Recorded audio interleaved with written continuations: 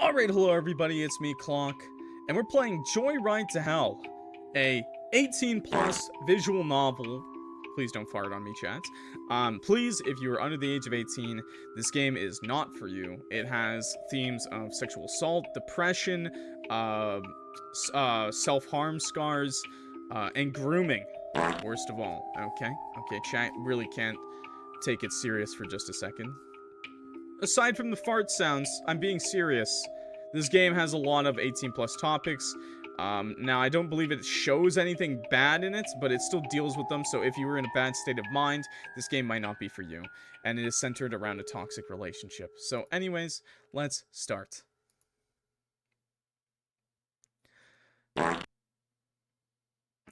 I mean, at least the character said, that was a good fart. A-E? Ayo? I'm sorry. Hey, say something. Please don't be mad. Shit. Hey, say something. You nudge him with the sole of your foot, but his body stays unmoving. Phone call. Moshy mosh.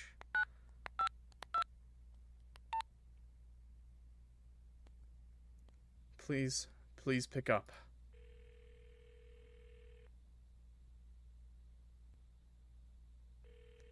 I need you, Ollie, please.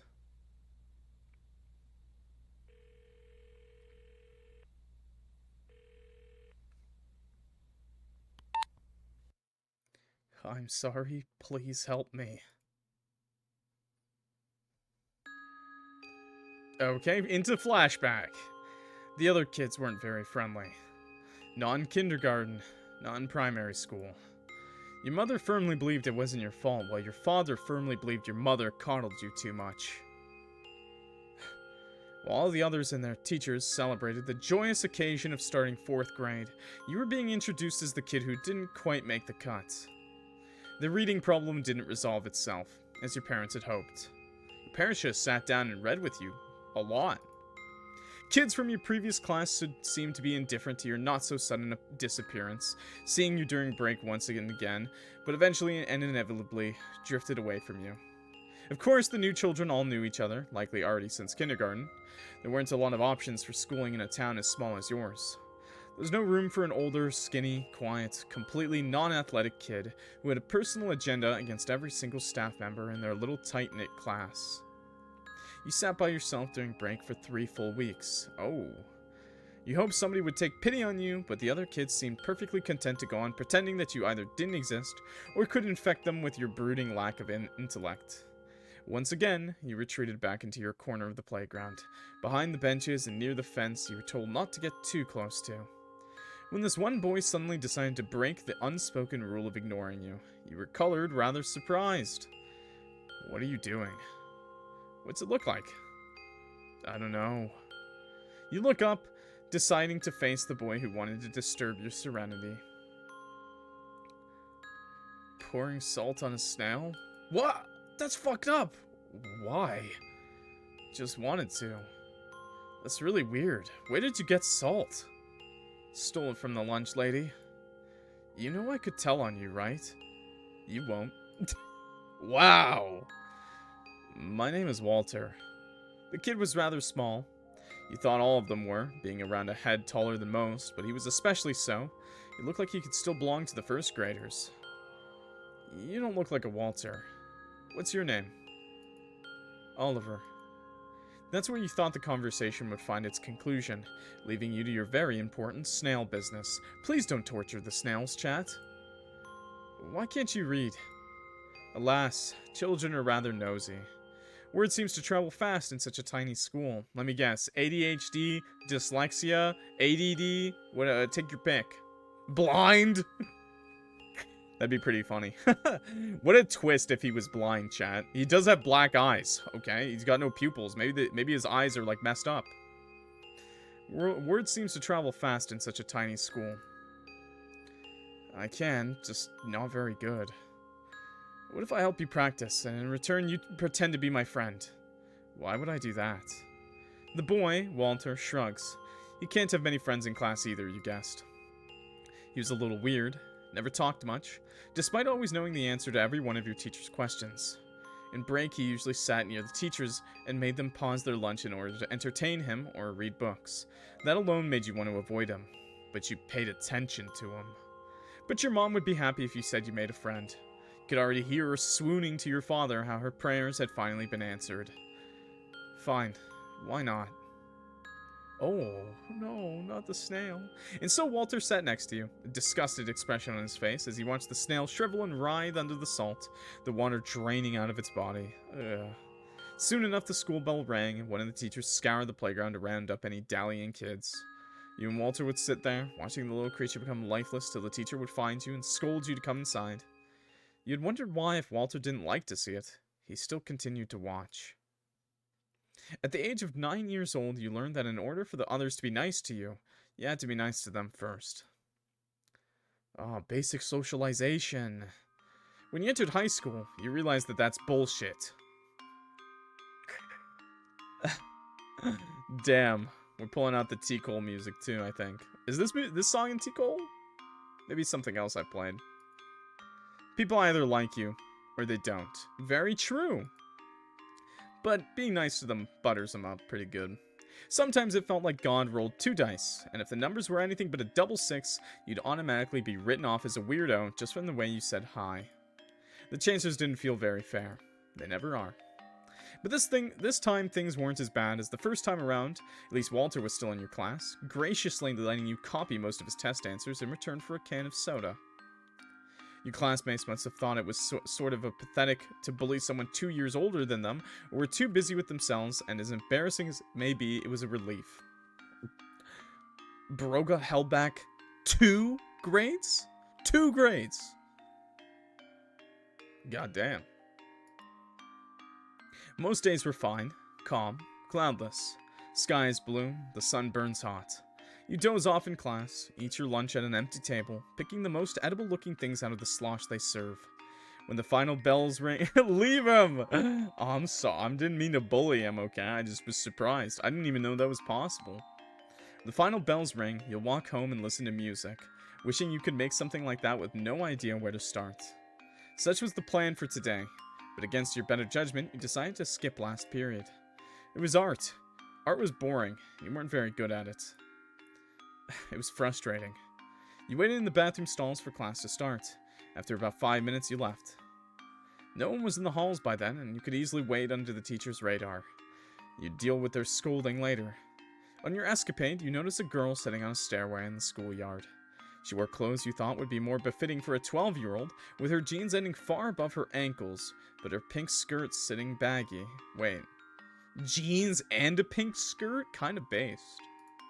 You recognized her from your class, but you couldn't quite remember her name. You never talked to her before. Nobody did, so why should you? She was always by herself, rarely ever attending class. That made it hard to make yourself an image of her. Ah, perfect for the loner to make friends with. No pink skirt, what is this? Some classmates who went to middle school with her said they used to call her the know-it-all. She constantly raised her hand and corrected others if they were wrong, prompted or not. This wasn't told to you directly, of course, but you had a very trusty inside source who made sure to infiltrate all of the school's important social circles. Walter was definitely more popular than he was in elementary and middle school combined, which was sort of intimidating. The people he heard that from must have been the same people who now continued to throw paper balls at her head and shove her around in the cafeteria. Earlier this junior year, somebody tripped her and she fell, face first, and her full tray clattered on the floor, making the cafeteria quiet down for a whole 3 seconds as her embarrassment washed over her. The food was spilt everywhere, the tiled floor, her clothes, and once everyone saw where the noise came from, the laughter soon followed. Ah, high school bullying never gets old. Those who weren't as amused just rolled their eyes and ignored her, but sure even knew what hit her. Someone was already telling her to stop holding up the line. Yikes, man. Be the better person, chat. Be the better person. You know, maybe help people out. She quickly ran off somewhere while wailing loudly and didn't attend any classes the rest of the day. All it would have taken was at least one person to help her, man. That's the sad thing about stuff like that. One person is all it takes, by the way.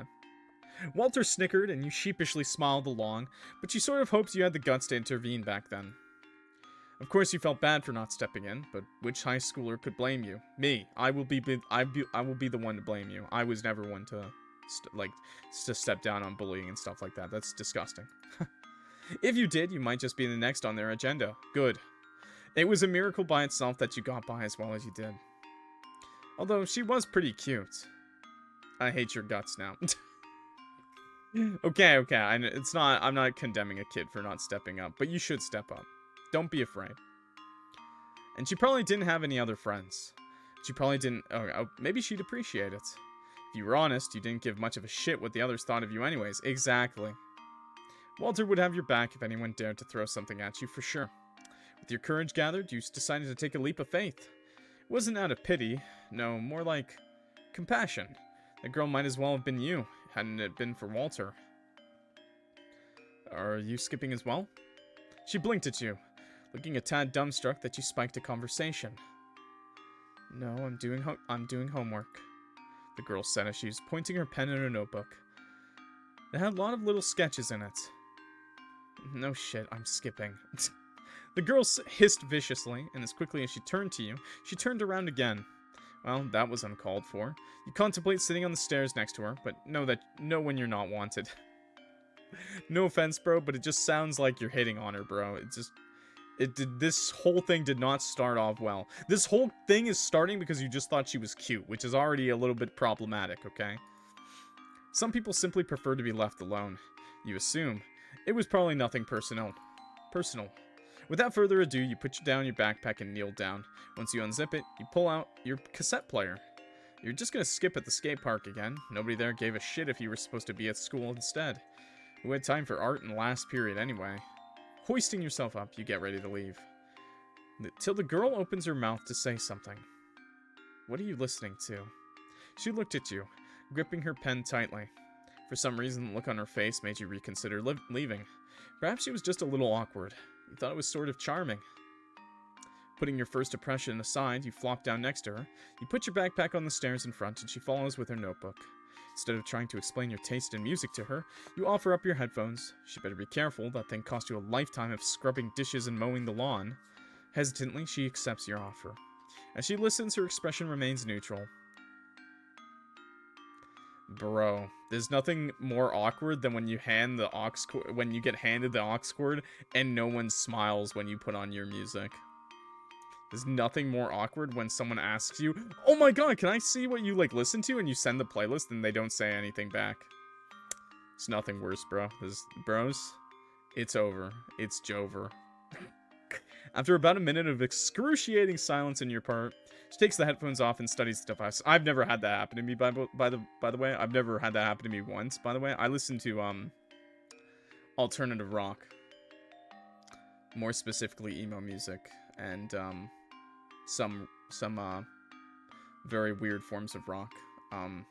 Yeah, so obviously every time I've let people listen to my music, they've only praised my taste. Never once have I been bullied for my musical taste, okay? She presses a button and the lid opens up, showing your treasured cassette tape. What do you think? It's not awful. To your surprise, she didn't seem to hate it. Or at least didn't show it. But you know girls aren't into that, right? That depressed music of yours isn't making anyone's panties slip off. That's not why we listen to it. That's not why we listen to it. You shrug. That was less painful than expected. You didn't expect a girl like her to understand that band anyway. Damn, misogynistic! In fact, her choice of words made you fluster a little. Girls aren't into me for a lot of reasons, so my music won't make things any worse. How so? Try bringing a girl to your house when they hear your dad preach at church every Sunday, and your mom's glued to the couch in front of a wine glass.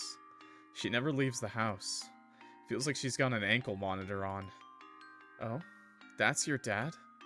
Yeah, don't say hi for me next time you see him, please. You don't go to church? Well, I do sometimes, when he needs help or my whole family goes. Otherwise, I hear enough sermons at home. The girl chuckles lowly and looks longingly at her notebook. You don't get the hint. Bro. Man, she must really like him, honestly. I just saw Gab's comment. Clock doesn't listen to a boulder, he listens to a rock. Thank you, thank you. I like depressed music. Me too. I love depressed music. Hi, Fire Shark. You don't get the hint. What about your parents? I tell you about myself, you tell me about yourself. That's kind of how it works. Oh, my mom goes to work all day, and my dad... I don't know him very well yet. What do you mean? He's not my real dad, just my mom's new boyfriend. He's been there for a year already, but I don't know if he'll stay. They usually don't. He works at construction, so he's either gone for a week or at home for days on end. Is that why you skip at school? Because your dad would know if you went home? Yeah, most days. That sucks. Yikes. Not a good mix. Do you have any siblings? No. Either she sucks at making conversation or she wants you to leave. From previous experience, you guess it's the latter. It's probably a little bit of both. You want to pry further, but her obvious discomfort tells you to rather leave her be. Well, I guess I'll see you tomorrow. Sorry if I bothered you. Good cover. Good cover. I think it's the mullet. Huh? Why you get no girls? It's a huge turnoff. Damn, bro got... It's too bad this ain't Australia. I know those Australian girls love those mullets. And just the mustache, too. Your piggy pink shirt is a turn-off. That gets a laugh out of her. A real, genuine laugh. Excuse me? Makes you look like a 7th grader. Maybe you're into that, considering you're 2 years older than all of us. How do you know that? Cat, I don't. Are you sure about that, Cat? Are you sure about that? How do you know that? Word goes around both ways. As soon as the topic changed, so did the girl's personality. The whole atmosphere around her seemed a lot lighter. This actually is like super similar to how I met Ginger, because she made fun of me too on the first time I met her. It was pretty bad, honestly. Yeah, and we both skipping in the cafeteria. Good times. Mullets are hot. As I say, with my hair a little bit too long. With my hair encroaching on mullet territory. Oh no, man. Oh no. Don't worry. The top is long too, so it's all good. I gotta get a haircut soon. As soon as the topic changed, so did the girl's personality. The whole atmosphere around her seemed a whole lot lighter. I wonder if there's some problems at home with that new boyfriend. Nah. What's your name again? Annie. I don't think that's what they call you in class roll.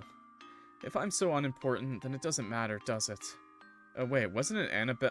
Suddenly, Annie tackles you to the ground and puts her hand on your mouth, muffling your speech. To your shock, she dangles your precious cassette player in the air, threatening to let it crash and burn. You slap her arm repeatedly, pleading for mercy. I do not like being insulted, chat. As a smirk appears on your face, she decides to release you of your torture and she finally lets go. That girl is more fierce than you thought. Yeesh, I yield. I'm sorry. To whom? I'm sorry, Annie. With a satisfied smile, she gets off you. Dusting herself off, she outstretches her hand to you, sitting in the dirt, looking as dumbstruck as she did herself mere minutes ago. Ooh. Do you want to go to the mall? Skipping at school's boring. I have no cash. You don't need cash if you know what you're doing. Come on. Nah, I don't wanna. Bro will not take the bait. God, you're a proper Debbie Downer, aren't you? It'll be better than sitting around here. She's a keeper, chat! She's a keeper! She's a keeper! Yo, she says Debbie Downer. I want to hear her say Pog next, okay? British? No, Debbie Downer is like Zoomer language. I like to say Debbie Downer. Don't be a Debbie Downer. The words escaping you, you start to mutter something incoherent like an idiot. Whoever wrote this is definitely a Zoomer. If not, I'd be surprised, but that's okay. Yeah, fine. Why not? Did you just say Clock looks more submissive and breedable every stream? Where'd that come from? Something about her drew you in. Her choice of words, her cheeky spirit.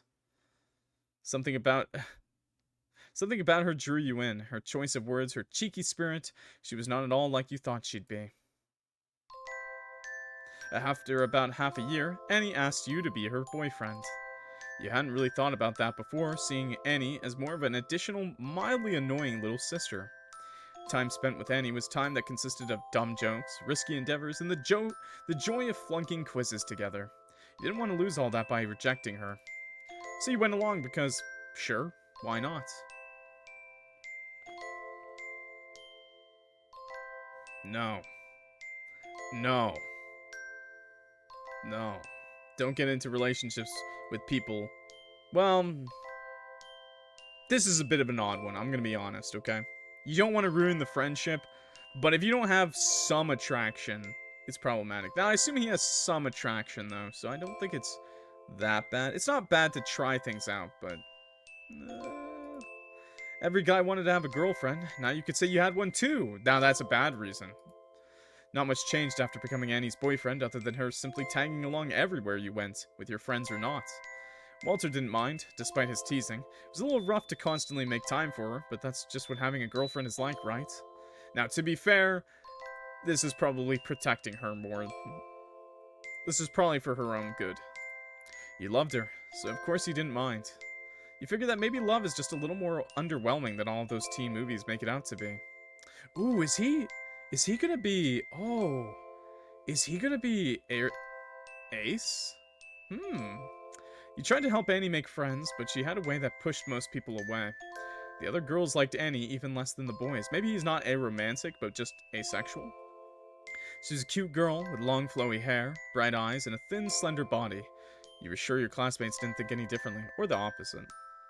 You were also sure that you didn't have a singular clue what was going on in girls' heads.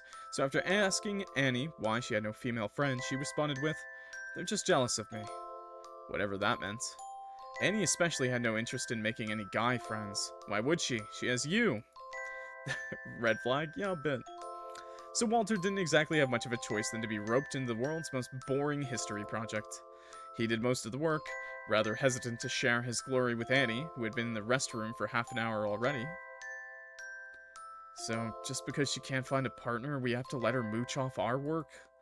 You listened to him complain, not interested in correcting Walter that she was still doing more work than you were, and ignoring the reality that, other than him, you likely wouldn't have a partner either, definitely not one ecstatic about your presence.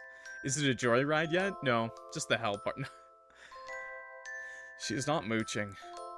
She's doing the whole poster, cursive and all. Wait, what was the red flag? Was it the comment of pushing away his friends? Pushing away his friends, but also just anyone who tried to be friends with her. It's not good. Okay. Isolation, not good. She would be. She would be if she weren't hiding in the bathroom. We won't be done till dinner at this rate. What do you think she's doing in there for so long? What do you do in the restroom? Maybe she's plotting how she will ditch out of the presentation. You're not funny. That wasn't a joke. She's probably doing her makeup or something. So she looks pretty for you.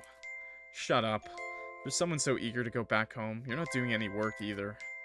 No, seriously, why does she look like that today? Yeah, I love the art style of the game. Walter had a lot of questions about Annie. Always, every day. Like she was the most interesting thing about you. Got exhausting pretty quickly. Like what? All dolled up. Is she always this dressy for you? Not really. Can we stop talking about her? Walter rolled his eyes in response, keeping his mouth shut. He's just curious about girls, bro. You knew it wouldn't last long and pretended to focus on the egregiously small and cluttered text that plastered the book in front of you. It seemed like one large chunk of word nonsense, and you had no idea how Walter could filter anything important out of that. The man in question clicked his pen and his tongue at the same time. Do you guys even... That was the doorbell. Son, you've never been happier to hear, thanking God in your mind for this divine intervention. I'll get it. Walter murmured something, chewing on his pen as he probably continued to ponder on and on about the specifics of your relationship. Out your room, down the stairs, and facing the front door, you swiftly grab the handle. Oh, that's her fucking stepdad. Oh, God.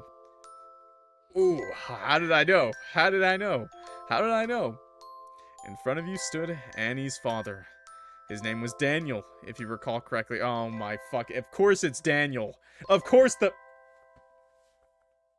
I'm not gonna make that joke, because I think this Daniel's gonna be a horrible person. This was the first time you saw him in person, and you were surprised, to say the least. He was tall, a little intimidating, clean-shaven and well put together.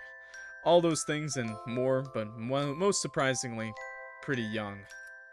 Like, cooler older brother young. You were pretty certain Annie's mother was in her mid-30s.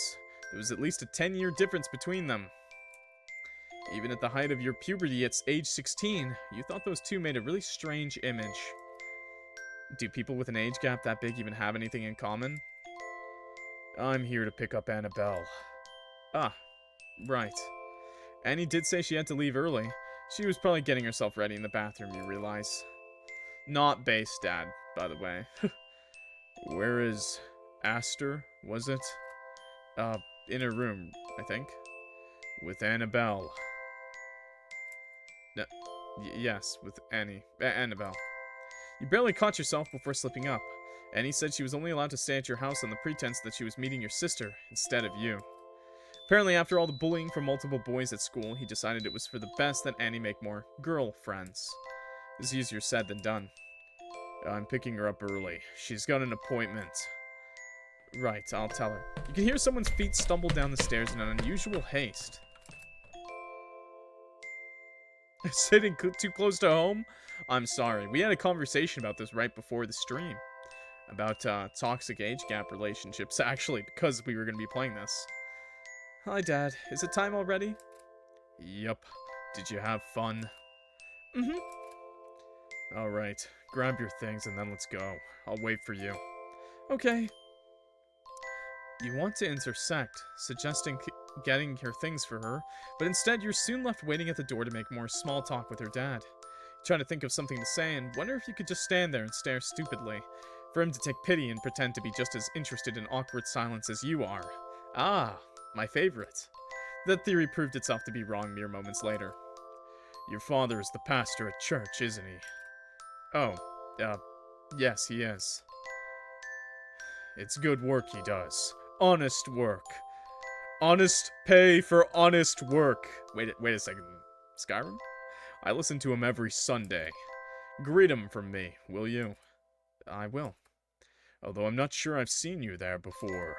Not one for church. Oh, well. As you were busy cooking up a lie in your head, an amused huff escaped the man facing you. It's fine. I wasn't at your age either. It's all a bother, isn't it? I guess so. After what felt like half an eternity, Annie comes back downstairs, backpack in hand and ready to leave. I'm here. Let's go. At the sight of her, her dad turns around and makes his way to his shiny red car. What's your appointment? Just, blood work. With that, she went after him and shot you a cheeky smile over her shoulder, mouthing something along the lines of thank you. After the spare incidents you've seen Annie and her mother together, you feared for the worst, thinking they'd argue just about any minute now, going into the car having a screaming match, but that wasn't the case. She walked up to him to hug him? Hugging him almost like a friend she hadn't seen in weeks. First you thought it was just a little weird, only to scold yourself for that train of thought. Question it. Please, for the love of God, question it.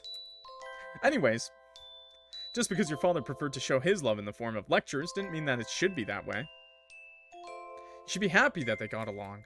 Annie looked up at him with an expression you couldn't quite pinpoint. Her eyes glistened with admiration. She was smiling, seemingly happy, but had a tinge of insecurity in her brows. Her head ducked low, lower now, only tilting further from your line of sight, until all you can see is the top of her head leaning into him. You bite the inside of your cheek. The doorknob went sweaty under your hand, and your feet were glued to the doorstep, only one step separating from her as she continued to walk with him. You were unsure what was keeping you waiting. Her dad opened the car door for her, and she seated herself only to find a little gift bag perched on the footwell of the car. Gleefully, she picked it up, and her dad must have told her to save it for later, because moments later she hesitantly put it back down again. The car door slammed shut. Daniel turned around and noticed you were still standing there. A fleeting moment of eye contact felt like ages, his eyes staring right into yours, causing you to shrink a little into yourself. You knew you should have waved him goodbye, closed the door on them, but it felt like some force was holding you there, to make sure you were watching.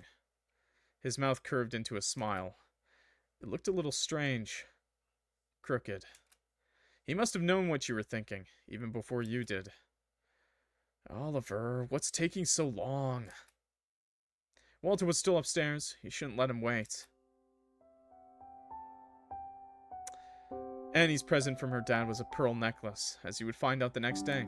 It was her favorite thing in the entire world. Her clothes started getting nicer, looking more grown-up day by day. Her thin limbs were extending out of her torso like long toothpicks, and she soon grew to be at your eye level. It was strange to watch. She was always very eager to go home and less eager to invite you over, the curtains drawn and doors to her home tightly locked. That day, Annie didn't wear a band-aid on either of her arms. I don't like the vibe of that scene. There better not be anything happening with her dad. So, if you missed the intro to this, this is an 18-plus game, with some heavily implied SA and grooming to top it off. Also, there's going to be self-harm in this game. And, you know, just a warning. Yeah, but also, you could probably see some issues with these older men in this game already. You'd hope that all of it would miraculously help Annie be accepted at school, but people cared very little about her short-lived spurt of happiness. However, I could be completely reading all these situations wrong, and these all could be great parent figures with no problems. With the guise, it appeared that her harsh personality was easily undermined by her appearance. She was easy prey for most due to the fact she was alone so often. I should probably log off from the game. Yeah, it's okay. Completely understandable, and I hope you have a good one, okay? Once, a guy came up to her after the bell rang when she'd been packing up her stuff. I would punch the fuck out of this guy. He swung an arm around her tense shoulders, asking her harmless things, like why she acted so rude, so hostile all the time.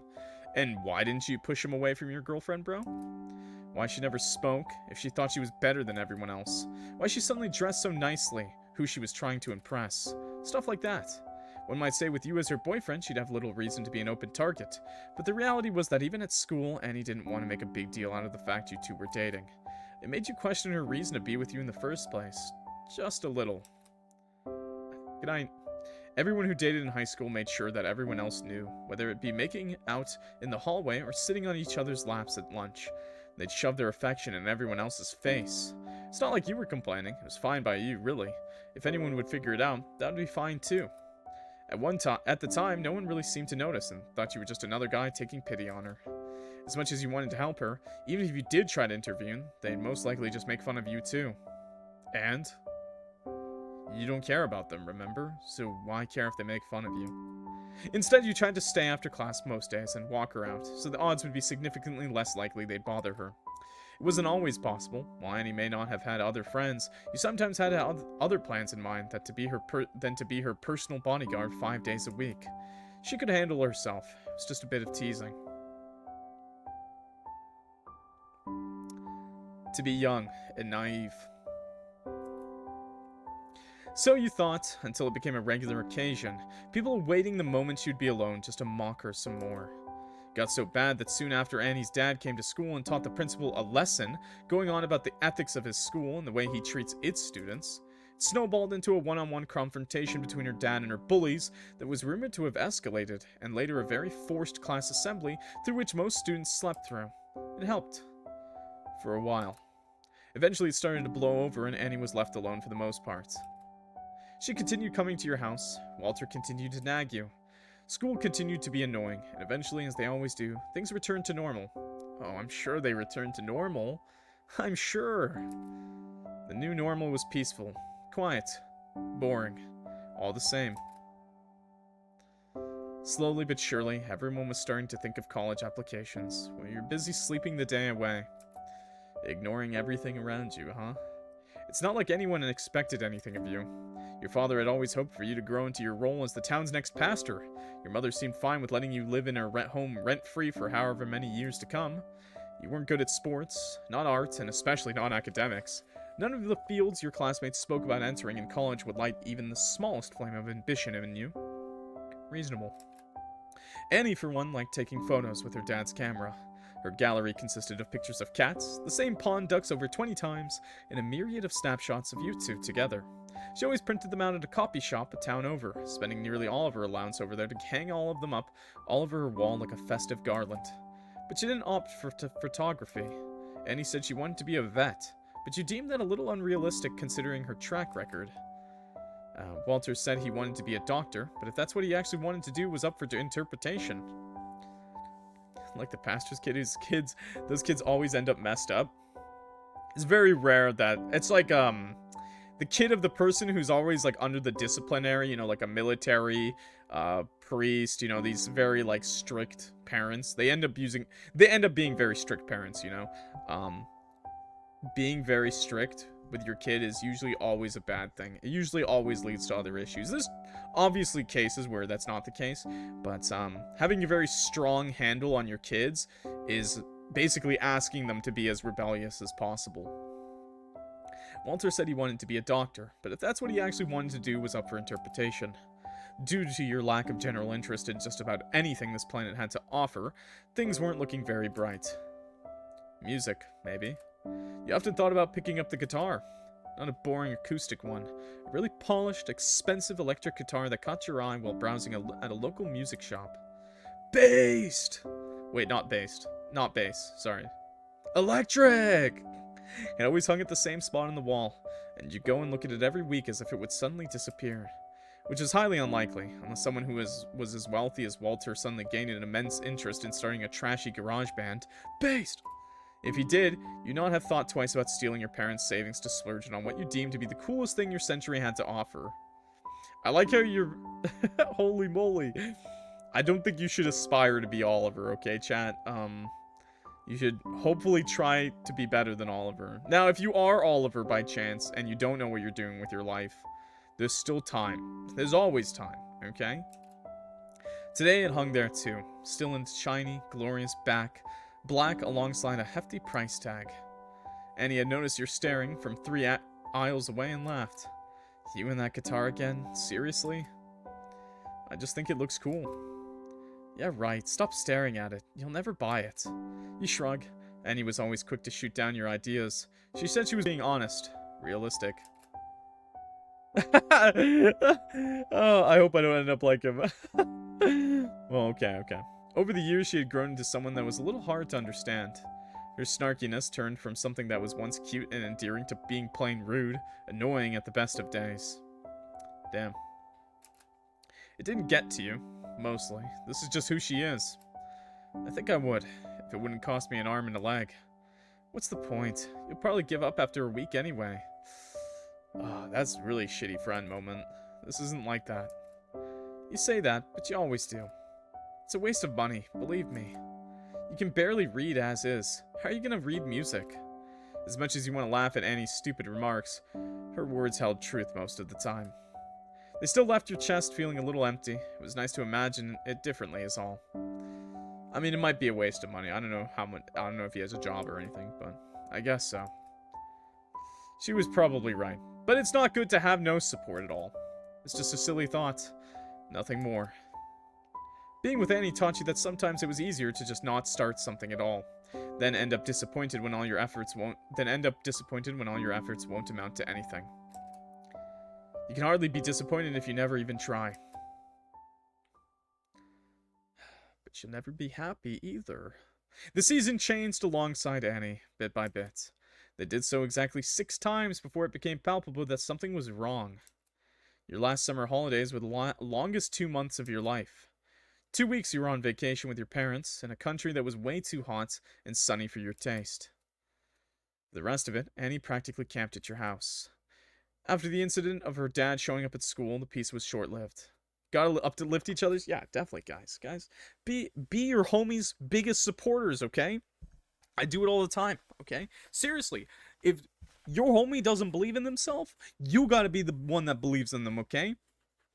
Okay? And if they don't believe in themselves, tell them the best line of all of fiction, okay? Believe in the me that believes in you, okay? That's a Gurren Lagann reference, okay? And it's the best goddamn quote, okay?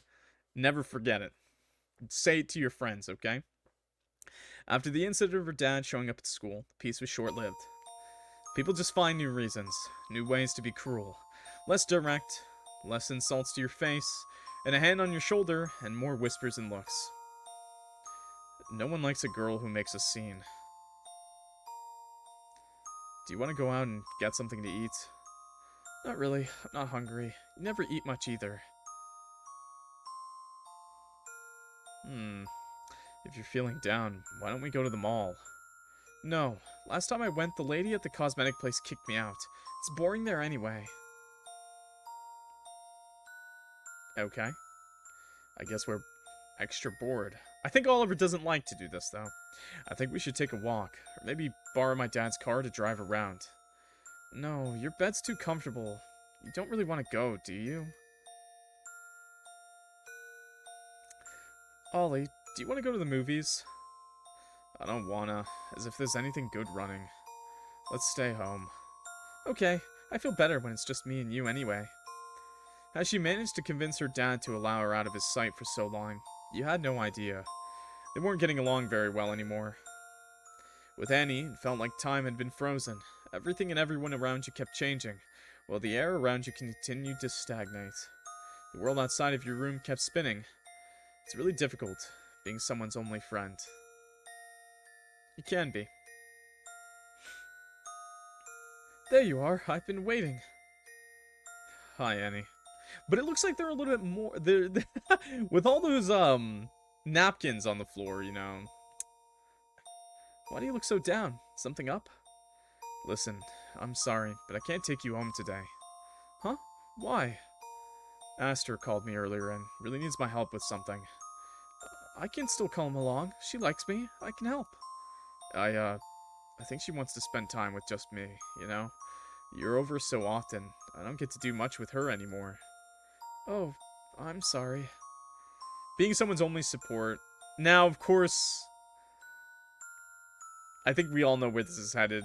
And of course, Oliver's gonna blame himself, of course. Annie fumbled with the sleeve of her shirt, pulling it down. Don't worry about it. I'll head off then. Alright? Yeah. I'll see you around. Mm-hmm. I love you. Love you too. How's Annie? She's fine. She looks quite bummed. I wonder why. Be quiet. I feel bad enough. What did you say this time? Annie went home that day alone. And the day after. And the following one. Sorry. Don't feel good today. I can't today. I'm at Walter's place. Sorry, I have to help my dad. How about tomorrow?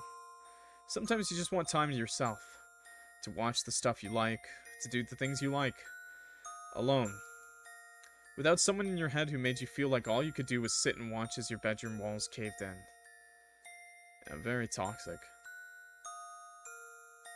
It was difficult to always cater to her needs, when and wherever she needed. You were the only one for her to confide in. She had no one else she could go to. Her and her dad used to be as close as can be. Wouldn't be out of this world to assume that she could burden him with her worries from time to time, was it?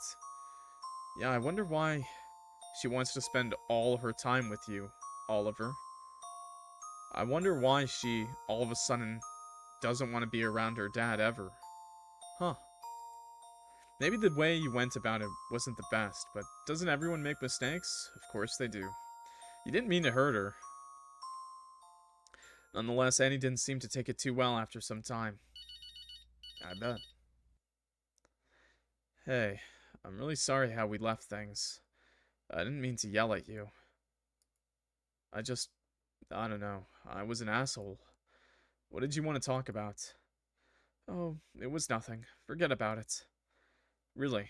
Are you sure? Yeah, I'm sorry for being weird. Man. So, oh wait. Did you do anything after school today? Not really. Just went home. It's not wrong to want to have time for yourself, and it's not on Oliver, by the way, to save her, okay? It shouldn't be up to another teenager to save them, but it's also important you do keep a closer eye on your friends and ask questions sometimes, you know? I see. Are you sure nothing's wrong? You're so quiet. I had a fight with Dad. Oh, shit, I'm sorry. It's okay, I'll see you tomorrow. Dude. You didn't mean for that to happen. It wasn't your fault, right? It's not your fault, but you gotta push at least. The second pillow in your bed became more of a bother than anything. A waste of space. Still, you never laid on it. Still smelled a bit like her. Too attached to throw it. Too indecisive to keep it. If you were in the mood for jokes, you'd be laughing at yourself about now. Real. You open your eyes and let out a sigh, unable to fall asleep even after hours of trying. It was close to dinner time now, so it was of no use to torture yourself any further. Obviously, your thoughts didn't want to be drowned out by sleep. Surely you will be calmed down for dinner soon, and you're running out of excuses not to eat anything. Close your eyes, contemplating if pretending to be asleep is a better fate than sitting at the same table with your parents. Try to force yourself asleep once more, feeling drowsy from laying in bed for hours.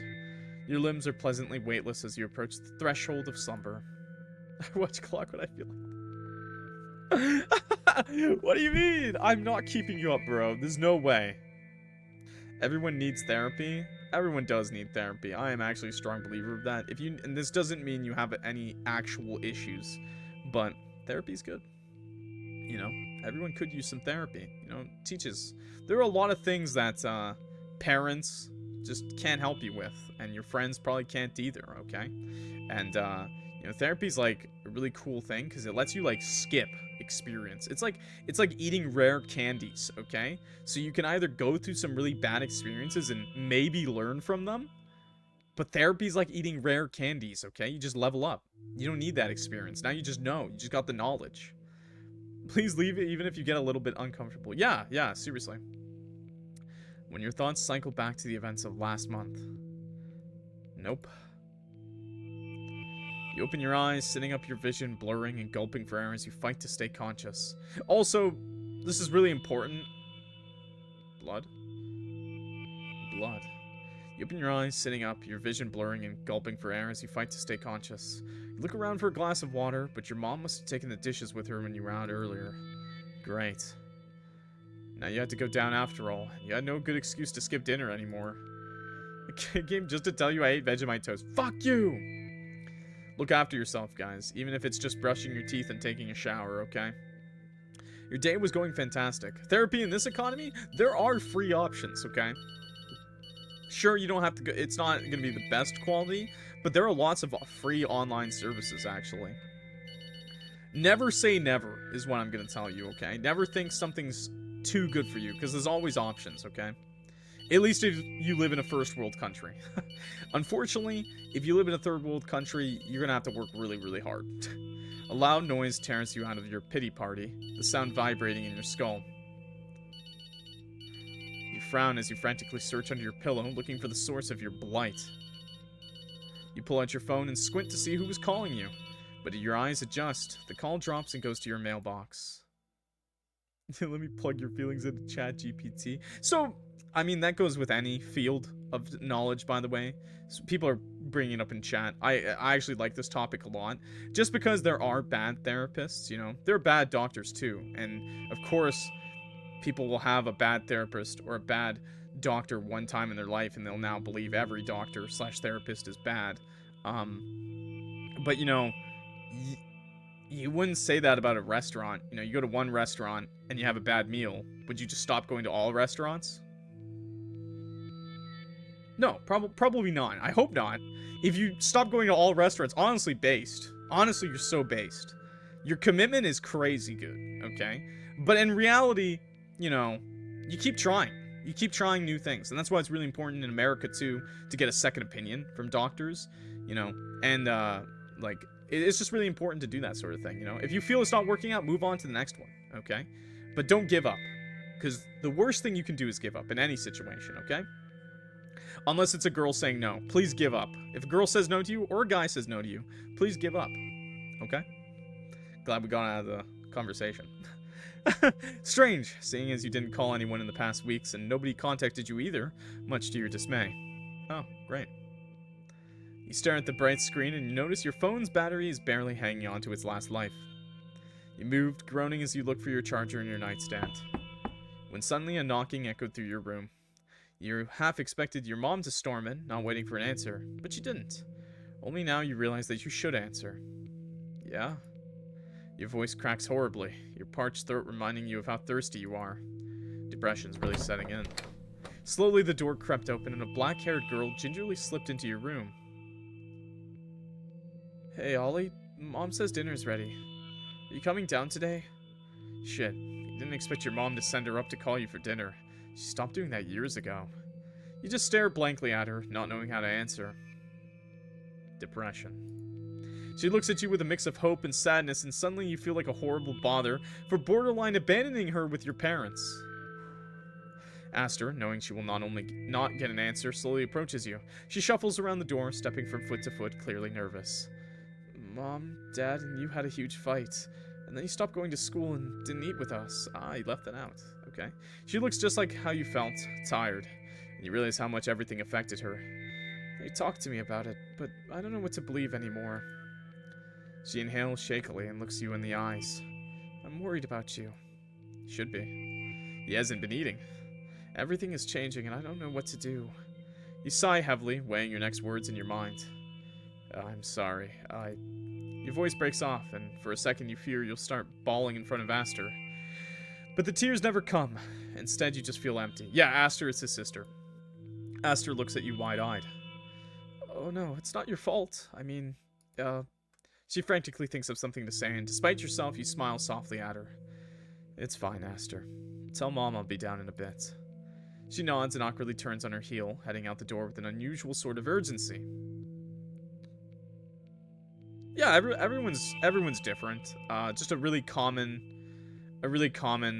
very, very common, like attributes. You know, if you have a friend who's doing this, you know, bed rotting is what the youngins like to call it. You know, we joke about it you know, bed rotting as like a sport or something, but it's real. People do bed rots, and usually it's a very good sign of depression.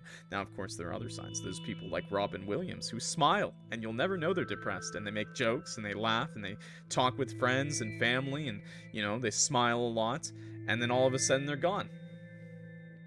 So, you know, everyone handles it differently. All you can really do is be the best friend / family you can be, you know. Only now do you notice that you basically promised Aster to come down to dinner, which you already regret. You can think of 100 better things than to sit there and let your parents stare holes in your soul. So instead of facing the issue at hand, you decide to do the logical thing and lay down for 5 more minutes. Ah, yes, the good old lay down for 5 more minutes. Maybe it would all disappear if you just ignore it. That has always worked before. Definitely. Okay, that's it. With a grunt, you pull the phone out from under your pillow and accept the call without even looking at it. Hello? Oliver? Oh, thank God you picked up. You haven't heard that voice in weeks. You certainly didn't miss it. Now you regret turning your phone back on. What do you want? Don't sound so accusing. Can't I just call you to ask how you've been? There's a girl on the other line who you know all too well. She sounds out of breath and her voice is shaky. How do you think I've been? I'm sorry, Ollie. I didn't mean for it all to... If this is another one of those calls, I'll hang up. I don't want to hear it. Wait, please. Listen to me.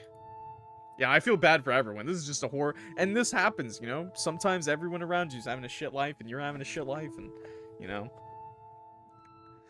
What do you want? We'll talk about things at the end, I guess, of this part, because I won't be finishing it. It's a bit too long, this visual novel, to finish in one sitting.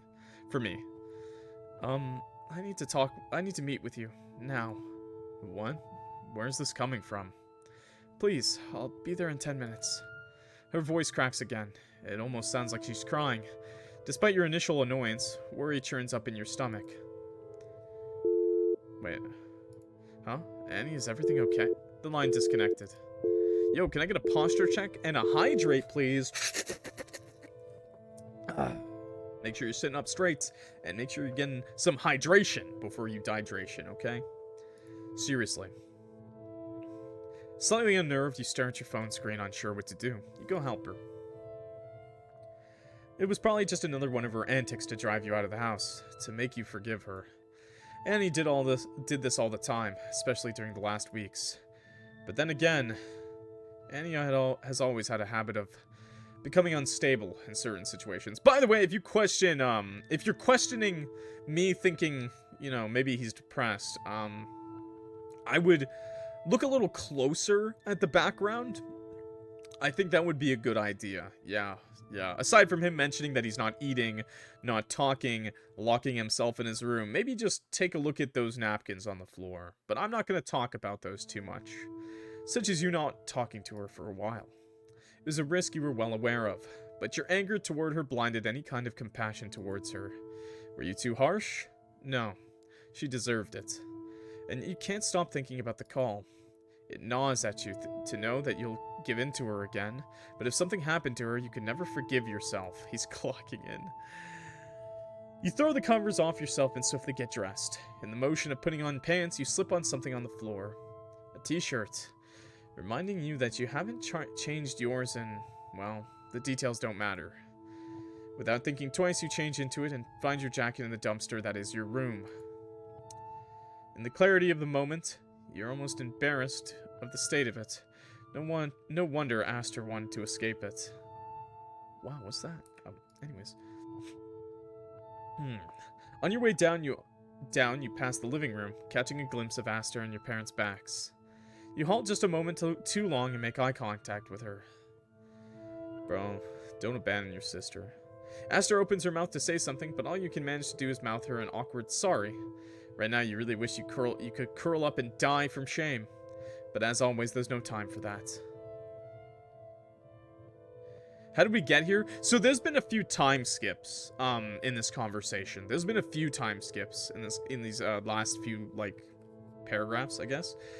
You know, growing up, They're currently on a hiatus, a breakup that he seems to think that he won't be able to keep broken up. But currently they're on a breakup because their toxic relationship is finally added up. A break, essentially. I think he, you know, and it seems that he's battling depression. I think she has her own demons she's fighting too. Not to mention both sets of parents don't seem very supportive, helpful, maybe, in these situations. Not to mention, she doesn't seem that supportive / helpful herself, and neither does Oliver, to be fair, as well. He doesn't seem to ever care. Might be a symptom of the depression. Quickly heading into the corridor, you step into your shoes and out of the door, leaving her behind. If there was a World's Worst Brother award, you really have earned it by now. Probably wasn't easy for Aster to muster up the courage to talk to you after everything you did. She gave you a chance, and you just went and turned your back on her again. Letting her deal with the wide range of emotions your parents will feel once they notice you aren't coming down, yet again. If she doesn't hate you already, she surely does now. Don't think like this, please, by the way, please. Instead of feeling sorry for yourself, instead of thinking about how the other person will hate you, you gotta nut up. You gotta clock in, okay? You gotta do the hard things. And that means sitting down to dinner, you know? You gotta do the little baby steps, okay? Maybe it's not sitting down to dinner right away. Maybe it's just coming down and saying hi. Getting a cup of water and going back upstairs, okay? But start somewhere. But don't just sit back and do nothing, okay? And if not, she really should. You know you do. But there was a certain sense of urgency behind that phone call. You couldn't just ignore it. And if you're on the other end, by the way, keep pushing. Keep trying. Okay? Make it known that the other person is cared for. Maybe Annie is in trouble. She often enough is. Maybe she just needs a place to stay tonight, and you'll generously open your bathroom door, or bedroom door, as you always did. She wouldn't even complain about the mess. Comforting yourself with that thought, you look out for the silhouette of a girl. Thinking about it, does she plan to walk here? What did she mean by 10 minutes? Annie's home was practically at the other end of town. Distracted by your thoughts, you completely ignore the car pull up to you. A girl steps out of it and looks around herself. Ollie! You whip your head around in surprise and get greeted with a warm hug, making you stumble back. Oh, I missed you. I missed you. Yeah. I missed you too, Annie. You want to hug her back, but you feel frozen in place. The smell of her shampoo, the feeling of her face in the crook of your neck. It's also familiar, yet foreign at the same time. You push her off of yourself. In turn, she backs off, a little taken aback. What did she expect? Oh, thank you for meeting me. Looking at her closer, she looks like a mess. Her clothes quickly thrown on, her makeup smudged, parts of her hair tangled. In fact, she doesn't look much different from yourself right now, which is almost a bit comforting. To know that she's been just as awful as you. So, what is it? Has she always worn a cross? She did wear a cross before, and she did mention she does go to church. Maybe with her, I don't know if it's with her family or not, but she did mention she does go to church, too. But she did wear the cross before, too, in, like, the high school section. So, what is it? Do you want to come in? Annie shakes her head, mentioning to the car behind her. Right, the car. An Oldsmobile Delta. Funny, considering Annie doesn't own a car. Jump in. Isn't this your dad's car? I'm just borrowing it. It's fine. The keys on her hip jingle as she tugs you by your sleeve, nudging you towards the car. Where are we going? It's a secret. She seems to be in quite a hurry, but you don't budge. What's going on? Can't you just come along? No. Did that jingle jangle work? I'm not going anywhere till you tell me what's going on. You're acting strange. I want to apologize for what I did. Please come with me. Will it take long? Did you have somewhere to be in the morning? Not anymore. No. Sorry. Stop apologizing. It won't fix anything. It won't be long. Let me make it up to you.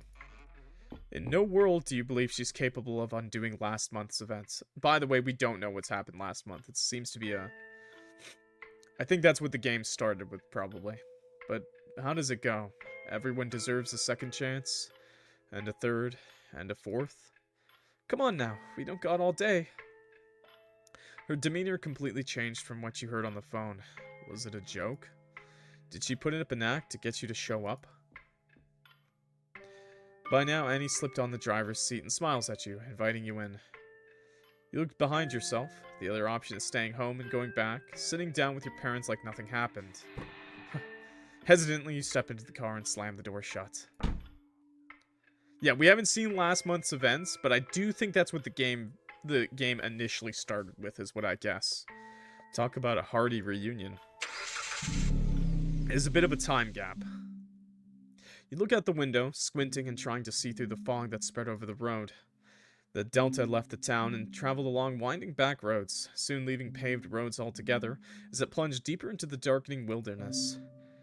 Passenger Princess Oliver. With every bump Annie drove over, you were afraid the car was going to fall apart in all of its pieces. I didn't know you knew how to drive. I don't have a license, if that's what you're asking, but Dad gave me a few lessons, in this very car, in fact.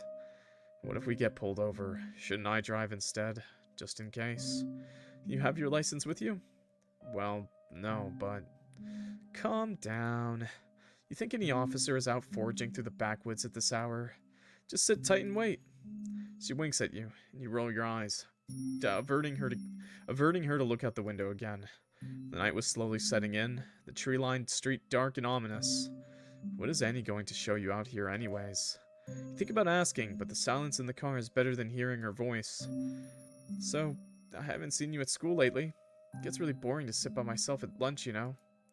You sigh, aggravated.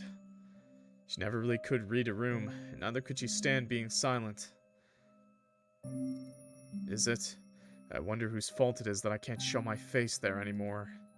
Annie in return smiles stiffly, eyes peeled on the road, her knuckles white with how tightly she's holding the wheel. You squint your eyes at her. She is feeling bad, you could tell, but you have no pity for her. The opposite, rubbing it into her face, was vindictive. The silence stretches between the two of you, thick and awkward. You can feel how it gnawed at her, but she doesn't dare open her mouth again. With a click of your tongue, you decide to have mercy on Annie after all and open the conversation again. So, is your mom in town? She never lets you have the car. Annie almost whips her head around to talk to you, but remembers to keep her eyes on the road. Safe. Oh, right. Mom is on holiday with colleagues or something. You didn't want to go with her? You knew that Annie's mom had no interest in spending a family vacation with her, but since you were apparently asking such obvious useless questions, you might as well contribute. It's Dad's week off. I wanted to stay home with him. That usually didn't end very good. Don't worry, we're fine. Things are good. Annie replied as if reading your mind. Well, if she says so. You squinted at her from the side, noting how Annie is wearing her pearl necklace, an item she only usually reserved for dates. Only that you can't ignore the blotches of red and purple on her neck, peeking through the pearls even in the darkness.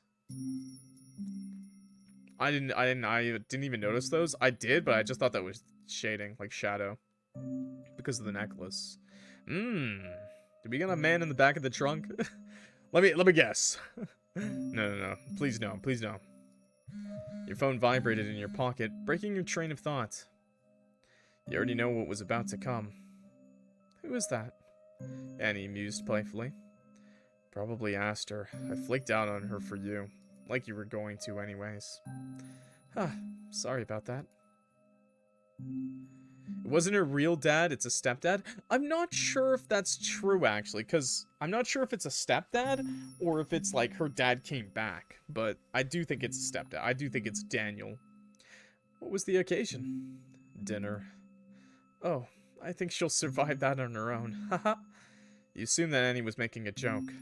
You didn't find it very funny.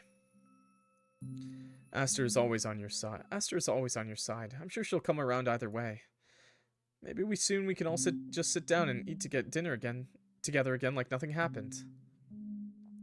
Wouldn't that be nice? I guess. Or Daniel's making her call her dad. Annie taped the steering wheel up with her finger in a slow rhythm. You never knew what was going on in her head. What was she trying to say with that? Things were never going back to normal thanks to her. Though, your family would still prefer to see her rather than you. She'd waltz in there and be seen as the victim.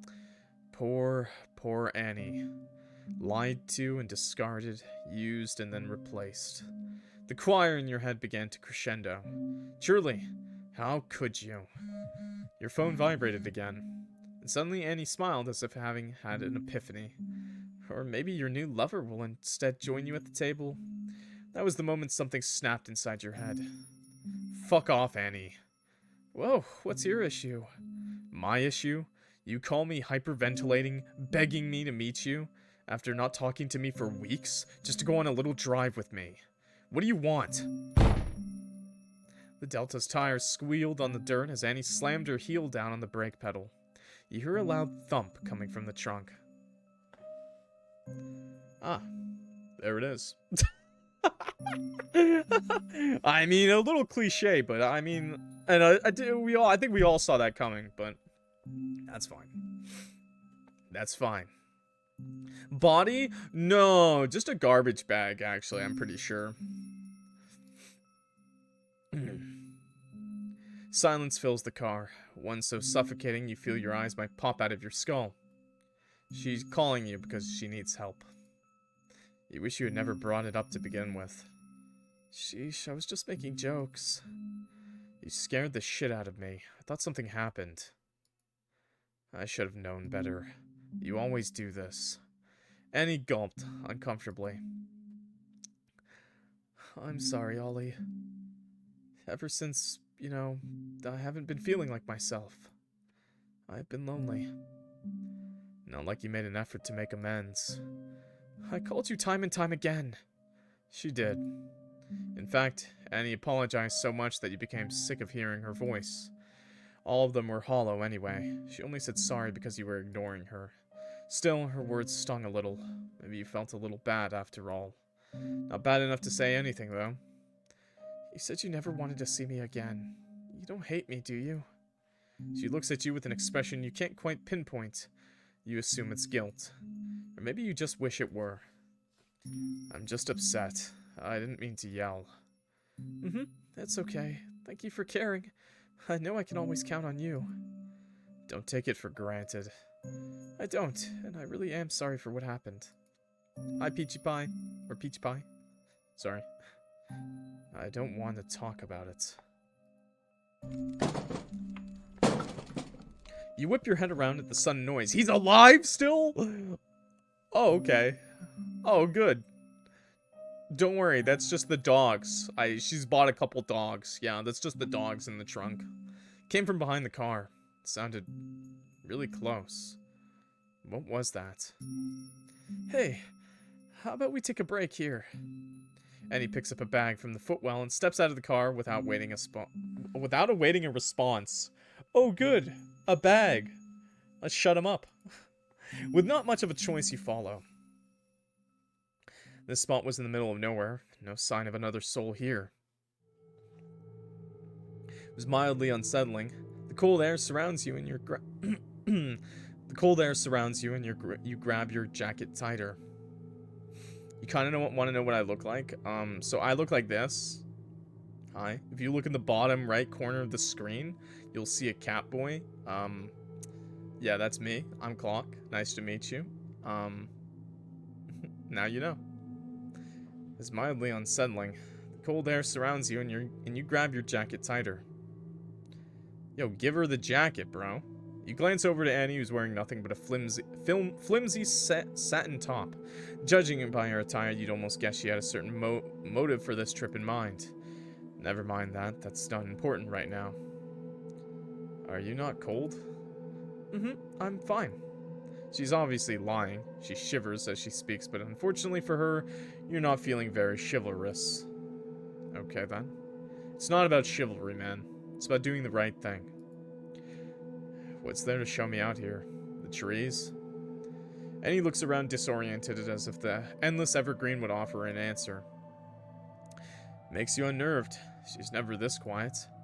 By now you'd even be happy if she truly did all this just to press you up against a tree and distastefully make out with you. Just because it'd eliminate all the other scenarios in your head. It's like she's hypersexual for some reason, which we often... Hey, who's in there? Oh, the dogs, that's right. Again, that noise. You look around yourself to try and find the source of it, hoping not to find a wild animal staring at you from out of the trees, ready to pounce. But there's nothing other than the darkness staring back at you. The metal sounds are still there, sometimes dwindling only to sound louder again louder, banging and clanking and rattling. Clank, clank, clank, clank, clank. If you listen closely enough, you believe you can even hear something muffled. Something alive. In the heat of the moment, you wonder if Annie ran over some wild animal whose remains were smeared on the tires, fighting for its survival. You decide not to give that specific scenario much thought. It's better to hope it's just your imagination. He's so dumb. Yes, chat. Oliver is very dumb. He's very naive. And I assume a lot of this stems from his depression, but anyways. You look over to Annie, thinking she could offer you an answer, but it's as if she didn't hear anything. She's looking down at herself, awkwardly fumbling with the hem of her skirt. Annie, did you not hear that? Huh? What? The noise. The noise sounds again, loud and clear. This time you're sure where it's coming from. The thunking noises escape the trunk of the old Delta, clear as day. Again, you look over to Annie, who pretends to not have heard anything. Annie, tell me what's going on. Annie stood in silence, letting the frantic banging speak for itself. There's no way for her to lie herself out of the situation now. She didn't even try to. She just waited for you to get it over with. Fine, then. Yeah, she's obviously wanting you to open it. You approach the car, the hair standing up at the back of your neck. Ignoring Annie's pleas behind you, you shakily grab the handle and open the trunk in one swift motion. Hey. Fancy meeting you here, bud. The Delta's rust-flecked trunk lid stood open. The wind howls. No one makes a noise. Other than the person in the trunk of the car, groaning in agony. The man blinks against the sudden intrusion of light and stared up at you. He was in a fetal position, knees clutched up against chest. He looks ragged. Blood flows down from a laceration on his forehead, staining his hair crimson. His wrists are bound behind his back by duct tape. There's small cuts at his throat, a myriad of scratches at his arms. I don't think we need to call the cops on this one, folks. I think the scratches kind of prove something. You know, the choke marks. I mean, the bruises on her neck, kind of. I don't think we need to call the cops. I think we just need to dig a hole, honestly. He's dressed casually in a shirt and sweatpants, as if ripped straight from his living room. Surely he'd yell at you to help him by now, weren't it for the tape on his mouth. And if all that wasn't bad enough, you recognize him. It's Annie's stepdad. Realization sets in, you stumble back and almost trip over your own feet, but Annie catches you by your arm. Ollie? Blood rushes to your head, your eyes keep darting back and forth between Annie and the half-dead man in her, his car. What the fuck, what the fuck, what the fuck, what the fuck, what the fuck? Your thoughts keep repeating, keep ramming into one another, unable to comprehend what's in front of you until they finally escape. What the fuck? Ollie, calm down. She's doing a great job. What the hell happened? I don't know, I don't remember. What do you mean? He's barely alive. It happened so fast. And how in God's name did he end up in the trunk of the car? I didn't know what else to do. Based. My flight or fight instinct is usually to tie someone up and put them in my trunk too. Honest to God. It's just a mistake. Oopsies. Oh, I just happened to dig this hole. Man. Through ragged breaths, you try to maintain your composure, but it was a task your brain quickly deemed impossible. A little oopsies. First-degree murder. Whoopsies. Oh yeah, you didn't know what to do, so you tied him up and taped his mouth shut? Is this your sick idea of a surprise? I needed an excuse. You would have ever came with me if I knew there was your dad in the trunk? Fuck no, I wouldn't have. Ollie, please stop yelling at me. Wow. Have you gone crazy from all that shit you watch? He tried to kill me. Oh, okay, reasonable. Let's bury that hole. Let's bury that fucker. He did. Silence. There wasn't really a question whether you believed her or not. I mean, obviously she managed to incapacitate him. But for a woman to do it, I feel like... But he has scratch marks, so they definitely fought. So, she didn't drug him or anything. So it might not be first degree, okay? There wasn't really a question... It probably wasn't premeditated, okay? It wasn't really a question whether you believed her or not. How? What? We had a fight. After we stopped talking, I haven't been feeling well. When he started to... Annie couldn't finish her sentence. You knew exactly what she meant, of course, but for a moment you just couldn't get your mind to wrap around it. Not right away. I shoved him away, I got angry at him. You still don't want to accept it? Bro! Bro! I hate Oliver, please. I know you're a teenager, but please. He started choking me and I whacked him over the head with a bottle. He fell over, there was so much blood. I remember calling you, and then I dragged him to the car and drove off. Just like that. The thought didn't fully settle in yet. Things like that didn't happen.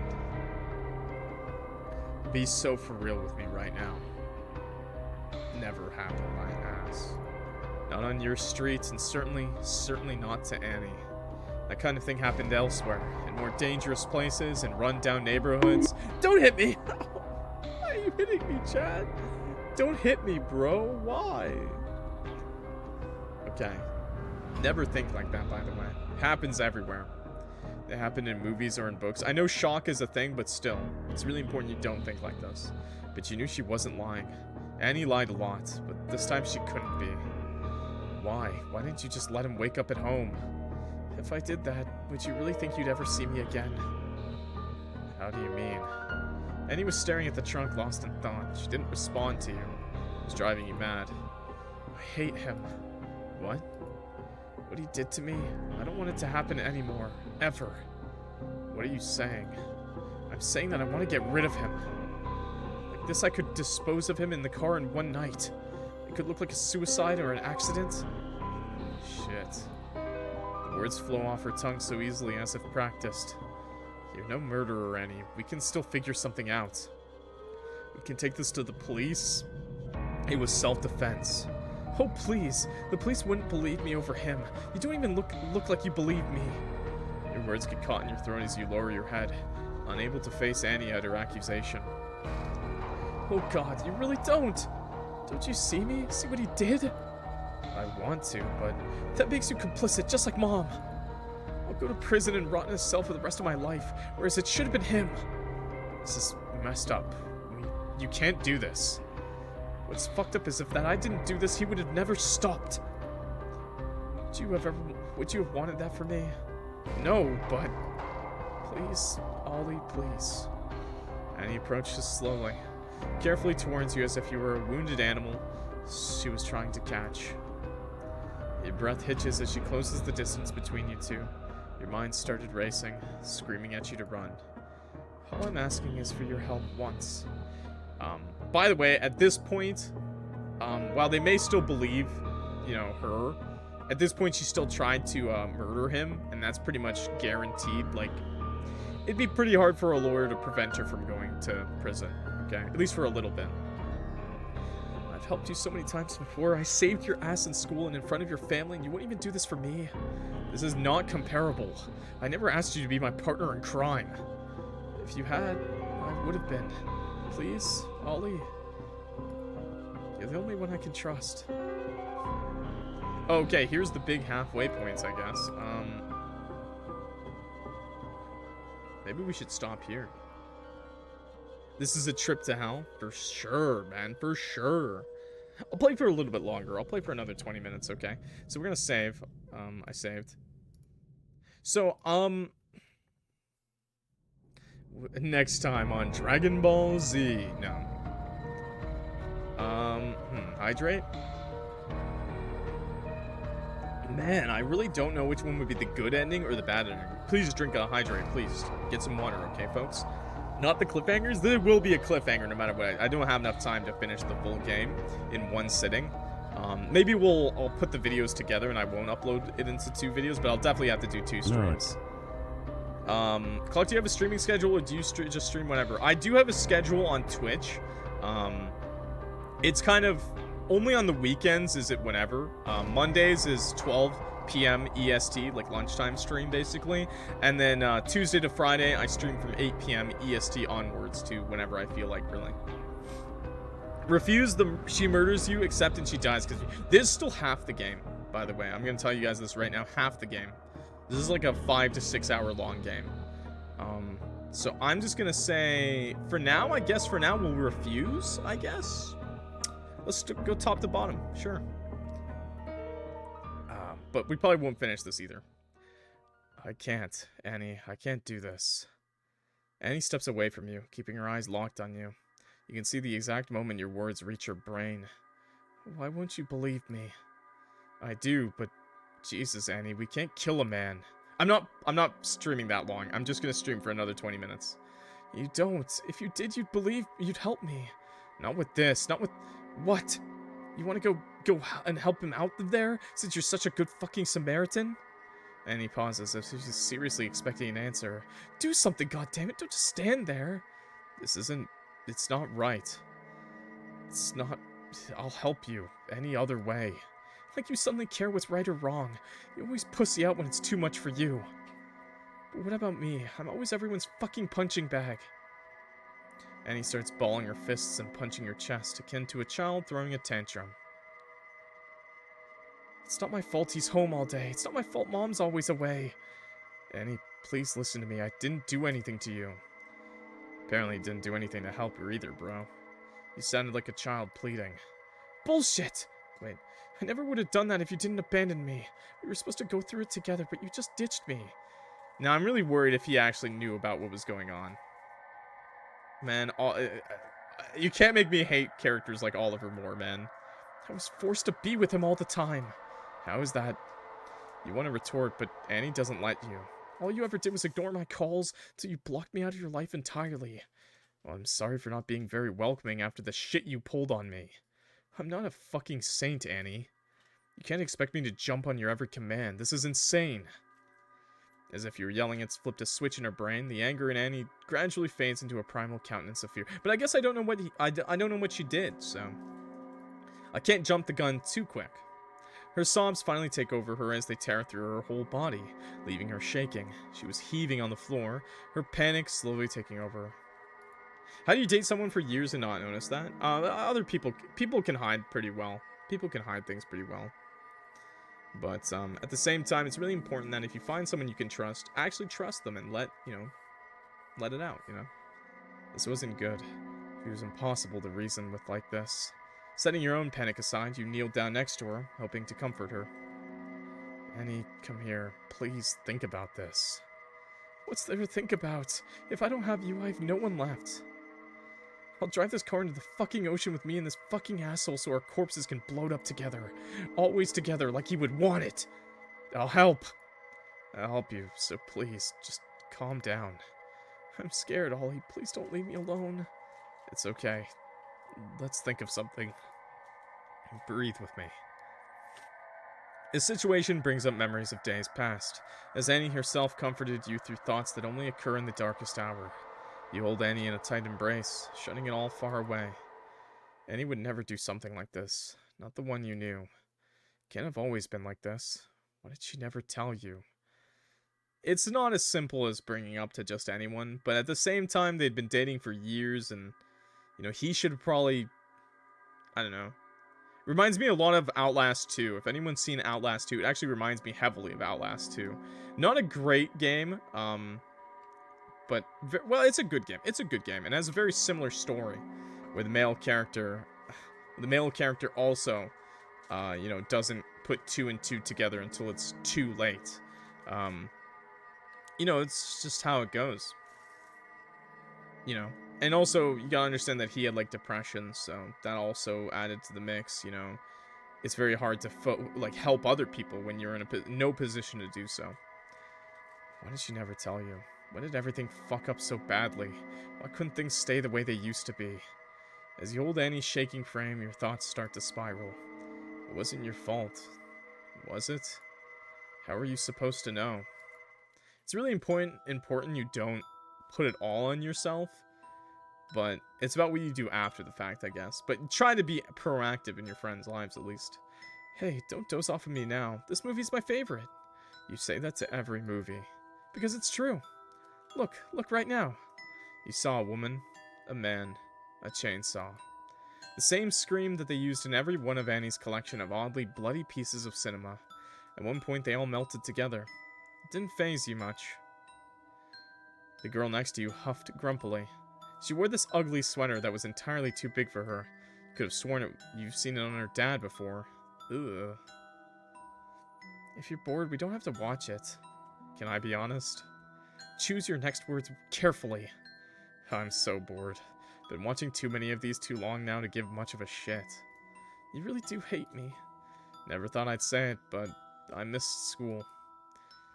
I could never be that bored. This year is awful. I mean, we've got Mrs. Inglet for maths and science. I can't stand her. Yeah, she'd hit kids, weren't it illegal? Excuse me, that's a crazy teacher, man. Based? No. I can't wait to finish school so we can finally do what we want to do. Only a few more months and I am out of here. And what do you want to be when you're all grown up, young lady? I want to leave this place. Then what? Where'd you go? Don't know. Anywhere you'd like. Really now. Could I keep you in my suitcase wherever I go? As long as the hotel's got cable and snacks, sure. Careful what you wish for. This movie here might end up giving me some ideas. Ha ha. Hilarious. You try your hardest to maintain interest for 10 more minutes, but your eyes keep darting over to the clock. Clock reference. It's nearly 9 p.m. Annie was always quick to ignore her curfew. She told you about the occasional fights she and her dad had, and that, more often than not, Annie would rather be at your place than at home. Typical teenage girl stuff. Didn't delve much deeper than that. Despite all that, it was your duty as her boyfriend to make sure she got home on time. You nudge your neighbor. She ignores you, knowing exactly what you'll say. Let's finish this, and then get you home, alright? Can't I just stay here? You know you can't. But I don't want to go home. I mean, the toxic relationship is obviously stemming from the fact that her father is abusing her. Which, you know, not great. You know, I'm surprised he doesn't realize something's wrong considering she never wants to stay with her dad. You know, you know, they all got issues. True enough. I mean, he's got problems. She's got problems. What if I fall asleep like this? You wouldn't have the heart to wake me. What if her dad just shows up at the door, you know? Oh yeah? I think you'll be surprised when you wake up face first on the floor. You're so mean. Really though, your dad will be upset. And he groaned in annoyance. I don't know when he became so strict. It's so annoying. Annabelle, come home before 9. Annabelle, where were you? Annabelle, who are you meeting with? Annie lowered her octave and put on a mocking tone, slurring her voice as she did. She's making a terrible, albeit a little funny impression of her dad. Since when is having a boyfriend a crime? You used to always let me do what I want. Well, you're also older than you used to be. Why does that matter? If he wouldn't give you any rules, you'd just go doing whatever you wanted. Like wanting to run away with me, you dork. Annie huffed in response, and while you slowly started to appease her, she still didn't seem to be very happy. Sometimes there was nothing you could do to help her, and it made you feel sort of useless. I just wish things were the way they used to be. I'm sure he still loves you. You remember how he got when you were being bullied? I'll drop you off, okay? Maybe say hi. No, that's not a good idea. Why not? It could be fun. Maybe he'll borrow us a beer again. Let's not. I don't want him to think we're a thing. Don't you think maybe it's time to tell him? Or am I just that embarrassing to have as a boyfriend? You're okay, I guess. No, I got it. He doesn't want his daughter to be with someone as irresponsible as me. He hates you, bro. It's not that well, okay, yes, he would probably hate to hear that his daughter has a boyfriend. He probably would hate to hear that. Just not for the reasons that a normal father would in this situation. You know, in a bad way. Hydrate or dihydrate. Please, thank you. What a terrible influence I am. Tone it down, will you? You sound like Walter. Huh? No, I don't. Whatever, you're so weird. In response to your awkward chuckle, Annie punches your arm and you flinch a little. Luckily, she didn't seem to notice and started to get herself ready to leave. You wouldn't stop her before she changed her mind again. Here should be fine, right? Yeah, thank you. Annie gives you a hug goodbye and disappears out of sight. You wait till you hear her keys jingle to know she made it inside safely. It took a little longer than usual. Past the hedge, you could make out a faint light emanating from the porch. Was someone there? You can make out muffled words from Annie and who you assume to be her dad. Yeah, her dad was on the porch. Daring a bold peek past the hedge, you see Annie glancing back at you. You didn't know why Annie still kept you a secret from her dad. He knew by now anyway. Nothing bad came of it, so what was she so afraid of? He knows. He just gets extra bad. Let's just stop there. Okay? If there was no need to ponder, your luck would run out soon enough. God, I hate how heavily implied this is and he doesn't understand. And he missed one day of school. Everything changed after that. When you got home, there she was, waiting for you. She was distraught, sobbing into your arms as she told you all about it, while all you could think about was what this would mean for you. You knew it had been your fault, the truth at the tip of your tongue threatening to spill alongside Annie's tears. You had been repressing it for quite some time, and now it was back, hitting Annie at full force. From what she had told you, her dad was more than angry about it. Well, the rational part of your brain seriously doubted someone like him would suddenly turn on his daughter as well as her friends. Annie's reaction led you to believe differently. If you got into trouble with Annie's dad, you'd be in hell on earth. Hell, he could probably somehow get you suspended from school. He's done so with others before. He'd put lies in Annie's head about how she didn't want any of this and land you in front of court for some count of harassment. Maybe he'd add an underage drinking charge on it too, just for the hell of it. And if nothing happened to you, Annie now had more reason to be away from home than ever. Wait, so she told him, right? Wait. Every day, even when you were not with her, if you were home alone, it ate away at you, ripping chunks out of your flesh. The worst of all is that he didn't tell her it was you. Annie was completely oblivious you ran your mouth. That only meant he was holding on to his knowledge to use it later. Later, whenever that be. Wait, what? What did you what? Next time she's out after 9. Next time she's clinging onto you at the mall. Next time you sit with her at lunch. He'd find out somehow. He'd be wherever Annie would be. In her words, in her clothes, in the way she carried herself. She'd act like he was watching, judging her every move, seeking approval from someone not even present. Yeah. And so you decided for the both of you that it would probably be for the better if you had some space from each other till the situation died down. Only that you never told Annie about this plan of yours. The last time Annie would be at your house, she was crying again, just like your mother was. Your father was screaming and your sister looked at you as if a stranger walked through the door. You didn't say anything. You just wanted to disappear. And try as you might to shut out the world didn't want to be ignored. You were still sitting in the woods next to Annie, with her stepfather waiting out his last moments in the trunk of his own car. Wait.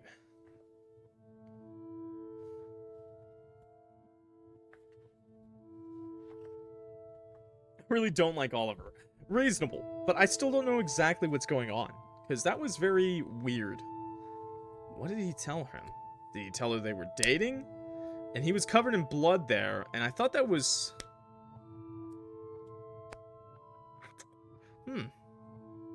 More importantly, you needed to calm down.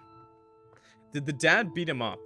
Yeah, well, I'm so confused what happened. So he told the dad, but then he got home, his parents were mad. Did his dad beat him? What does he look... What does he look like that? They're flawed people, but still people. Story just got confusing, yes. It's... I feel like it glossed over something. I feel like this is definitely not, like, with the typos and a couple of, like, weird translation. I feel like it's translated. Maybe not. Maybe this is originally in English. So he told the dad they were dating, and I think she definitely told him that he did some... I think he knew. I think that she told him what he did to her, for sure, right? The day after she skipped school, waited for him at his house.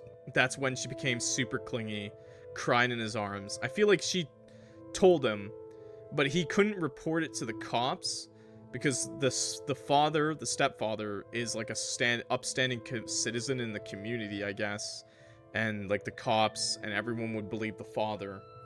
So, need both routes to put it together? Maybe. But yeah, so I feel like that happened. Now, what's confusing to me is why he was bloody. Did they have a fight and the father held it, just decided not to say anything? But maybe he told his parents, like, that he attacked him, maybe? And, yeah, maybe that's what it is? More importantly, you needed to calm down. The girl you were friends with wasn't gone. She was still in there somewhere. You could get through this. There was always time to make amends later. Your hands rest on Annie's back for comfort, yet she keeps shaking you off and deliberately facing the other way, staring off into the thicket. Fine, be like that. You decide to give her some space. She'd tell you when she was ready. Maybe you could think of something smart to do, but your body's running on pure adrenaline right now. You already skipped dinner yesterday and only downed a can of beer on an empty stomach earlier. Felt trapped because of the blackmail, and that's also why I didn't tell anyone about the dad beating him up. Yeah, something like that, and then his parents got angry because his dad's a priest. Obviously, they don't want to see him fighting people. Covered in blood, bruised. I think it must be something like that. I think it was maybe on purpose portrayed very loosely, though. Those weren't exactly the perfect conditions to keep a calm mind. A few minutes later, Annie was still sulking and you were sick of sitting idly by, so you decided to get up and pick up the bag she disregarded earlier before she would forget about it. This is heavy. What's in here? You popped open the button to peek inside and saw a small knife. Sniffling, Annie quickly snatched her bag from you. Cash, I stole it from his stash before I left. Oh, smart. It's enough to last me a good while before I gotta think of a way to earn money. You noted how Annie said me instead of us. Well, of course, you didn't. I don't think she plans on hanging out with you anymore. She can't trust you, bro, because we picked refuse. It was annoying, quite frankly. I said I'd help you. Why are you still upset? Because you can never admit when you did something wrong. And because you still have that tone with me. What tone? The one my mom has. The accusing one. Okay, then. How about you tell me what really happened? Excuse me? If I help you, I should be able to trust you, right? Tell me what actually happened. I don't want your help. I don't want your help if that's what you think of me. You're not really trying to tell me you managed to lift your dad's unconscious body in the trunk all on your own. Believe what you want. I'm telling the truth. Like you did at school. God, when will you let that go? Once you're honest with me, I will. What do you want me to say? That I threatened him with a knife to do as I say or else? What does it change? Nothing. Not much to argue with that. You realize there is no winning in this situation, no matter how you twist it. If there was any way of any chance of this ending well, you'd only achieve it by playing nice. You're right. I'm sorry. I believe you. Annie scoffed. Of course you do. I do. This is just a lot, Annie. Can you blame me for being nervous? No response. It's a lot you're dumping on me right now. Let's put aside what happened in the past for now, okay? I fucked up. You fucked up. Can we call it even? Fine. For now. Thank God. So what would we do? Just knock him out and leave him to the animals? I don't think that's a good idea. That's a bad idea. I thought we'd drive the car with him over some cliff. What? That's a bad idea too. We're near the ocean. Maybe he just got into an accident in a drunk haze. For that, we need to pull him up to the driver's seat, though. If we leave him in there, we might as well hand ourselves in. Yeah. Even if he still has the head injury. How about it? What about it? He could have hit his head on some rocks.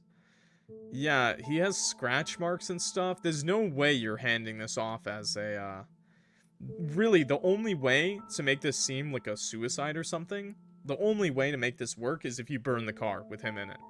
You put it in the ocean, maybe nobody finds it, but there's always a chance they can, right? Same with the cliff, there's always a chance they can find it. So really, you gotta blow up that fucking car with him in it. In the front seat, still. But at least you don't have to worry about anything else.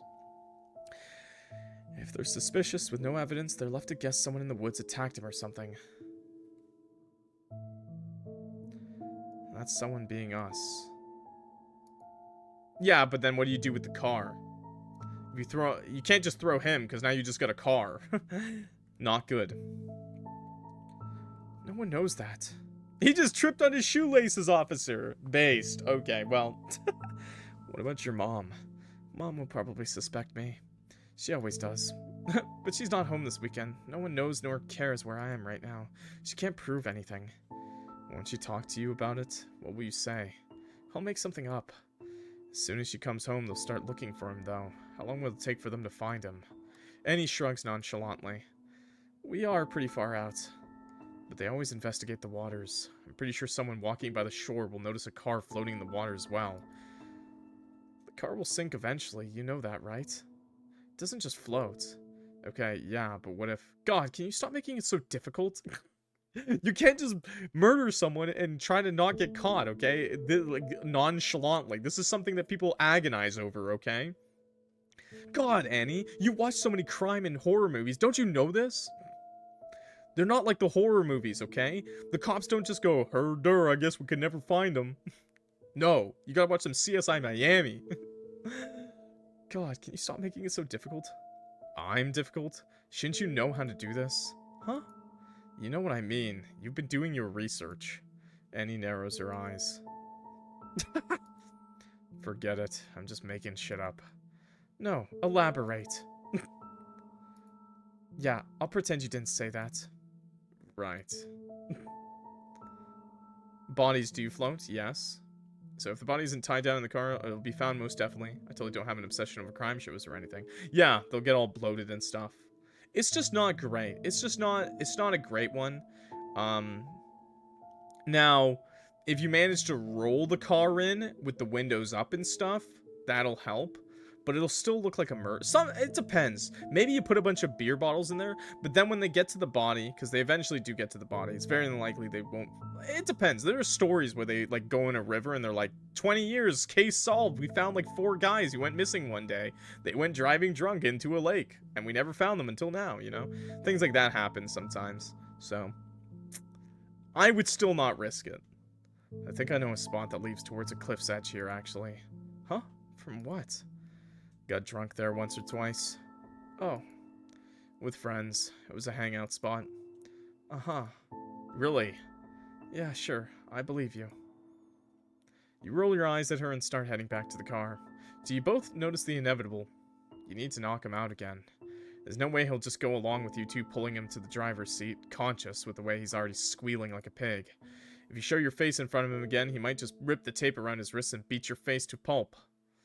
Does your dad have anything useful in his car? Crowbar. Car jack. Don't know. There should be a big rock somewhere out there. We just need to knock him out, not kill him. Why do we need to do this now? I'm not driving around with him thrashing in there. It's going to drive me mad. I'll look if there's anything of use in the back. You just keep watch. The backseat was big, but it was crowded with many years' worth of accumulated junk. Old batteries, a bunch of cables, empty bottles and beer cans, an ice scraper, a spare tire, a folded tent, and more. Within the rubble, you could make out a piece of metal. Pulling it out, you find it to be a crowbar. Gordon Freeman. Wait, a crowbar? What's your dad got a crowbar in his car for? Yeah, I would have assumed a tire iron, but okay. Actually, you don't want to know. It's a blunt object. Should do fine for giving him one over the head. Take it out with you before slamming the door shut. I feel like the ice scraper probably would have done a fine job as well, but maybe you'd cut him. Annie looks at you expectantly. You lift the crowbar up while her expression remains uneasy. She nods. With that out of the way, your objective was clear. Bonk. Still, your stomach drops as you grip the cold iron, threatening to slip out of your sweaty hands. Give it to me. I'll do it. You whip your head around to Annie. It was less of a question and more of a demand. I carry a crowbar? Is it that odd? Yeah, it's a bit odd. Is your name Gordon Freeman? I need to. You shouldn't get your hands dirty. She pushes you aside, not taking no for an answer. Not like you wanted to step in. Truthfully, it was a relief. At least she's finally contributing to the mess she dumped on you. But her demeanor does nothing to ease your worries. She wasn't usually so demanding. The opposite. Your gut feeling is telling you to intervene, to convince her otherwise, to do anything, and yet you do nothing but observe helplessly as she advances. She opens the trunk and simply looks at him without moving a muscle. He starts flailing around in his restraints, the car rocking with his movements, all while Annie doesn't do anything, till she bows down and rips the tape off his mouth. For a moment, the whole forest keeps quiet. The breathing emanating from the trunk is frantic. Come on, Annabelle. You're not gonna kill me. She looked at him, really studied him. Let's just go home before you do something you'll regret, yeah? Annie tightens her hands around the crowbar, her knuckles turning white. She starts to lift it bit by bit, ready to hit him. But she doesn't. She waits. As if on command, Daniel catches his breath. You don't want to do this, sweetie. You won't find peace with this. I've never known peace with you in my life. Annie kept her voice hard.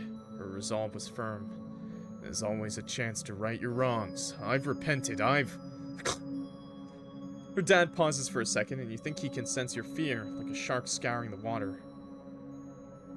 It was his idea, wasn't it? Oliver's. Your blood runs cold as he mentions you. Shiver crept up your spine as the wind starts to howl. No. Hey, Oliver. I know you're there. You swallow, a hard lump in your throat. You stand at the side of the road, a small, useless kid just watching. Too scared to make a noise. Oh, dude. Annie pays it no mind, keeping her eyes locked on her target. This is the shit I get after being nothing but welcoming to you. To the guy who fucks my daughter. Hey, help me out. Within a split second, Annie shifted her grip on the crowbar and swung it down. Then there was a meaty thunk as the crowbar smashed against his knee. He let out a howl of pain that quickly turned into an angry groan. bitch. What the fuck are you doing? Don't talk about him. He has nothing to do with this. Why are you protecting him? He used you. In the blink of an eye, Annie's composure crumbles. He didn't use me. You did. You ruined my life. You ruined me. I've always taken care of you. When your mother was busy whoring around, I bought you dinner. I helped you with school. Who helped you when you were getting bullied? Me. It was me. Not him. Annie holds her breath. You weren't a parent for me. A parent doesn't do what you did. I wasn't always right, but I've always loved you. I've always wanted what was best for you. No, you don't. You don't care about me. I'm the only one who cares about you. You came crying back to me when he couldn't handle you. It all happened like I said it would. I don't want to hear it. You'll rot in hell, where you deserve to go. He sucks in a breath of air, and escapes his lungs in the form of roaring, almost manic laughter. It felt like needle pricks in your ears. If he was begging for his life before, he must have completely given up on that now. I've made my peace with my lord. He's forgiven my sins. I'm not going to hell. I know what's waiting for me, but if you kill me, you'll have no one. It don't work like that, bud. You're going straight in the hell pit, bro. Shut up. You really think he'll stay with you after this? The guy who doesn't even know what a fucking whore you are. Annie clutches the crowbar tight to her body, hunching herself over as she starts screaming at full force. She hits him. He lets out a long, horrible groan. Don't hit me! Don't hit me, Dad! I'm not Daniel, I'm... And again. And again. And again, and again, and again. Good. His screams, worsened by the repeating metal thunks, reverberate in your skull. You want to cover your ears and scream at the top of your lungs, anything to make it stop. But instead you're frozen in place, held by an internal force to watch as the blood splatters on Annie's face. An incredibly loud cracking noise snaps you out of your trance. Screaming has long stopped. Annie's eyes are wide open and her mouth slightly agape, breathing heavily. There's a fury in her eyes, like a rabid animal. She starts to lift the crowbar again. You rush at her and roughly pull her away from him as she continues to thrash around herself. Annie, calm down. That's enough. Stop. Please. You yank her away from the scene, and by some masochistic impulse of your subconscious, your eyes can't help but dart toward the object of her hatred. One good look at him, and your stomach does somersaults. Your eyes are glued on the gruesome sight. He wasn't breathing. He wasn't blinking. What was left of him barely resembled a face at all. His head smashed open, blood splattered all over his clothes and the trunk. If you look hard enough, you think you can even see glimpses of bone peeking out. Oh my god! You slam the trunk shut, and finally your legs give out as you slide down the back of the car. With your head in your hands, you swallow both your bile and the tears pricking your eyes. You couldn't cry in front of Annie, not now. Somewhere you can hear the crowbar clank on the floor. Somewhere it didn't sound close. Everything seems so far away. Annie appears in front of you, and you prise your hands from your face, locking eyes with you. Why did you do that? We had to remove the tape anyway. That wasn't your question. I wanted to hear what he had to say for himself. Annie stands up to lift the crowbar off the floor. The bloody metal screeches as she drags it behind herself towards the car door. You can hear it falling shut, but it doesn't register in your brain. Sat in silence, breathing shallowly. Annie must be waiting for you. You shouldn't let her wait. Before you know it, your hands grab the steering wheel and you start to drive, your brain running on autopilot. Annie was sitting next to you. You know what? I think that's a perfect moment to end it for tonight. Yeah, I think that's a perfect moment to end it for tonight. So I'll come back to this tomorrow. Save. Yep. There we go.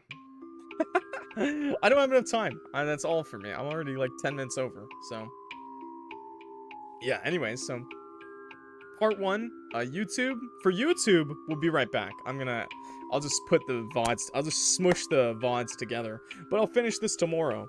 What the hell? It's still like, that's only like a little bit over half the game. And that's not even counting the other ending. So, yeah. Sorry, chat.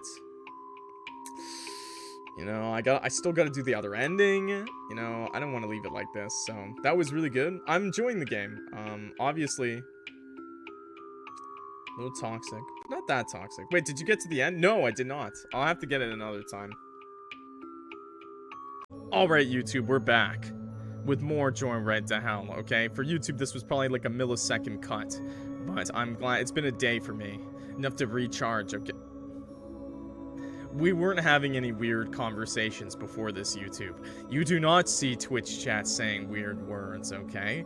They're just trying to get some aid. Yeah, they just want me to help them, and I'm not willing to help. That's all. That's what they mean. Yeah. Anyways, that's right. It was Annie. Annie liked sweets, chasing down feral cats to pet them, and most importantly, you. Honestly, Annie sounds like such a catch, except for when she's not making me depressed. Annie was cute, innocent, albeit erratic, at times with ideas that were not always realistic. She was clumsy, outspoken, and laughed easily, despite what people said about her. Her mind would wander any given opportunity, getting her in trouble with teachers when they found out that she wasn't paying attention to their math problems like she was supposed to be doing. It would cause the whole class to laugh at her when in response she simply sat in her seat, mouth unmoving and staring holes into the blackboard. Embarrassing, though not as embarrassing as the fact that you were doing exactly the same, not getting caught half the time she did. Spacing out, you learned from such days, meant getting in trouble, and trouble seemed to find Annie a lot growing up. Despite it all, Annie was important to you. Not just as a measly distraction from the work you hated doing, and the people you had to pretend to be nice to, but as an equal in the life you hated living so much sometimes. Everything you were going through, Annie would be by your side, waiting for the storm to pass. Annie was your girlfriend, you reminded yourself. 1 second, let me just... There we go. Yet you couldn't recognize the person in the car sitting next to you, staring blankly out the window. Oh yeah, she just bashed some fucking dude's brains in. I shouldn't say some dude. She bashed in some guy who was deserving of his brains bashed in, okay? You'd always wondered what it was that she was thinking about. By the way, chat, these characters are teenagers. So please. You're not sure you'd really want to know. Behind Annie, there would always be shadows lurking, in the vague shape of a man that she was once counted as a trusted adult. Also, by the way, if you didn't see part 1, Twitch chat, if you're watching on YouTube, disregard this, but Twitch chat, we just violently killed her stepfather, who was, you know, doing the worst things imaginable to her, so, yeah. There'd always be shadows lurking, the vague shape of a man that she once counted as a trusted adult, one who knew way too much, but spoke so little that actually mattered. Ugh. It was already September, yet the weather was in Aster's favor. It was as clear and comfortably warm as a regular day in spring. Are we finally gonna see what happened? It was her birthday. A joyous occasion, usually. I did not know that. Thank you, I'm glad. Well, the pretense of turning 14 and all of its incoming challenges didn't seem to be something worth celebrating for you. You hoped it would turn out better for your sister than you. Aster was playing somewhere in the garden with Annie while the food was getting ready, catching frogs or the like. You could hear them both giggle from a few yards away. Even though Aster presented herself more on the mature side, at her heart she was still just a kid. Annie was good with kids, less with adults, as she often proclaimed they were difficult to understand. Always something. Hidden meanings and bad intentions.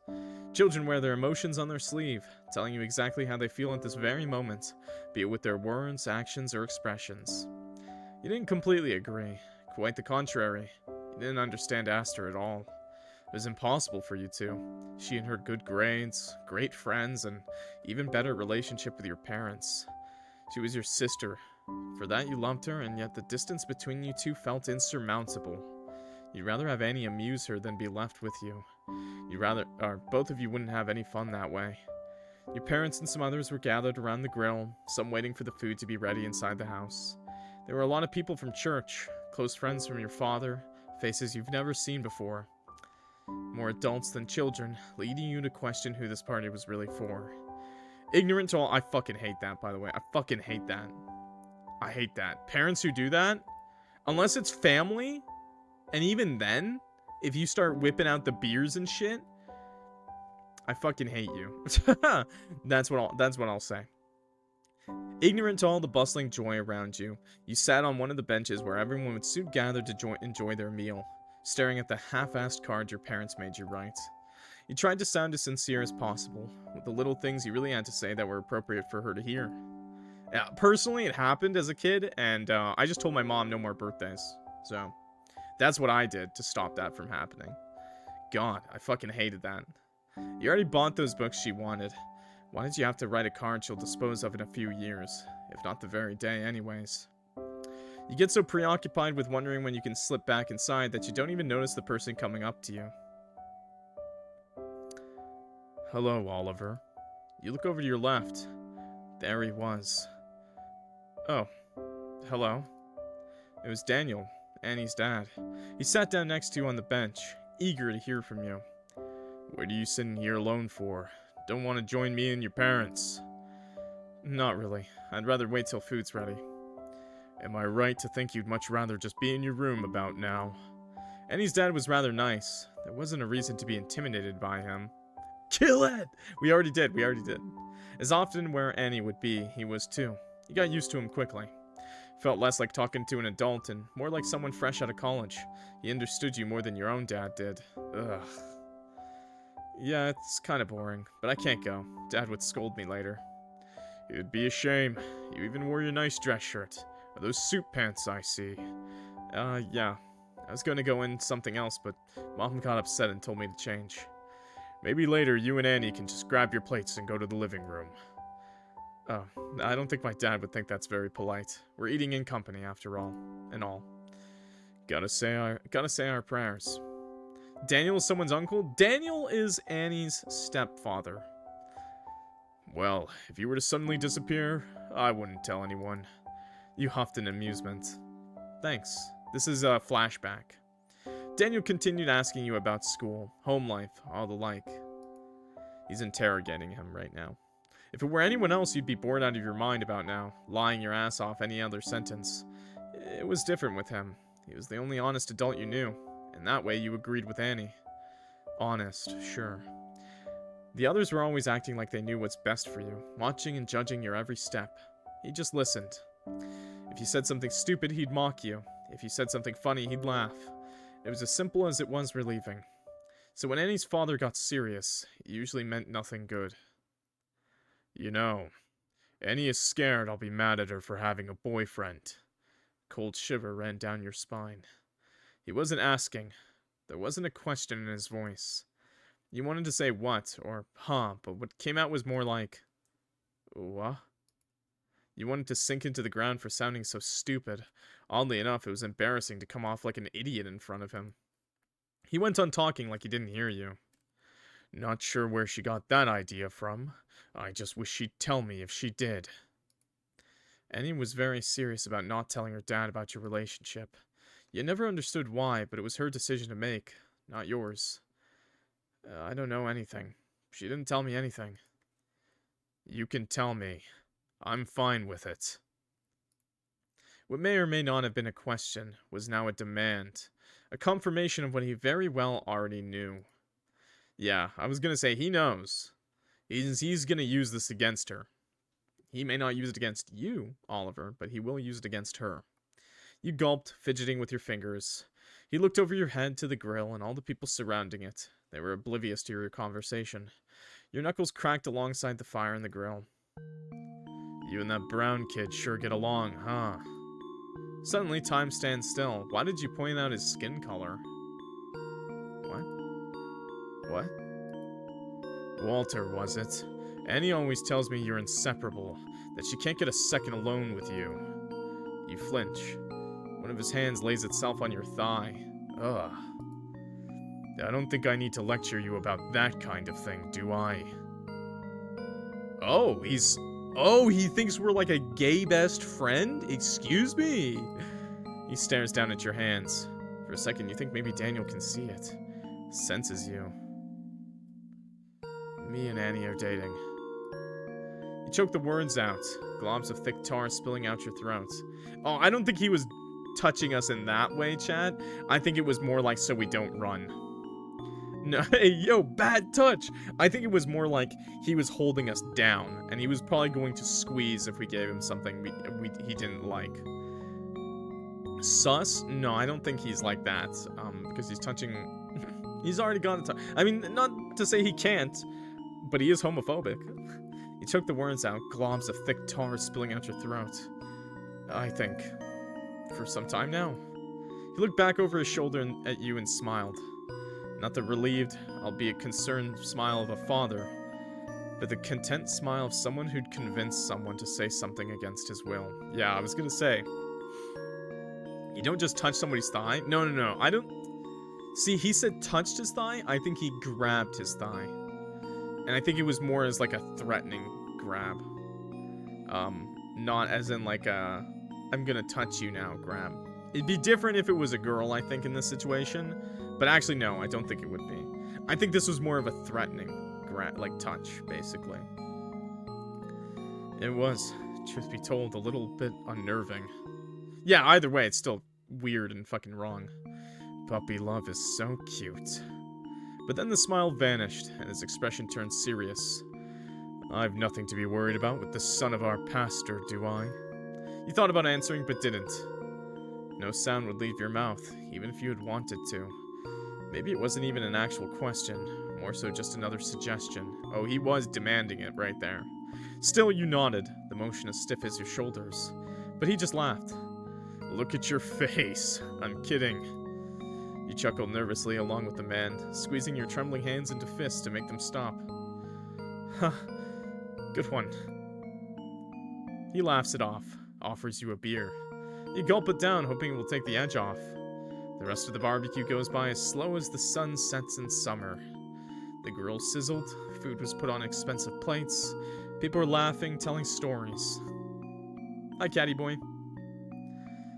Eventually, Aster and Annie joined, sitting adjacent to you and her father.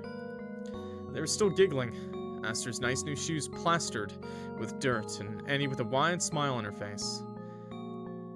I haven't seen the other stream. What's going on? Hi, Juzo Kisser. So this is a flashback, and I'm going to spoil the game for you because it's going to go back to the present probably really soon. This game follows a boy, Oliver, and a girl, this one right here, Annie. And, well, this is a flashback to the abusive past of her stepfather, Daniel. Her stepfather is Daniel, the man we just had a conversation with, who, if you couldn't catch the drift, is abusing Annie, you know, horribly, in every way you can imagine, probably. Anyways, this is a flashback to just show off more of the manipulative and homophobic behavior, I guess, of, Daniel. But we killed him, so that's good. In the present, we killed him, so that's good. Aster's nice new shoes plastered with dirt, and Annie with a wide smile on her face. It looked nothing like her dad's. It was hard to enjoy the evening with an iron grip on your fork. With another 2 beers flushed down your system, your scrawny figure wobbled your way back into your bed, hours before the party in the backyard laid itself to rest. You'd hoped to forget about it the next day, with no luck. Well, he was just basically threatened by her dad. The following months, you were on edge, wondering when something would happen, when it'd catch up to you. And just when you had thought that everything was over, that he must have forgot, or maybe really was joking, there she was, crying at your doorstep. Yeah, I was gonna say, by the way, if you're ever in a situation like that, do not under any circumstances tell them the truth, because while you may not face the consequences, the other person definitely will. Serving as a constant reminder of what he had hovering over you. Yeah. The drive to the cliff goes by without anyone muttering so much as a word. There's nothing left to say. Once you notice a familiar pathway, you pull over and both of you step out of the car. Oliver's canonically a lightweight. He's canonically like a scrawny guy. Like, he's very skinny. I think he's a little tall, but he's skinny. And the skinnier you are, the more of a lightweight you are. Will there be a VOD? Yes. I didn't upload part 1 yet because I'm going to smush both videos together and upload them to YouTube. It's a really great game, so I suggest watching it when I put it out on YouTube. I'll put it out as soon as I can. You scour the area, taking in the view and the sound of the ocean down below. You'd forgotten how calm it is here. Only a few miles away from the thicket where Annie's father let out his last screams. You've an intimate knowledge of the place. It quickly became yours and Walter's favorite spot during this last summer. The trees that ring this cliff wear their late summer leaves in stride. Obviously, it's a very heavy topic type of game, but still good. Brownish greens, hiding those starting to yellow and wilt. Can I get a hydrate check, by the way? You look over to Annie, joining you in your moment of solace. They're reminiscent of the poorly disguised bruises that wring her neck. And a stretch. What game you play isn't. Majority of games I play aren't that heavy of a topic. It's so nice here. Why'd you never bring me here? It really was the one place you could be yourself. Don't know. Never crossed my mind. And now that too was sullied. It wasn't fair. It wasn't fair what happened to her. It wasn't fair that you had to make up for it, for what he did. That's really true. I'll talk about it when we get the first ending. I don't hate Oliver. I do hate Oliver's qualities, but I don't hate Oliver, if that makes sense, you know? I'll talk about it after we finish the ending. How dare you have a place to call your own, while she was sitting alone, played in her own home by a stranger that disguised himself as family. Nothing about this was fair. We could have had a picnic or the like. Posture check, please. Sit up straight, you fuckers. I don't want to see no goblin gamers, or I will come out of the closet and kill you. Your closet.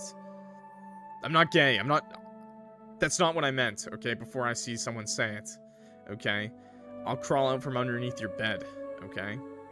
And I will fix your posture. I'm sitting like L from Death Note. Give me an hour, I'll be there. You won't be sitting like that anymore. Could have had a picnic or the like. Well, I'm sorry. Stop that, you chat. Do you want to catch up on it now, or what? You're so mean. When did you start forgetting about me? I never forgot you. We talked about this. It felt like a poor joke to talk about this now. Annie's bloody face kept reappearing in front of your eyes. There's still specks of red on her top, forever staining the soft white satin. Everything about this felt wrong. I don't even know why you talked to me back then if you're just going to ignore me later. Do you know how shitty that feels? That's not what happened. I didn't ignore you. I sat next to you. I hung out with you at lunch, during my break, after school. I did everything with you. What more do you want from me? Yeah, right. Did it boost your ego, hanging out with the girl that no one talks to? Oh, come on. Don't sour the memory. I'm not. I just want to know why you did it, that's all. Well, I did feel bad. I knew it. Asshole. How am I the asshole for talking to you? I mentioned it, by the way, when he... It's not... It's kind of complicated, but it works out because they did become good friends. Although it's not great that he started dating her out without having any romantic attraction to her. You know, it's good that they ended up friends, but it's not good to start a relationship because you feel bad for the other person. Okay? It's not great. It's not a great start. At least you gotta be honest to them about it at the start, I think, personally. I didn't need your pity. I was fine. You kind of did, though. You beamed at me. I would have beamed at anyone. Well, no one but me did talk to you, so I'm sorry you ended up with me out of all people. The memory tasted bitter in your mouth. You tried so hard to find anything good about this situation, but there was nothing. Annie seemed more bothered about this than about having just murdered someone. Couldn't wrap your mind around it. I just thought we were kind of similar. That's why. Yeah, right. It's true. Don't act like you were unpopular. Walter hung out with you of all people. I don't know about that. Can't you just accept I liked you? Annie bit her lip. This is why it's important to say this at the start, you know? Annie bit her lip, no further response coming out of her mouth. It seems he finally pushed her into a corner. I miss how it used to be. I'm not 14 anymore, Oliver. I wasn't... That's not what I mean. Then what is it? It was just easier back then. For you, maybe. You didn't want to think about what Annie was implicating. Bro, she was having the worst time of her life when she wasn't with you. Get it through that thick skull of yours, bro. It was always something with her. No words were ever pure. The real meaning hiding behind a facade of cynicism. It became so hard to just have a conversation with her. Be honest with me, for once. Why did you stop talking to me?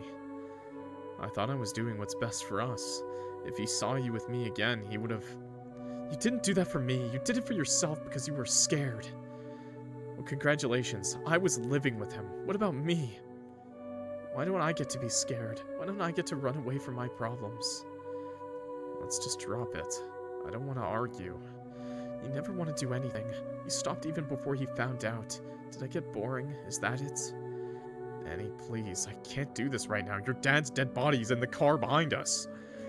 Was it because you saw my house, my room, and thought, oh, she's so miserable, I can't help myself? This is really not the time for this. Then when is? I don't know. When we're not disposing of your dad's corpse? Oh, of course, I'm so sorry. I'll never burden you with the task of thinking about your actions ever again. Don't be so condescending. Every other sane person would be losing their fucking mind in this situation. I'm not saying you aren't. But will you help me get him out there now? You bite your tongue. How come she needs your help now? She managed just fine dragging him into there the first time around. Her words. Regret pooled in your stomach. You never should have picked up the phone. You should have just stayed home, like always. Aw, shit talk, eh? I'm so late. We haven't been playing for that long, actually, Sarah. All you missed was one flashback to a birthday party where he forced Oliver to, But you did miss our fun conversation for an hour. As you were busy drowning in your self-pity, Annie was one step ahead of you and slipped back onto the driver's seat, driving the car towards the cliff's edge, stopping just before it plummeted down into the ocean. She walks back to you, opens the trunk, without another word, and turns her head. There was no need to discuss what to do next. Annie and you both lifted him up from the trunk. It took considerable effort, even with the both of you. His limbs were heavy and his skin cold to the touch. Your motions became robotic, merely fulfilling the task at hand. As you tried to position him, his head kept lolling back and forth, akin to that of a puppet. It was revolting. You couldn't bear to look into his face. He didn't resemble a human anymore. Once you put him in his place, and made sure no other evidence was left, both of you aligned behind the car, to give it a final push. One good shove, followed by a split second of silence. Fast. I think, I'm pretty sure Oliver is just really scrawny, and so is Annie. Like, we're both just scrawny. Scrawny emo kids. And with that, the deed was done. It was so easy. So quick. Scaringly so. No more screaming, no more crying, no nothing. It wasn't premeditated, and there was no spectacle. Just you and Annie standing at the cliffside, waiting for something to happen. You look down at the car, slowly sinking, and begin to shake. The gravity of the situation suddenly becomes as clear as the rippling tides down below. You killed a person. A despicable, disgusting person. But a person nonetheless. You recall the few times you visited Annie's home and made idle chatter with him. The day he rose from the bench, he sat on you and shot you a toothy grin as he went back to join the adults' chatter, lying through his teeth as he said he was happy for her. He was never meant to find out. If he didn't, would all of this have still happened? It was weighing heavy on you, yet you couldn't bring yourself to admit it. There was no use for heartfelt confessions anymore. Some things are just best left unsaid. It was already way too late. You glance over to Annie to judge her reaction. Nothing. Her face a blank slate. I won't pretend to be sad over it. He deserved every bit of it. Yep, he did. I agree. I disagree with Oliver. I think it's fine. I even wish he suffered more. Despite her words, there were tears in the corner of her eyes. Whether it was from shock or guilt, he didn't know. But she could no longer hide the deeply rooted resentment blubbering out of her. I keep thinking about what he said. Huh? In the trunk, before I hit him. Do you still think I threatened him? No. I do believe you, Annie.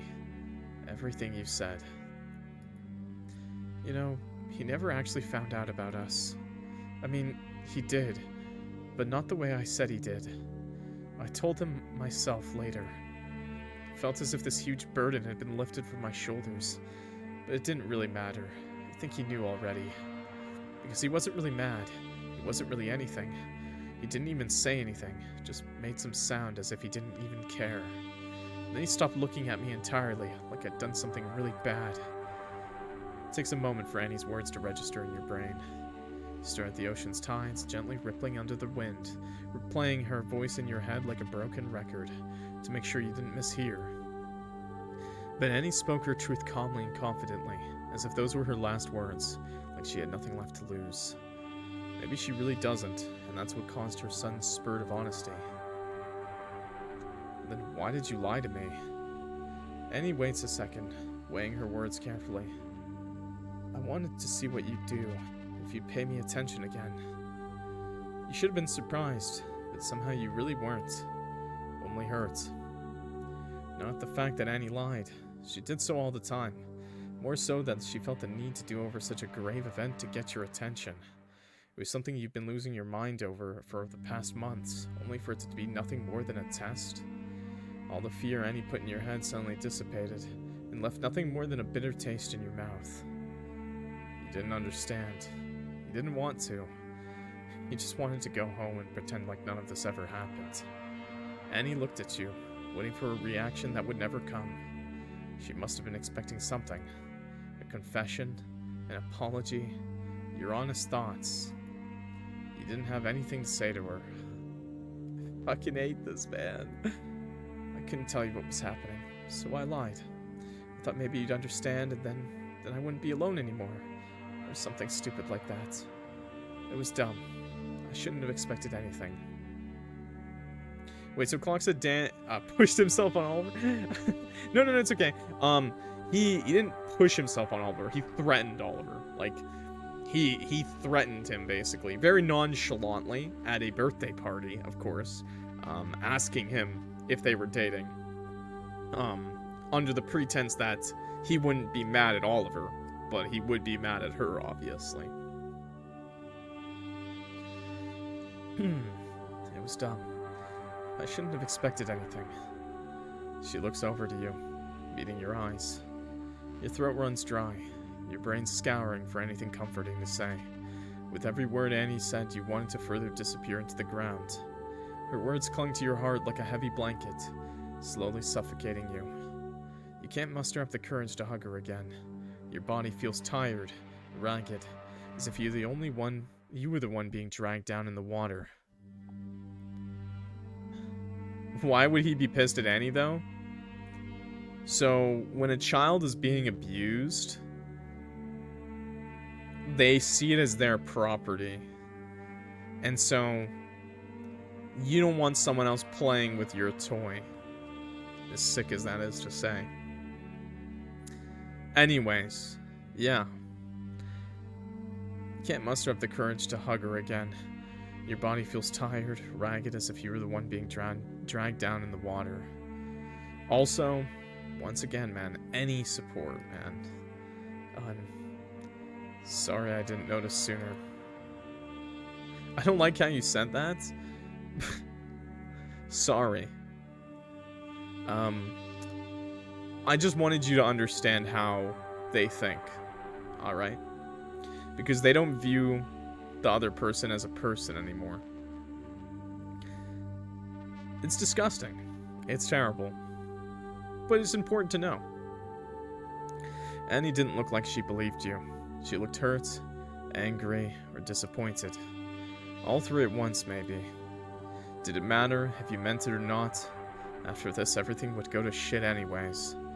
Eventually, the police will find his body, figure out what had happened, despite everything Annie said to assure you. You feel sick to your stomach. Or she's right, and they'd believe the words of a misfit 17-year-old girl with a record of 1,000 class absences and theft. Yeah, right. Hey, Annie, what do you say we go home? Huh? And then what? We can hide out at my place. Let it blow over. You knew the words sounded like bullshit the moment you said them. No, I don't want to. You never planned to go back after this, did you? Why do you think she took a giant bag of money? Would that be so bad? I never agreed to that. I don't want to go back, Ollie. Don't make me go back. This has no future, Annie. This is just another one of your crazy antics. What the fuck is he talking about, bro? This isn't an antic. I'm serious. As serious as you were about breaking into the mall at night, or poisoning the math teacher? Or maybe that time when you showed up unannounced at my house with your bags the morning me and my family were going on vacation. You don't get it. I don't have a future anywhere. What would I even do if I went back home? If Mom didn't throw me out? If we just went back to school like nothing happened while cops were at my house day and night? Then you'd have no one but yourself to blame. Holy fucking shit, man. I hate Oliver sometimes. Never mind. This route makes me hate Oliver. Never mind. Well, people say some shit, but this is just... Ugh, Oliver, please. I'm really hoping the other route is a lot better. Redeem. Oliver redemption arc, please. Oh my god, you're so high and mighty, aren't you? What do you even have to return to? Your sister will be fine without you. Dare say even better with less whispers around her classmates. And whose fault is that? I didn't think it spread so fast. Even now, you can't even apologize for it. You're not sorry. You never were. If I didn't see you, someone else would have at one point. It seemed like you wanted everyone to know. You really wanted to be gentle with her, not let it escalate. But one good look at Annie and everything became clear. Her eyes are cold and hostile, waiting for your next move. To hell with not reacting. She wants to fight. A fight you'll give her. Are you fucking kidding me? You ruined my life. Ever since I met you, everything has gone to shit. Oh, please. You would have long killed yourself if it weren't for me. Oh, right. Ollie... Ollie, you don't have to leave your room. What kind of bullshit are you on? Wait, I don't like how that keeps skipping. Don't eat it, if you don't want to. Don't do this. What kind of bullshit are you on? Were you trying to make me worse? I didn't make you anything. You were always like this. Always lethargic and pessimistic and a fucking bore to be around. If I was so awful, why didn't you just leave me the hell alone? You needed me just as much as I needed you. Only that I was the only one who actually cared. Of course I care. If I didn't, I would have left you ages ago. But I should have never put up with your obsessive lying ass in the first place. You say that as if you haven't been lying to my face for months. What else should I have done? You would have had a mental one had I broken up with you. I was looking out for you. Yeah, right. You never gave a shit about me. You turned into a pathetic version of Walter. You followed him around like a lapdog, doing everything he wanted. Oh, please. You couldn't go 2 steps without me. I could barely take a piss without having you stuck to my leg. And even if I even so much as told you that I hung out with someone, you'd start panicking. Apparently I had every reason to. For fuck's sake, I just wanted to spend time with someone else. You can't take care of yourself. I always had to be there for you. No shit, I got sick of it. Everyone would. I gave you space. Every time you said you were busy. You think I'm fucking stupid? Of course I knew you were lying.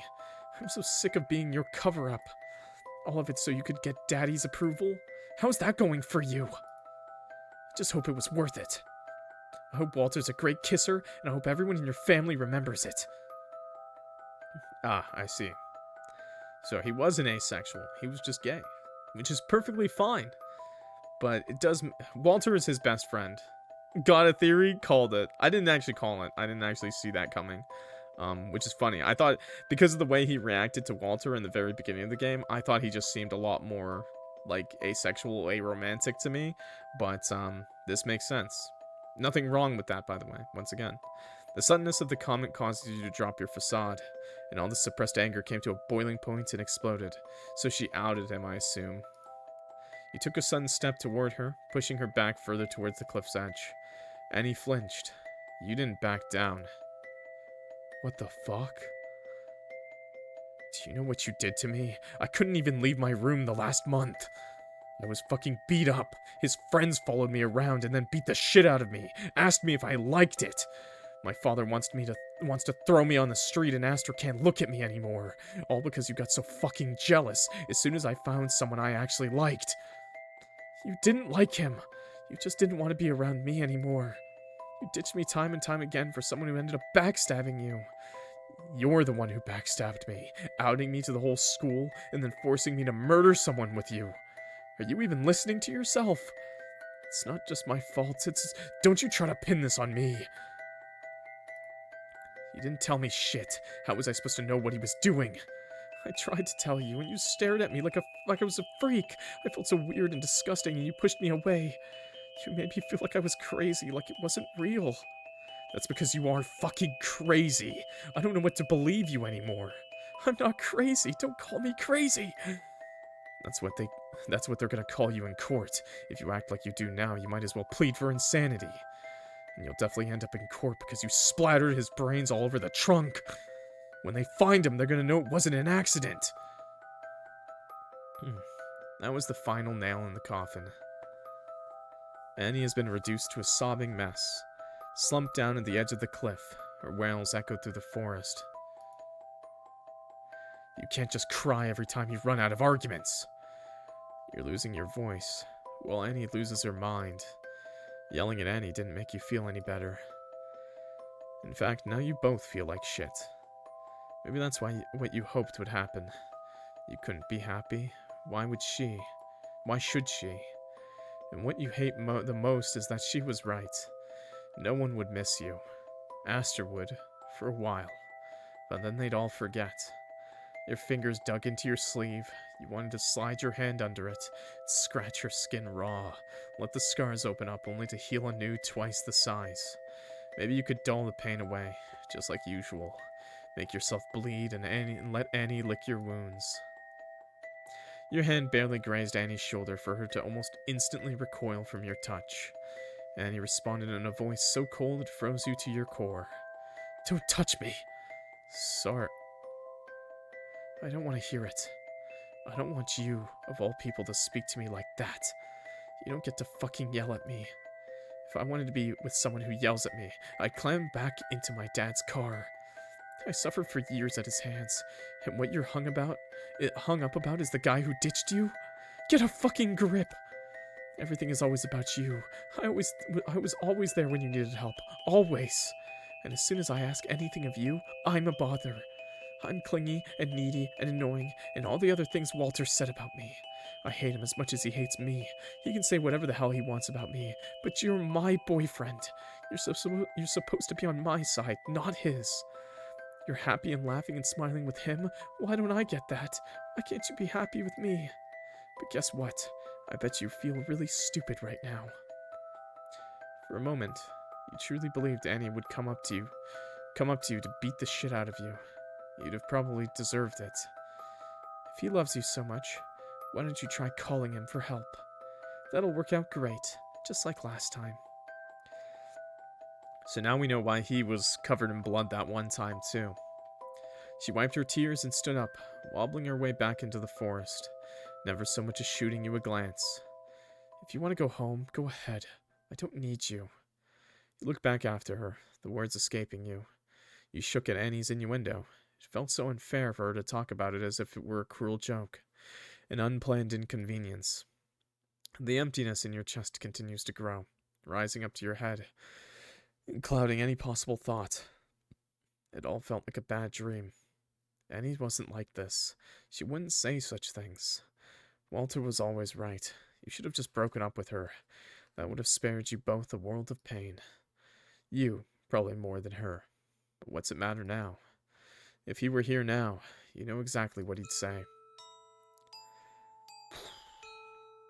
Bro. You continue to gaze into the TV screen playing a movie. It was one you were happy Walter agreed to watch for once. But there wasn't much attention to be paid as Walter continued to talk into you, only to then ask what just happened on screen. What's the point of her being her boyfriend when all you're doing is avoiding her anyway? Not avoiding her. We just need some time apart. Did she do something again? No, nothing like that. Her dad just... He creeps me out. What's her dad got to do with this? Did he show up at your house like he did at school or what? No, whatever. Forget it. Is that Walter? Yes. Walter is our childhood best friend. We've known him for a long time. And clearly Oliver awakened to some feelings for Walter. Unfortunately, he got into a relationship with Annie, even though he had no interest in her romantically whatsoever. Always a bad choice. No, whatever. Forget it. It's not whatever. When will you break up with her? For someone who had previously told you he hates the way that everything revolves around Annie, he sure liked talking about her. Only when he brought it up, of course. It's not that easy. She's got enough problems already. I can't do that to her. You talk about her as if she's your pet. It might be good for her to be with someone who actually cares, too. I do care. It's okay to be a best friend, by the way. If you did, you'd be at her place, not mine. So what if I don't? You'll find someone else? Maybe I should. I'm sick of her sticking around everywhere. Good luck with that. You gonna walk up to one of the guys in church and ask them to be your boyfriend? Don't get cocky. What's it to you anyway? Nothing would change, other than us being awkward. I don't want that. Have you never noticed how awful she is to be around? I can't stand her constant whining and complaining. It rubs off on you. I think he's just, gay. I think he's just gay. I don't think he's bisexual. They mentioned it when, like, he didn't really feel any romantic attraction. He could be bi, but I think he's just gay. And I think he was just a young guy, very confused when he was young, and so he got into a relationship with Annie because he did care for her as a best friend would, you know, as a best friend would care. So maybe he thought things would change in the future as they dated, and they obviously didn't. You know, problematic. Okay, well, you're like her scapegoat. Something happens and it's because you weren't there, or whatever bullshit she comes up with. You're just saying that because you don't like her. She doesn't like me. There's a difference. Well, I'm flattered you care about me that much, but I'm fine. It's all working out. Whatever. Do what you want. If she ever goes crazy on you because she found out, just know I told you so. The movie is all gunshots and explosions. Walter watches it blandly, unimpressed. You wonder why he even agreed to watch it. If he's this bored, the offer, we can watch something else, hangs off the tip of your tongue. Annie wasn't always enthusiastic, but at least she made some sort of suggestion for an indoor activity. Watching a movie, playing board games with Aster, prank calling the pizza guy. Walter rarely knew what he wanted to do, like the effort of thinking of something was too bothersome. Whatever you want to do is only fun once or twice. Then it gets exhausting to be the one deciding all the time. And if you didn't decide anything, there was only one other natural outcome that would happen that night. There was little ground for you to complain, however, as it was entirely your doing to go out of Annie's way, just as Walter had said. If you're honest, you don't actually know what sort of movies he likes anyways. Sometimes he seemed more of a concept than a real person, always doing what was expected of him, exactly the right way. Walter. Nothing. Walter sighed and shifted, cursing as he tried to find a comfortable position with your head digging in his shoulders. Maybe it was better not to mention anything. If you're just going to keep it to yourself and be all up in your head about it, just spit it out now. It doesn't matter. Is it about Annie? No. An exhausted groan came from Walter. Are you my girlfriend or what? Just tell me. Like, if I did break up with Annie, would you wanna... I don't know. Would it change anything for you? That face, though. Why do you have to make it so complicated? Isn't it good the way it is? Don't get all up in your head because of what I said, man. I don't care if you're together with her. It doesn't mean anything. I'm just saying you need some kind of hobby, preferably one far away from her. Whatever happened to the guitar? It was dumb. Nothing serious. Really, I kinda liked it. Doesn't matter now. Walter sighed inwardly. He knew when it was best not to pry, as he knew it was best to let the matter rest. He uncomfortably shifted under you, something weighing on his mind. You haven't told anyone, though, right? No, I don't want to get my teeth kicked in. If you didn't realize, too, they're in a homophobic town. Like, the town is homophobic as hell. Good. Hey, look at me. It always started this way. The movie didn't matter. It was just a means to an end. But it was fine. TV was distracting, though you knew the reason it had to be kept on, so you didn't argue. Sometime in between the credits start to roll, a song plays. You don't know how the movie ends. Walter didn't care for it, but you would have liked to know. Alas, it is only a rental. You'll have to return it tomorrow. Oh well. Walter liked it, and you liked Walter, so that meant in return, you liked it too. Saying it made you feel great, may be too strong a word. Nice is too polite for what it is. Good is meaningless. Good is what you call a quick meal, or a warm shower. As you lay next to Walter... Oh. His ribcage moving along with the rhythm of his breath. Keep turning the thought over in your head. Wanted. Then again, Annie had wanted to, too. Made innuendos once or twice. If she had pushed more, perhaps she would have gotten her will. Then you wondered, what would Walter say if next time you didn't want to? And after you figured out an answer in your mind, you realized that you didn't want to find out. Oh. Maybe he is asexual. Maybe. I'm not sure. I think it's more about the fact that is Walter just with him because he's the only other gay guy in town, basically. Which does seem to be the case, considering they don't really share a lot of interests, and Walter doesn't seem to care. The last time you see Walter was at an empty parking lot late at night. It was a strange place to meet up. And it doesn't really matter, for the point of the story is that I think it's what I said, what it really means.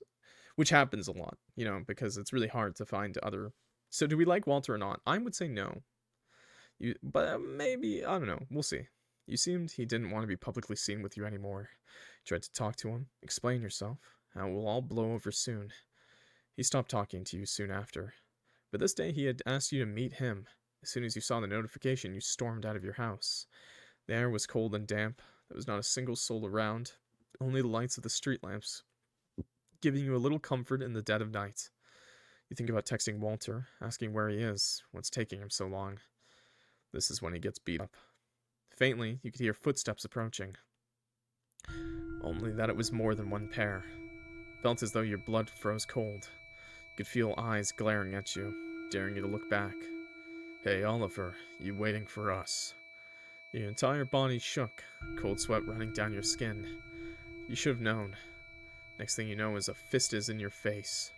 There must have been 4, maybe 5 of them. It was too dark, and they were too fast.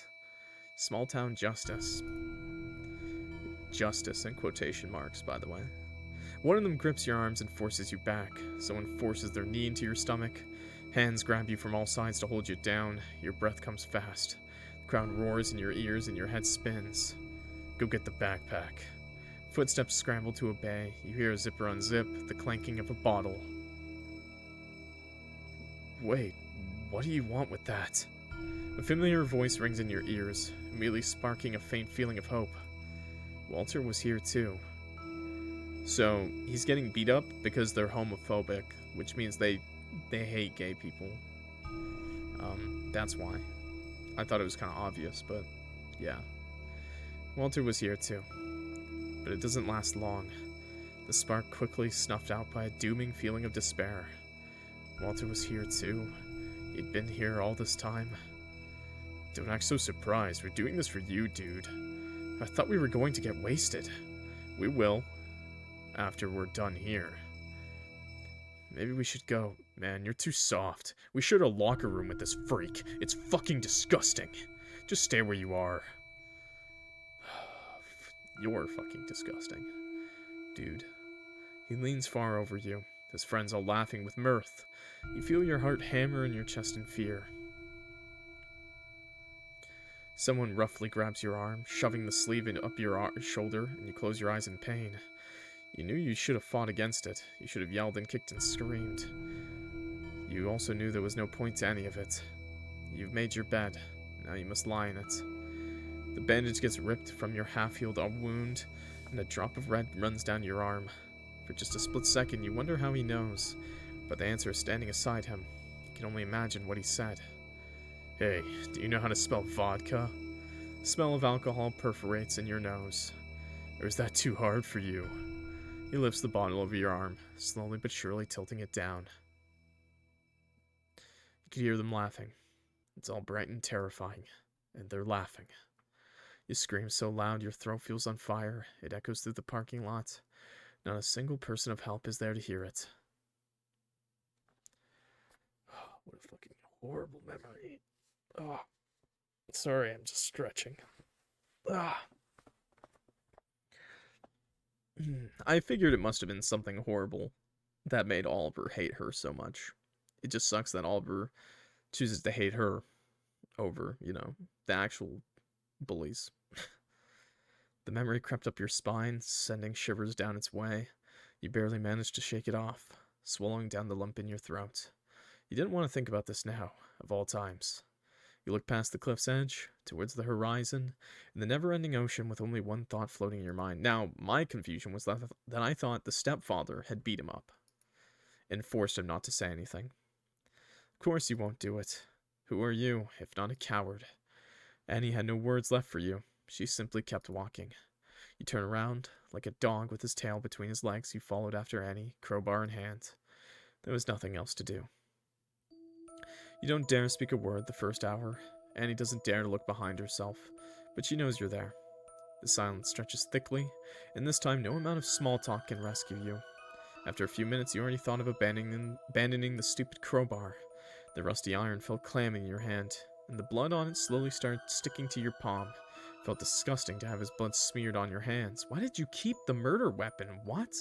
Why didn't you throw that in the lake? But you couldn't leave it. What would you do if Annie got caught? Throw it in the lake! Maybe then you'd finally have some resolve.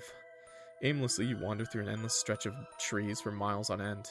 Annie's sobs stifle, and you're replaced by occasional huffs of discomfort or yelps of pain as she gets caught on yet another tree branch. Would they find that too?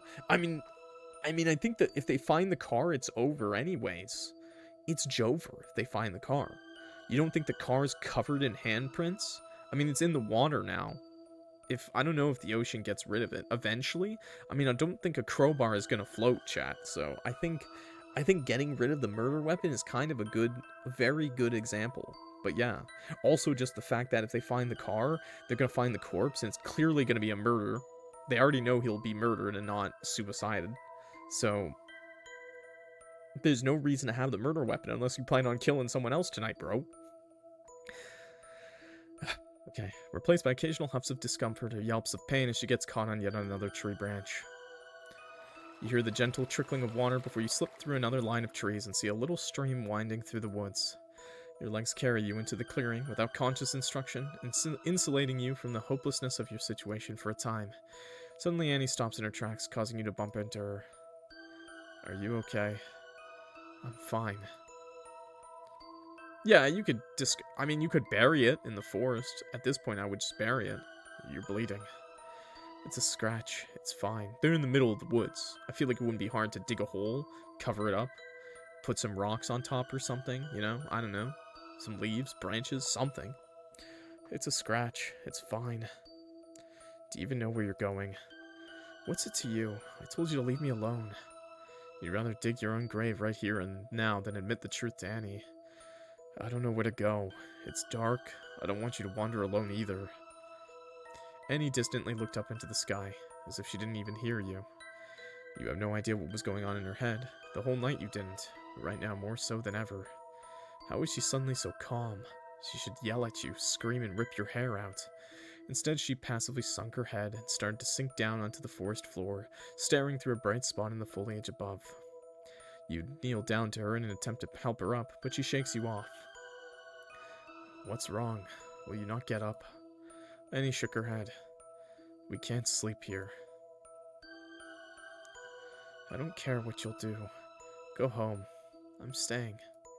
Indecisively, you stare at Annie. You're dehydrated, your stomach was eating itself up, and you could pass out from how tired you were. Hey, no worries. Have a good night, dude.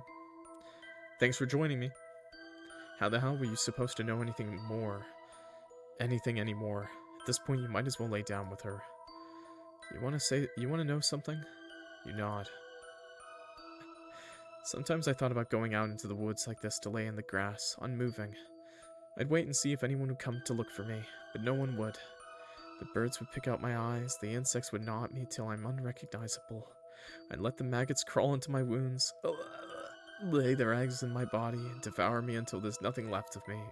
I hate that kind of talk. I prefer thinking about that over opening the door and facing him. Reasonable. I prefer it over going back home with you to all of those terrible people and their happy little picket fence houses, where everybody pretends we're all happy and nothing bad ever happens. You're just like them. I'm never going back there. There's nothing left for me. Annie, you don't have to worry that anymore. He's dead. She shakes her head. He's dead and I'm still the same. He will never feel anything again, and I will feel like this forever. It's so unfair. I don't know what to do. We can flee town, get a new car for some cash. No one gives a shit about us anyway. They'll stop looking for us after some time. Why should I bother? You think I'm a freak. You'll leave me behind eventually. You did it before. Just say you want to be best friends. Just finally come. She is your best friend. That's the funniest thing, is that they have their problems with each other because of the fact that they're fake dating, but they are like good friends, you know? You know, he likes to hang out with her and she likes to hang out with him. And sure, they have problems with each other, but it's just really sad. The story's just really sad. I mean, I guess it's gone too far to do that, but I don't know. You were always with me out of convenience. That's not true. I don't think you're a freak either. She's not really a beard. I don't think Oliver cared. It was her idea to date. One. He didn't really, like it wasn't on purpose. He still didn't know. I think when he started dating Annie, he didn't know he was gay, I believe. It's not true. I don't think you're a freak either. Then why do you look at me as if I'm the bad one? You have no idea how it felt to be under his thumb. Then tell me. Oh, really? I don't want to make you uncomfortable. I don't want to ruin the mood. If she had enough spite in her to mock you, surely she can't be feeling that bad. Man, I fucking hate Oliver sometimes. What even was the point? It was like talking to a brick wall. Anything you suggested would fall into deaf ears. Bro has, like, almost zero empathy. What are you accusing me of, Annie? You have everything you wanted. Your little runaway fantasy is finally taking shape. Annie finally sat up straight, meeting your eyes. He still hasn't realized that eventually he would get outed eventually. Like, eventually, it's not like he could live that life forever. Meeting your eyes. I have nothing, not even my dad. All you ever did was lie to me. What do you want me to do? All I do is apologize. I have been for hours. I'm sorry. I'm sorry. What more do you want from me? Tell me. Nothing. I don't want anything from you anymore. God, why are you like this? You have some nerve to ask me that. Why don't you just go back home and wallow in your misery? It's what you're best at. Annie was scolding you and you felt small, like a little kid who didn't know any better. If you're trying to provoke me, it's not working. It worked just fine before. Why don't you yell at me some more? I'm sure you'll feel better then. Annie was visibly annoyed by the lack of anger in you. She grit her teeth and moved in. What's wrong? You can dish it out, but not take it? Annie's words don't make you angry, furious, or anything alike. You didn't sound like yourself back at the cliff when you said all those terrible things to her. You didn't feel like yourself when you were with her. You hadn't felt like anything in a good while. Earlier, you asked why I stopped being around you. Yeah, and? You make me feel like shit, Annie. I do, huh? I make everyone feel bad. See, you're always implying... Implying what? That I made you say those things? I made you abandon me? You didn't respond to her question. There was no point in it. You don't give a crap about what happened to me, do you? I mean, it's definitely a both ways kind of problem. But at the same time, while it's not good to play the who has it worse situation, it's never good to play the who has it worse situation. Both of them have it terribly. Now, as she was in the one that was in an actively abused situation, I would still say she kind of takes the priority, bro. And, you know, communication is really important. And if maybe they had communicated better earlier on in the story, maybe none of this would have been a problem. But they're teenagers. Teenagers don't communicate well in the first place. Wouldn't be surprised if you riled yourself up on the thought of me suffering as much as you did. With the drop of a pin, Annie's facade changed. It was surprising that she still had the capability to feel bad, apparently. Is that really what you think of me? You shrug. It didn't really matter anymore. Since when are we ever honest to each other? Annie laughed. It wasn't a guttural laugh. It was a small, delicate sound. A broken exhale. Oh my god. He still doesn't believe a word she says. She holds a shaky hand in front of her mouth, as if what you said made her want to throw up. Couldn't tell anymore if Annie was pretending to be hurt or if she genuinely was. You look at her, hurled over and out of breath, and couldn't bring yourself to care about it. I never wanted you to get hurt, but I will not grovel on my knees for forgiveness like you have me do. I stuck out my neck for you so many times. I answered your every call, and what do I get in return? You and Walter, of all people, making out like nothing ever happened. You have no idea what I went through every day with those assholes, and no one but my dad ever gave enough of a shit to do anything. Not the teachers, not Mom, not you. Walter could have always told the others to stop bullying me. He just didn't, because he didn't give a shit. Yeah. I was curious if Walter was friends with the bullies, and even now I was still like curious if the town was just homophobic general, but no, it was his friends literally bullying her. And every time she got bullied, Oliver did literally nothing, and it pissed me off, bro. And you just stood by and watched it happen because, oh, Annie can handle it. I didn't do anything wrong, and now you think you can stand here and tell me how I ruined your life? How I don't care about you? You couldn't even bother to break up with me. That's why I showed everyone that stupid photo. Not because I was jealous, not because of some petty revenge, but because of you. Because my dad was right. You don't care about me. You don't love me. You sink down into yourself, suddenly smaller. And you say that you didn't know, that I didn't tell you, but you never even cared to ask. Because if you had asked, then you'd have to do something about it, and God forbid you have to make a decision. And you know what? It serves you right. It's always about poor Oliver, always depressed, and always acting like no one wants to help him. Nothing bad ever happened to you your entire life, and you bitch and moan about God knows what, about how unfair and meaningless it all is. You open your mouth, ready to tell her to stop talking, to shut up, to calm herself, or else. We still haven't let go of that crowbar. You couldn't do it this time. As the second passed, her vigor drained and the anger left her face, and something pale and pensive took its place. I just gave you a reason to feel the way you do. Now everybody does hate you. You couldn't take it anymore. You were taking distance from Annie, gripping your jacket for comfort. Annie narrowed her eyes. She studied your expression. You felt your stomach drop as a sudden mix of disgust and apprehension was painted on her face. Go on, call me crazy and a bitch and tell me how much you hate me. Something Annie said burrowed deeper than you realized, something that lashed and lingered. Putting yourself second has never been your strong suit. It's unclear when it all started. The numbness, the tingle in your fingers, the restlessness from either sleeping too much or not at all, the spot in the mattress where you could feel the coils, the white noise in your head. Things used to be fun, some time ago. What kind of toothpaste you got there, bro? Like, is that the Colgate? Is that the Colgate? You know, Colgate's got that red in it. Yeah, Colgate, white and red. Yeah. I didn't know they made a type without the blue. You knew they should be. The places Walter dragged you to and the games Annie made you play. The feeling dwindled for some time. when the air got warmer and Annie's laugh louder. But it never went away, only hiding in the fluorescent lights of an overfilled cafeteria and the bed sheets your mother folded every morning. You never bothered to put a name on it. If you call it something, then suddenly it's real, clinical. It'd be stuck to you forever like gum on a shoe.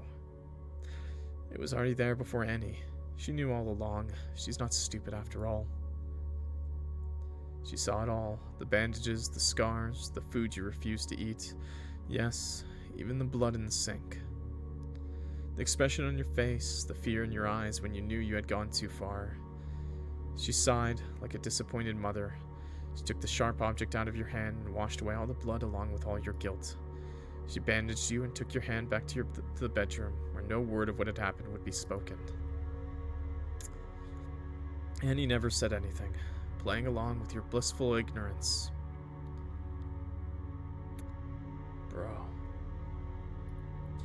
Unlike Walter, who was always acting like he cared, he didn't.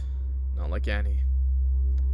Is he having a panic attack? He's having he's thinking about all the times he's self-harmed. Made you feel better. Which, by the way, 18 plus warning, don't do that. We'll talk about it after the game is over more. But seriously? Seriously? And if you have a friend, just quick aside, talk about it. Talking helps, okay? Be supportive. Tell your friends you love them. Tell your friends you care about them. Tell your friends how much you would miss them every day if they weren't around, okay? Seriously. These little things, even if you don't think anything is wrong, tell your friends every once in a while. You know how people always say call your grandma? Which you should do. You should call your grandma and tell her you love her every once in a while. Give her a little fill-in on your day. But you should do that with your friends too. Okay? It made you feel better. So, who was he to tell you what to do? He only said that because it made him uncomfortable. Because it meant he'd have to be more careful around you. There was Aster, and she cared, sure. Always worried and always curious, but she was too young. Too young to know all those things and far too good to understand what any of it meant. When there wasn't Annie, because you shoved her away in an act of cowardice, nor Walter, because you weren't nearly as much fun when you weren't up for anything, there wasn't anyone. There were the empty husks of what looked like people passing you in the hallway, but could only be cruel mirages to show off what you do not have. And remember, your friends might be shitty when they're being depressed, when they aren't depressed, when they're going through it, and sometimes it's worse than other times, and you gotta remember what they're going through, the fight they're going through. It's really hard. Like, I've been there myself, and it's really hard, but, push.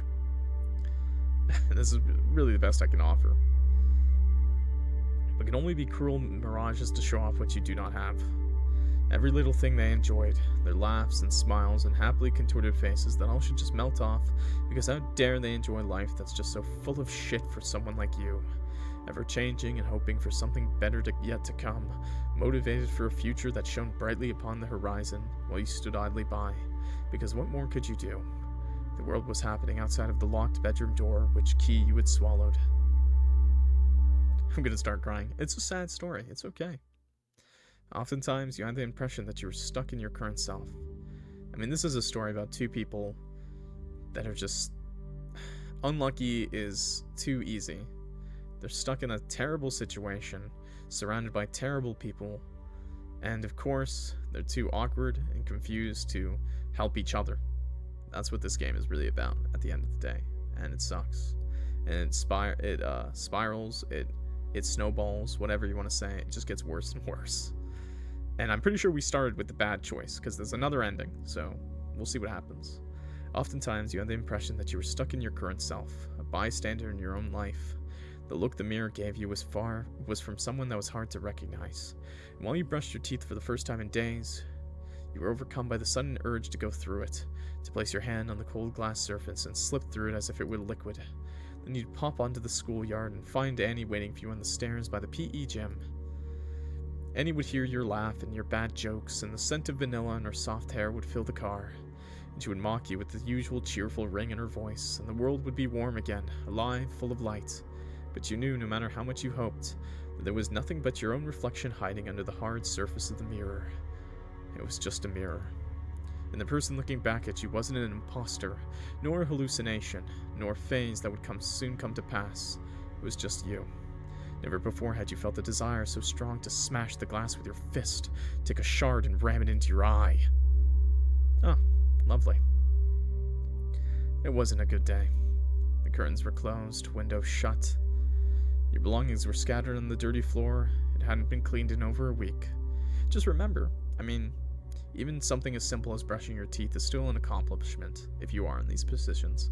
It always starts with something small, okay?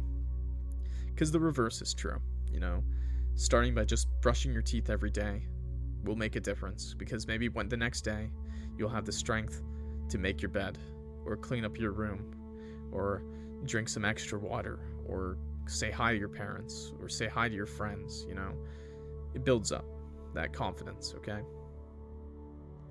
Just remember your friends are always waiting for you. Your belongings were scattered on the dirty floor. It hadn't been cleaned in over a week. Your mother stopped doing it after you yelled at her to stop rummaging through your things. The door wasn't locked. Aster never liked when you did it. She said it made her scared, that you might do something you'd regret. She was being dramatic. Must have been some time after you distanced yourself from Annie. She hadn't been over a lot since then. It was for the better, you told yourself. You'd missed her, even if it were only for the selfish reason that she made you feel better. She used to, at least. You didn't tell her you were leaving early. The school bell rang and you walked straight out of the building to the bus stop. Someone must have seen it, but you didn't really care anymore. Your head hurt, and you didn't have the nerve to sit there for 4 more hours, having barely clawed your way out of bed this morning. Annie also didn't stop by to pick you up before school started anymore. It made everything just a bit harder. You felt bad when she was there, and even worse when she wasn't. It was pathetic. Eventually sleep took over you, sparing you from your own thoughts for just a few hours. So you thought, as a knock on your door echoed through your room, ripping you out of your slumber. Also, it's even worse made by the fact that his dad's a pastor. Which probably, not assuming, I don't want to assume, but, generally speaking, I see this a lot in Catholic communities. I grew up Catholic. A lot of people seem to think that depression isn't an actual mental illness, that it is something that could be easily fixed with faith. It's not. It's frantic, not gently asking to be let in, but rather a hurried intrusion. Probably Aster, you thought, but Aster always waited for you to answer. This time you didn't even have a chance to do that. Ollie. It was Annie. Your eyes blink against the sunlight let in through a gap in your curtains as she slowly advances towards your bed, shoving your clothes aside with her feet to make a path. Ollie, are you awake? She shook your body, her frail hands clawing at your body, looking for something to hold on to. I need to talk to you. She must have been saying something. It all sounded hysterical, garbled nonsense. Hi, Cat. How are you? We're playing this sad game again. It was the same thing as usual. There's always something with her. Your migraine came back in a pinch, spots of your vision blurring and head splitting in two. You remember thinking how annoying it all was. She should have called you before. You always told her to. Are you listening? Ollie, please. Your brain was wide awake while your body felt frozen in place. It would take all of your strength you had left that day to even move a finger. You were unresponsive, thinking if you ignored her, she might go away. You knew it wouldn't work, that it was nothing more than a futile wish to be snuffed out as soon as Annie grabbed your shoulder. She turned you around to face her with whatever strength she had left in her skinny arms. Your eyes were open, looking at her, looking through her, like she wasn't really there, just another trick from your psyche. Annie slowly touched your neck, her hands wandering up to your hair until her lips met yours. It was only then you realized how strange she smelt. Sweaty and musty with a hint of beer on her tongue and all the things she said she hated on you. She wasn't careful like usual, always initiating, but still letting you take control once the discomfort wore off. She had an urgency behind the iron grip on your head that was alarming, scaring you even. Trying to fight against Annie as she continued to hold you down proved to be difficult in your current state. Maybe just lying still and letting her finish whatever she was doing would be the easiest solution, you started to think. Maybe she'd get bored and stop. Maybe she'd notice that. Your eyes shot open.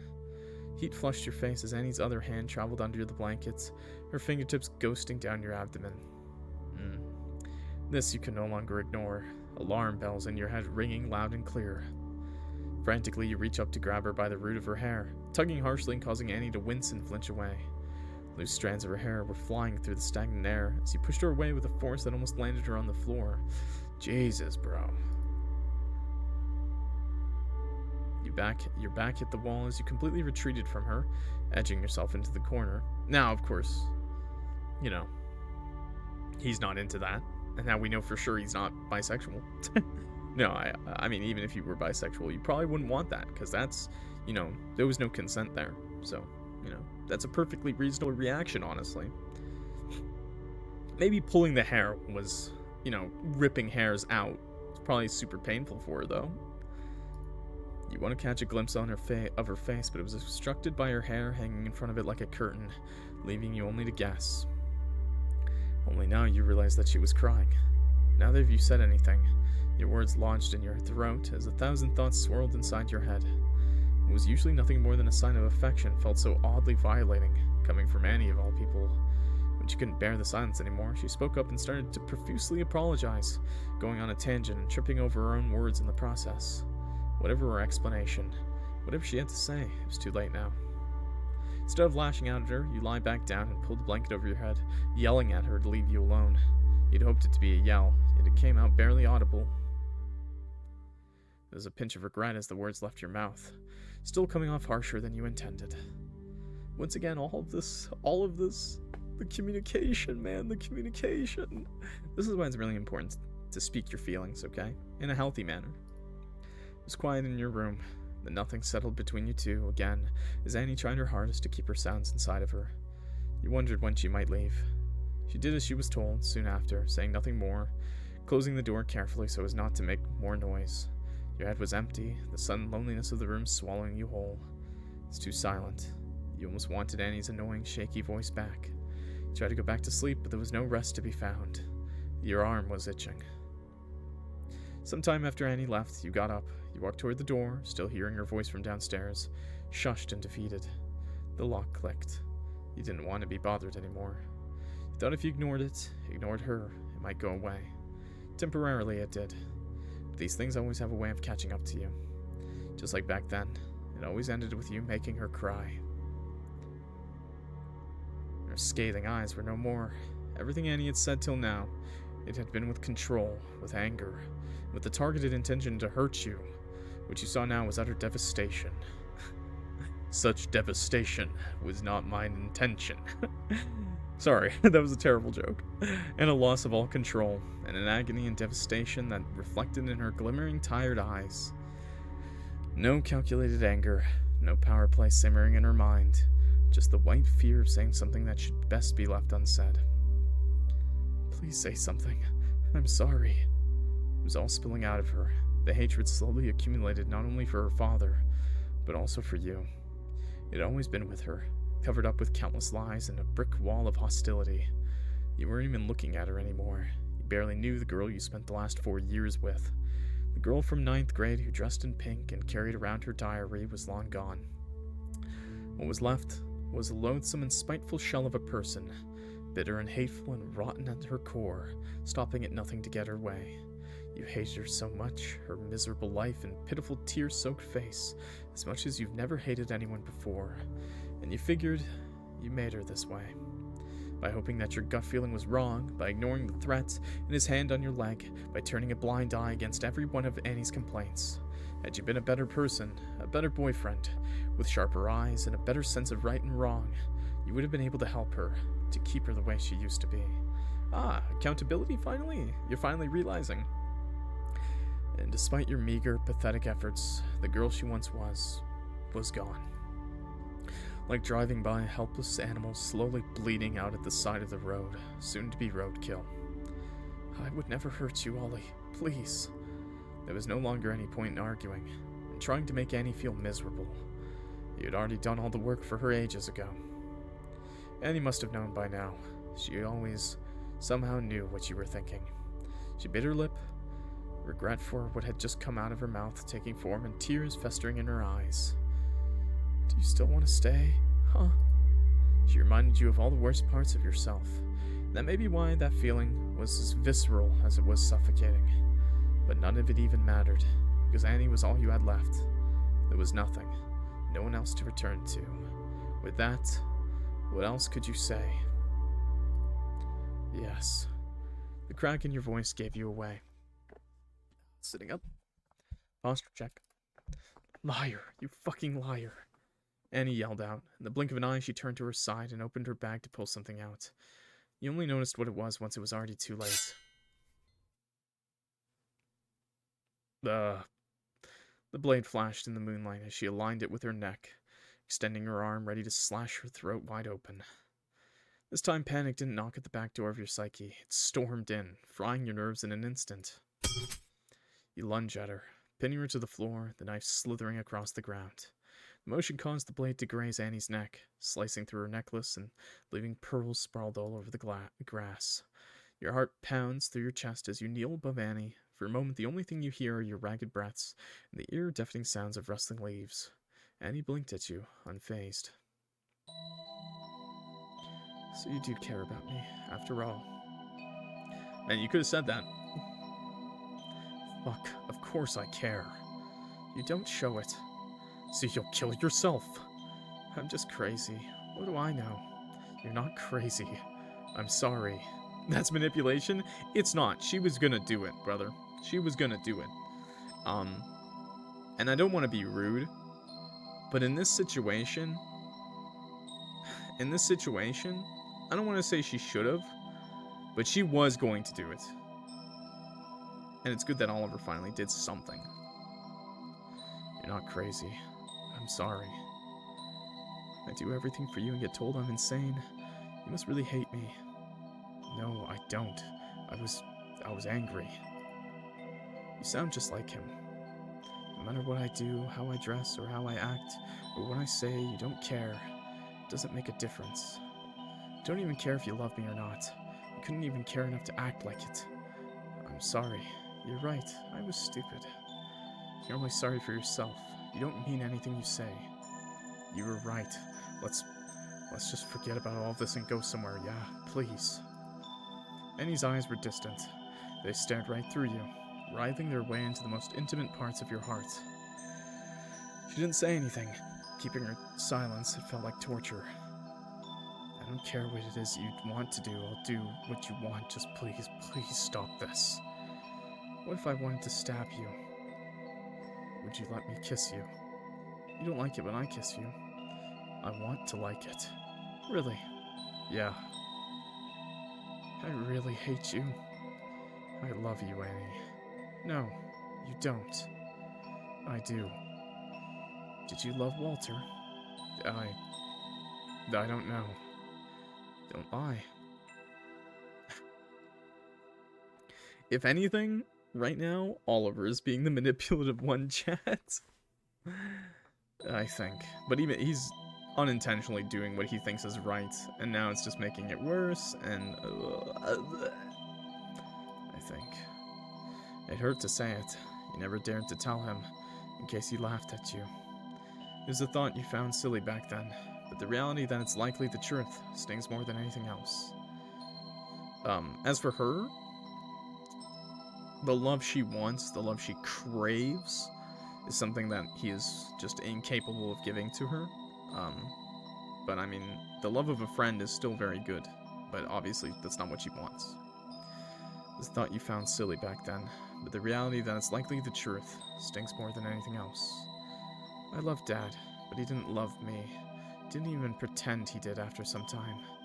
I missed the way he used to look at me. It was disgusting and I hated it, but I still miss it. I'm sorry, Annie. I'm so sorry. I don't know why I do the shit I do. I care about you more than I have about anything else. You're right. He was fucking awful. I'm glad he's dead. I never wanted him to die. I just wanted him to love me, the way I did. That's why I did it. If he didn't do it out of love, then he just used me. There's nothing to him. He didn't deserve that. Don't pity me. I don't need your pity. Don't you see it? You know, we're not so different. I guess Walter can't have loved you that much either, huh? You could see the corner of her mouth twitch, Annie's expression contorted into a wry, defeated smile. Otherwise, he wouldn't have let that happen to you. Annie lets out a distorted, mocking giggle. Her lips curve into a smile. What did they do, huh? It must have really hurt. All of his friends boasted about it at school. Annie, they told all kinds of stories. I wonder what if it is really true. Oh my god, now we're gonna get more? Oh my god. Red and black skin is torn up on your right hip. Gravel and bread embedded in the wound throbs painfully under the fabric of your shirt. It hurts to move, and you're scared that if you try to, they'll notice that they didn't finish the job yet. You tried waiting it out, but they seemed to have little interest in leaving. Shirt was wet, clammy, sticking to your skin. The once white fabric of it was soaked with booze, sweat, and blood. It was entirely filthy as the crowd above you merrily exclaimed. Your face burns, and you're not sure whether it's from screaming your lungs out or from the alcohol they force down your throat. It's all too much till suddenly, it's cold. Feels like it takes hours before your nerves become shot. Hey, get up! In an attempt to do as you're told, you try to push yourself up with what little strength you had left. But your body betrays you, your arms quickly giving in under you. With a dull thump, your face hits the ground yet again. One of the figures grew pissed off with your growing unresponsiveness and grabs you by the hair. The gravel cracked upon impact. Upon impact as your head hit the concrete, threatening to send your consciousness flying once and for all. In the blinding pain, you could still see the shapes hover above you with looming anger. Their voices are muffled, distorted. Between the chaos, you can make out one voice loud and clear. It was yelling. I think that's enough. You should stop. What? I'm checking if he's dead or not. I'm serious. Let's go. Whatever. No matter how hard you try to forget, the memories stay etched into your brain, wondering if maybe they were right, if you ever wanted it at all. Wondering if they just enjoyed your suffering in a purely sadistic manner, or were really acting on behalf of their friend, if they were repaying him. No matter the truth, to them, you were just an injured dog, taking a rightful beating for biting its owner. If you ever put your hands on one of us again, we'll make sure you never walk again. The last thing you heard was their roaring laughter as they left you to rot with a final kick to the ribs. All while he watched. He didn't move a muscle, didn't even flinch as they called you despicable things and threw punch after punch at you. At the very least, he showed you mercy. Why would you say that? Because it's true. If you can't realize it yourself, someone needs to tell you. All the shame came rushing back to you in an instant. Felt as if something was hugging you from behind, closer than ever before, this time aiming to put you out for good. The ringing in your ears overshadowed everything else. It became hard to breathe, because of Walter and the ugly cocktail of feelings left for him stirring in your stomach. Just because the amount of... I actually think Hell Trap was a lot worse than this, but seriously, if it's getting dark for you, please, go take a break, you know? It is a really dark one. Because of how he, your family, and everyone else looked at you. Because of the smell of their sweat lingering in your nostrils, and because no matter how much you showered, the bruises wouldn't go away, so you stopped showering altogether. Everything must be your fault. You deserved everything that happened to you. For being a lying, deceiving piece of shit who can't make up his mind. You can let it out. It's okay. I know how it feels. All the tears, all years worth of accumulated guilt and shame. You've been holding in finally come to a release, and you start bawling in front of Annie like a little kid. Good. Everything suddenly came crashing down, the world caving in on you. Hot tears streaming down your cheeks as you shook, feeling cold like never before. The hand that's now tracing calmly along your back. The same motion again and again, in a futile attempt to be soothing, makes your stomach revolt with every circle it draws. You could hear yourself wailing, but it was distorted. Strange, as if you weren't the one screaming, but like it came from far, far away. The back of your throat feels hot and scratchy. You must have started to hyperventilate.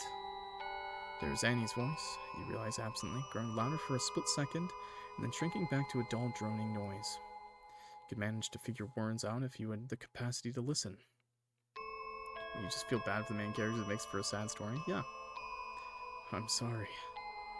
I'm surprised it just keeps going. I thought it would have been over this ending already. I might have to make it 3 parts. I might have to actually play it a 3rd time. God. The apologies keep spilling from your mouth without any rhyme or reason. I'm sorry's piled up on forgive me's. I think I will, honestly, have to play it a third time, honestly. Damn. Not in a bad way, just I didn't think it would be this long. But that's okay. You repeat the words so often in such desperation, they start to sound like gibberish. There's no way to articulate what you really felt.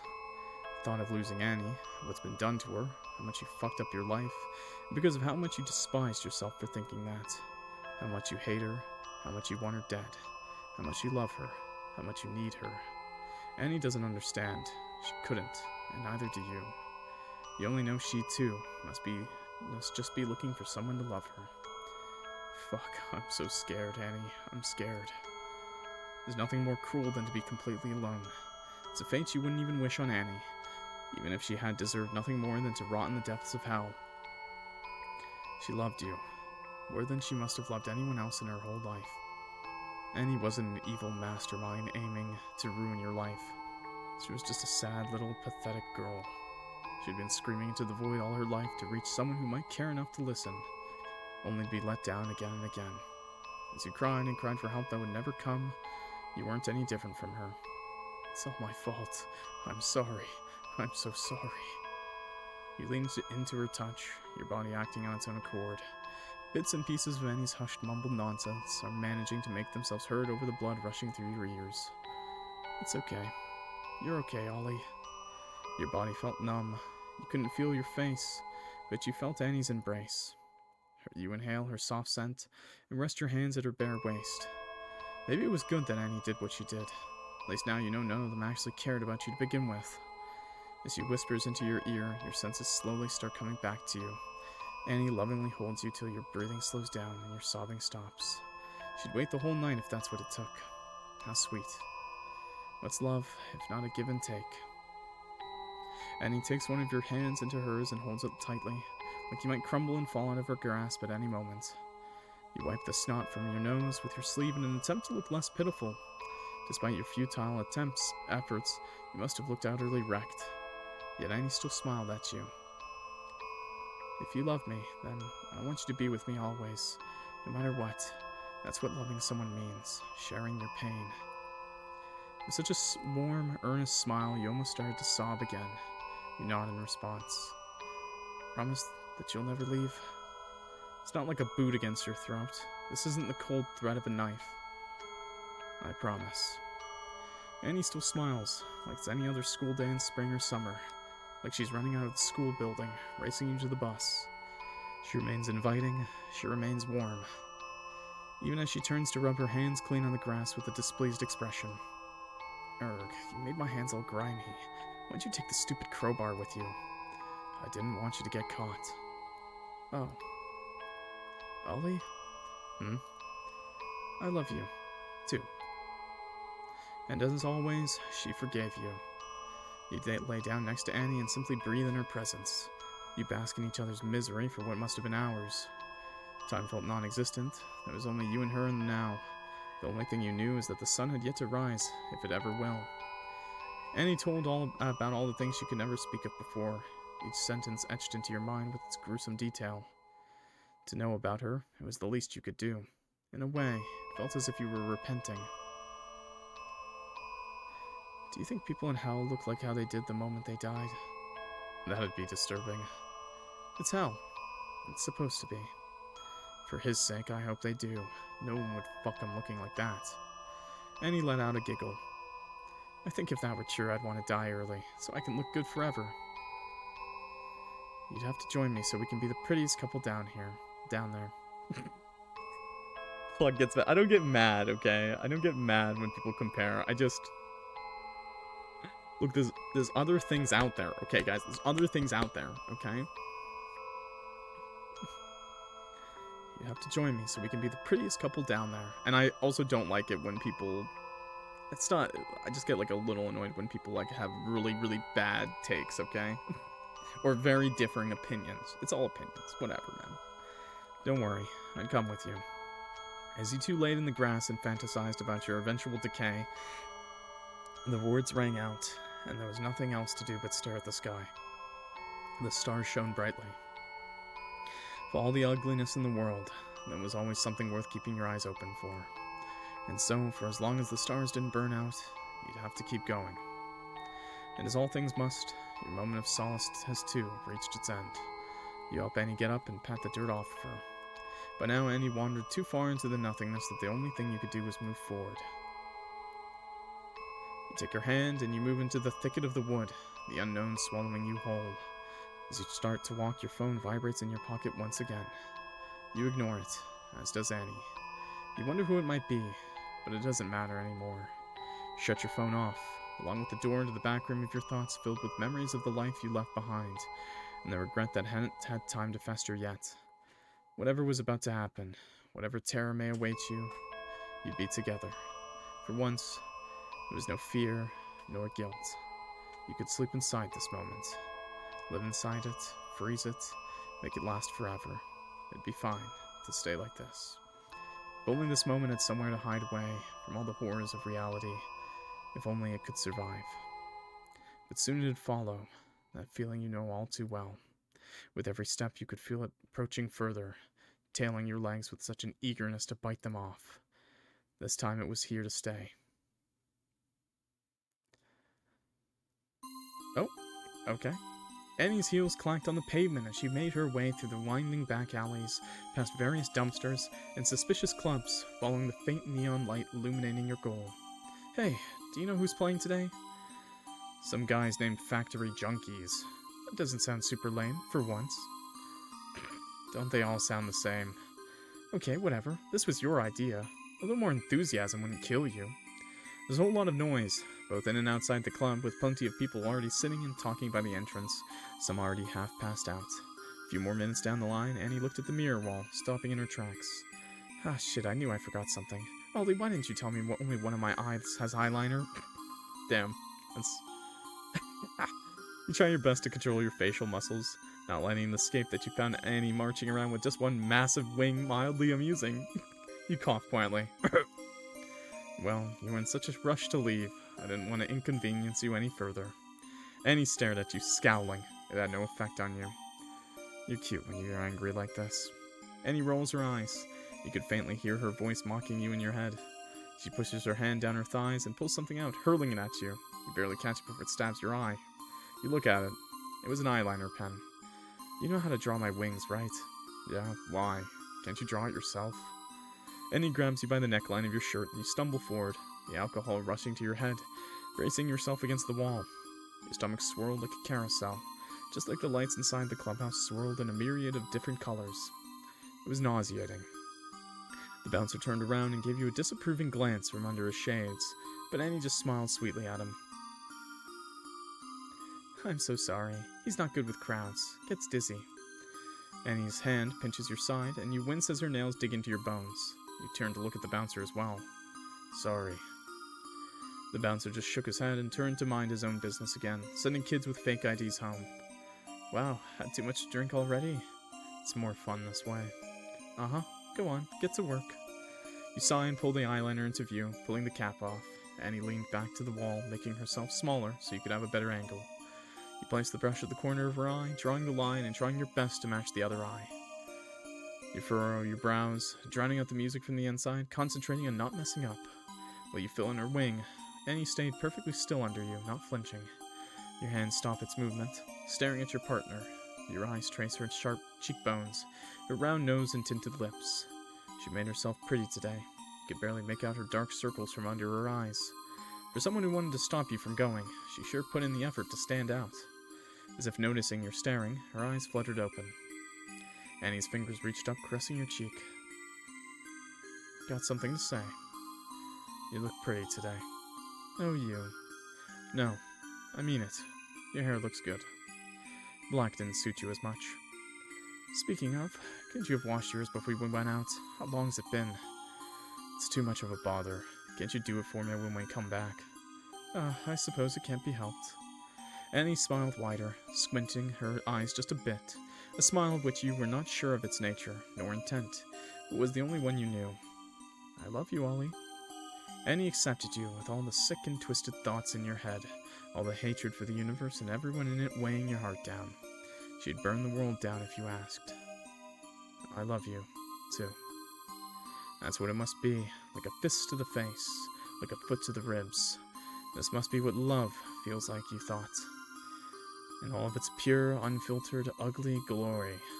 And oh, how much you loved her. She slowly reaches up, standing on her tiptoes, and presses a chaste kiss against your lips. You close your tender eyes as you lap the alcohol off her lips and go to the back room of your mind, knowing you did the same for her.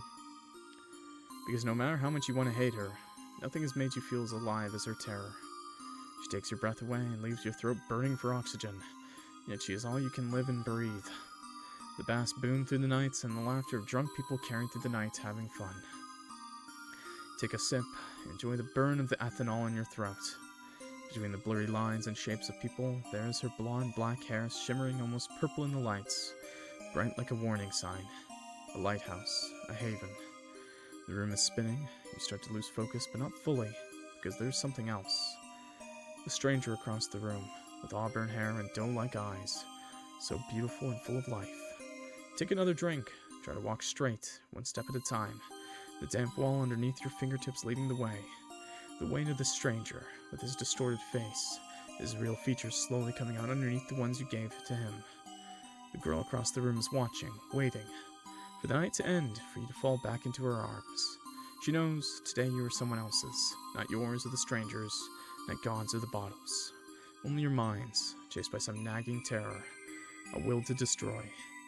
Leaving broken shards in your wake, Annie will bend down, breaking her back, to pick up every single piece on your way home. Barely conscious, with pupils as wide as the moon, Annie would hold your hair back every time. If you had desired to, the night might have turned out differently. Why should you bother trying? Annie loved you the way you are. She would hug you with weary arms, or exhaustion written on her face, despite the overwhelming smell of vomit coming off of you, and say that it'll be fine. She didn't look at you like you were any less, like you were disgusting and reckless and all the other things the voice in your head told you as soon as the booze wore off. The next time it happens, as it definitely will, Annie will do the same with just as much patience and care as before. Once the day comes when Annie will be too tired to get up, she'll look into your eyes with 1,000 unspoken apologies dampening their shine. You will lay yourself to rest next to her, and become an entangled agglomeration of misery, as wherever Annie goes, you follow. During those nights, at the lowest you had ever been, it felt like Annie really, deeply cared for you, and you did not doubt it in the back of your mind for the first time, what bliss it was to have her by your side, always and forever. Ending 2. Misery Loves Company. I like how that was ending 2. Oh, stretch. Okay, you know what? I think we'll go for the other ending tomorrow. I didn't think this would take 3 streams, but it's going to be long. I think the other ending's probably going to be 2 more hours. That was a surprisingly good ending. That's a good ending, bro. Cool. Yeah. I'm glad we got one. Misery Loves Company. Very poetic. Very romantic. Wow, author. No, I'm enjoying the game. Well written, but sad as shit. Yeah, it's really sad.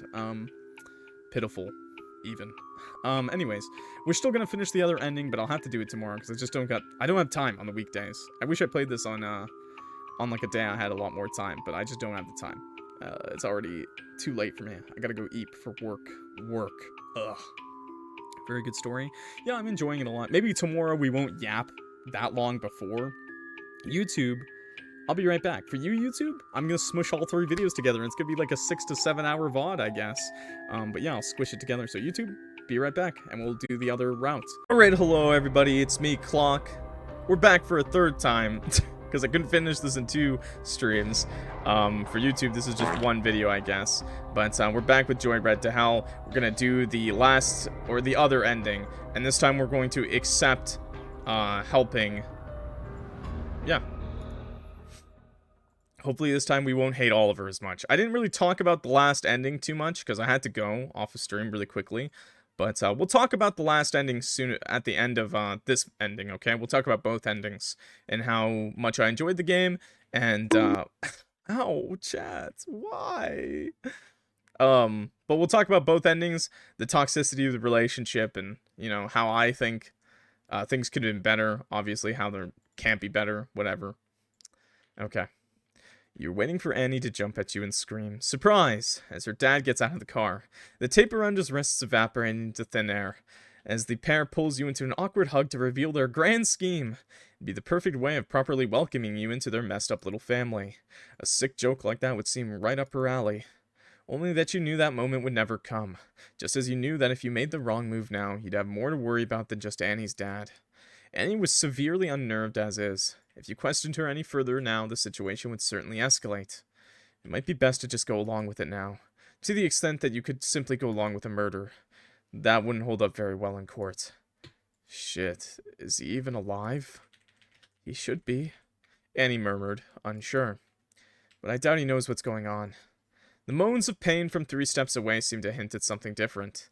For your own well-being, you decide to ignore for the time being. I need a moment, Annie.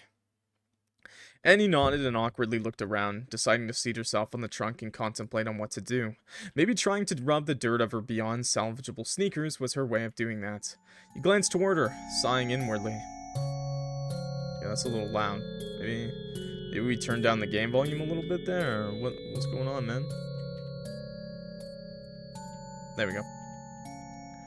Annie used to sing nothing but praise of her dad.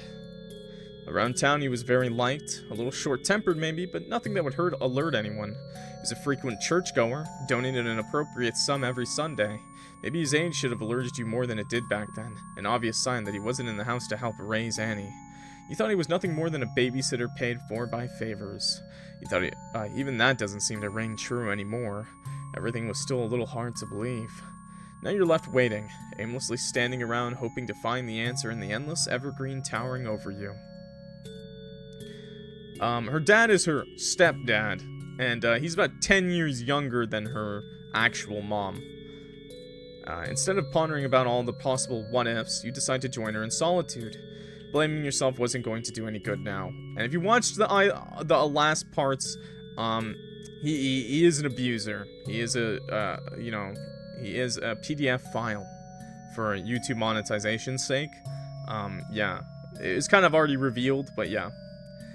I didn't know your dad would do that. It's not like anyone would want to hear about that. I wish I could have done something. It was enough to let me hang out at your place all the time.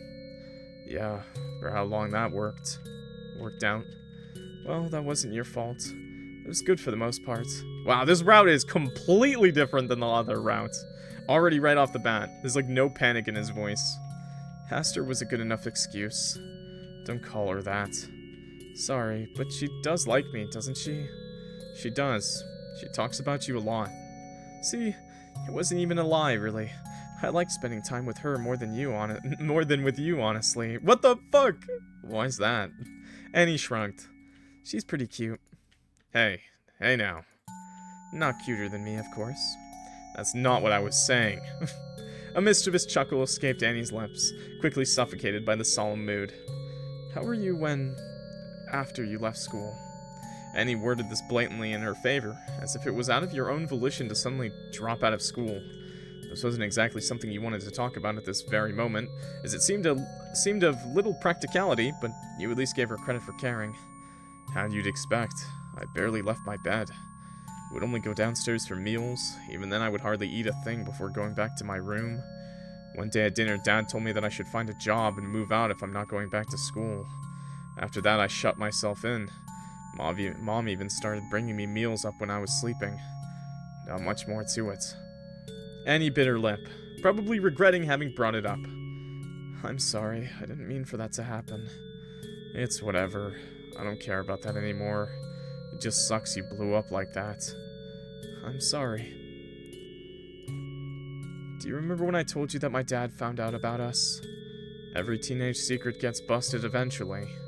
So did yours when Annie came to you one night, crying and distraught about a recent fight with her dad. He must have found out about you too one way or the other. She said he was angry at her, and by proxy at you. Annie refused to break up. She said she could handle it. She might have been able to handle her dad, you not so much. Annie was still his daughter, so to say. She'd still receive his grace while you were the bad boyfriend, filling her head with all sorts of twisted ideas.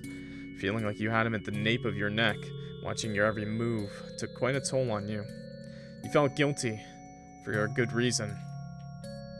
After that, you started drifting apart little by little. Yeah, did he do something? No, I mean, of course he was angry, but he never acted on anything. Feels like he was stretching it out, waiting for something for me to mess up. And then you just started ignoring me. I didn't ignore you. But you were always busy. I couldn't come to you with anything anymore. Felt like you just forgot about me. Wow, this is such a healthy communication. What the fuck? The last route was horrible compared to this. I'm surprised there's still no vitriol. To have such anger in the other route, but in this one to just drop the matter altogether seems so different. What? I mean, alright, sure, let's keep going. Is that really why you did it? Maybe I was jealous, just jealous. Is that what you want to hear? And as soon as she seemed to be getting somewhere, she shut herself down again. Annie was rarely ever honest with her feelings, always quick to escalate and blow everything out of proportion, rather than getting to the root of the problem. It's fine by you, considering you'd really rather not talk about this right now, if ever. If it were up to you, all those memories would be buried 6 feet underneath the ground. Everything that Annie was making a big deal out of was in reality much smaller than what she herself pulled off a few weeks ago.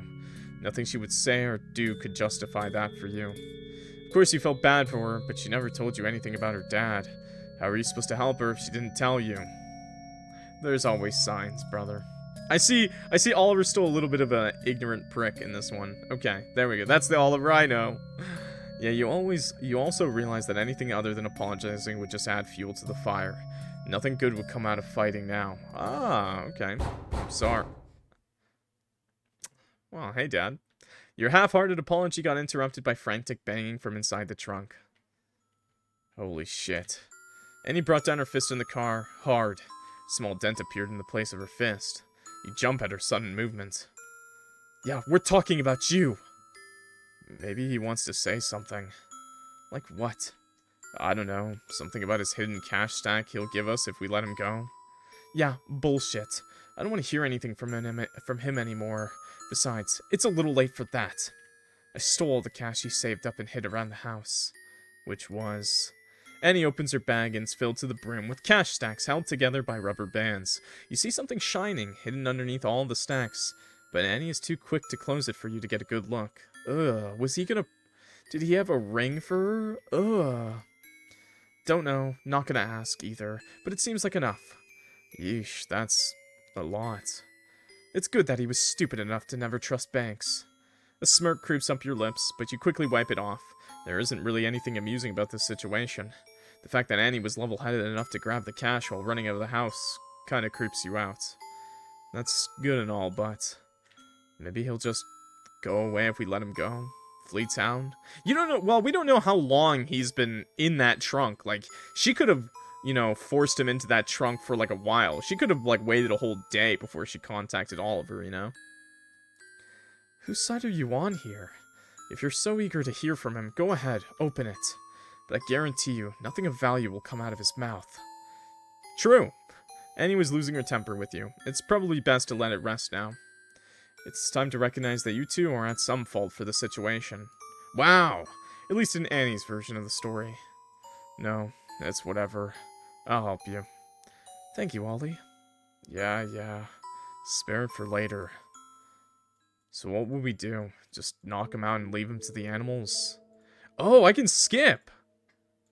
Oh, I can skip. Okay, so this... I'm gonna hit the skip button, because we already played this. Okay. Oop. Wow, great. Awesome. Save a little bit of time. I can do it. You don't have to do that. Oh, we're at the part where they're gonna knock him out, quotation marks. I mean, I guess this time... Well, it was nice of her to offer herself up. For some reason, you didn't quite trust Annie with the task at hand. Maybe it was her shaking hands or the uncertainty in her face that told you she was too unstable to be trusted with this task. Although I feel like neither ending in this game is going to be a good ending, and I feel like this is going to be the worst ending. I don't know why, I just feel like it is. She'd flail out and then you'd be left to clean up the mess. You shook your head. I'll do it. Can you turn around? No, I said I'll do it. Annie's eyes widened. You could tell by her reaction that she was just a little scared of you. Well, that wasn't fair. You were doing her a favor. He's the clock nose scar. I actually was gonna mention that they all have this, it's like a quirk of their designs that they all have this, like, little squiggle on underneath their nose, like, on top of their noses. And I was gonna make that design that they're all my, they're all related to clock. Let me do this for you, okay? She shuffled her feet, clearly unnerved, but without another argument, she nodded and turned around. Guess you already agreed. There's no backing out now. You open the trunk and face Daniel, now fully awake and aware. In this very moment, you're glad that his screams are muffled by the tape over his mouth. And even through that, they sound absolutely livid. On second thought, maybe you should have convinced her. Maybe you would have put up a fight even, if you let the more cowardly side of yourself win. Maybe then the urge to impress wouldn't have given you such a headache. This is what it is, you try to reason. It is what it is. If it weren't for him and the things he put into your head, the gnawing doubt, the secrecy and missed phone calls, the unshakable fear of everything as you know it being destroyed by a single sentence, then it would have never come to this. Then maybe Annie wouldn't have finished the job in his stead. As you grip the handle, you think that waiting for the light at the end of the tunnel must be more bearable than the thought that the end is there at all. Maybe all a man like him can feel is hate. Nothing but anger can be seen in the scathing eyes staring right back at you. Despite yourself, you adjust your grip on the handle as your other hand joins the first. You take one deep breath with the crowbar in hand.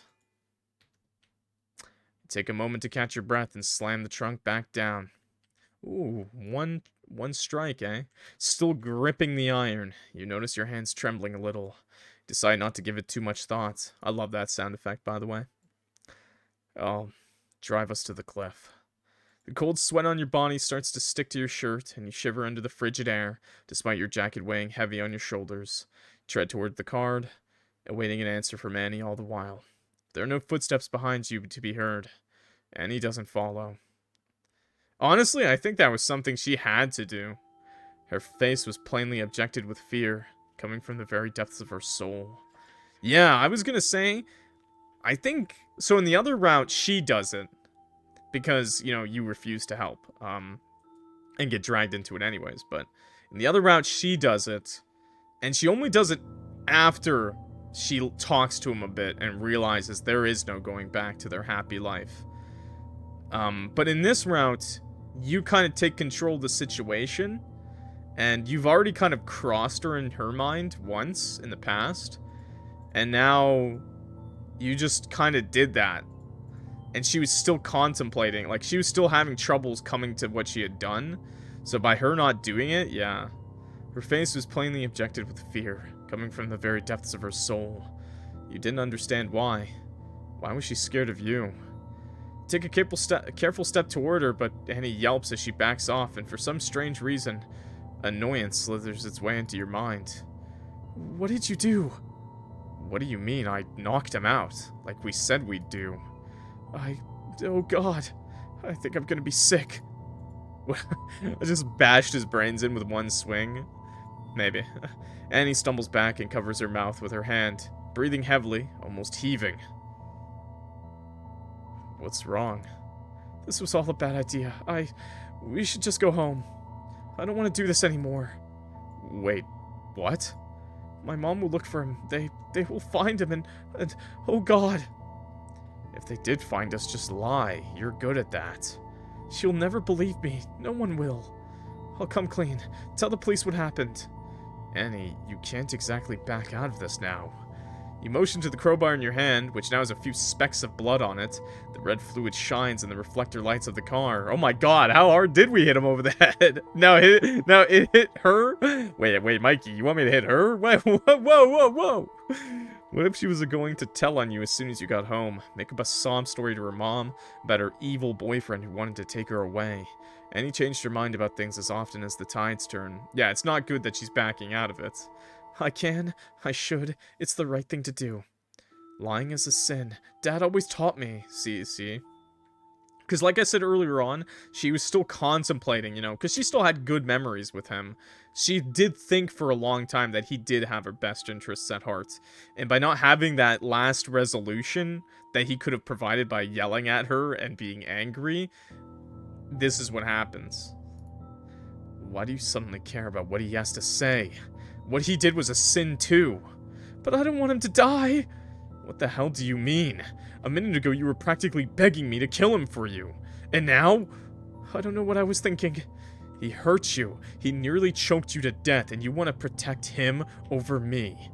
But he wasn't bad, Annie trails off, frantically looking around herself. I wonder if we're finally going to get the story of what happened this time. Like, of what happened with her this time. Because in the first half, we got the story of what happened to him. So I wonder if this time it'll say what happened to Annie. You look at Annie to try and see what she sees, to understand what was going through her mind in this very moment. But you just don't get it. You want to grab her by the shoulders and shake her body till her brain is set right, for her to stop spewing her emotional nonsense. But you're better than him. You will not yell at Annie. You maintain your composure, despite your blood-boiling blisters on your skin. She wasn't dumb, but short-sighted. If you left it all to her, both of you will definitely get caught. Do you want me to go to prison? Is that it? How about you tell them it was all my idea? You'll get off scot-free. You're only 17. The law really plays in your favor. Annie stares at you dumbstruck, all her frantic panic quickly replaced by a dooming sense of fear. She starts shaking her head in a frenzy as if refusing to acknowledge what you just said. I don't want that. I don't want to be alone. That's what it's sounding like.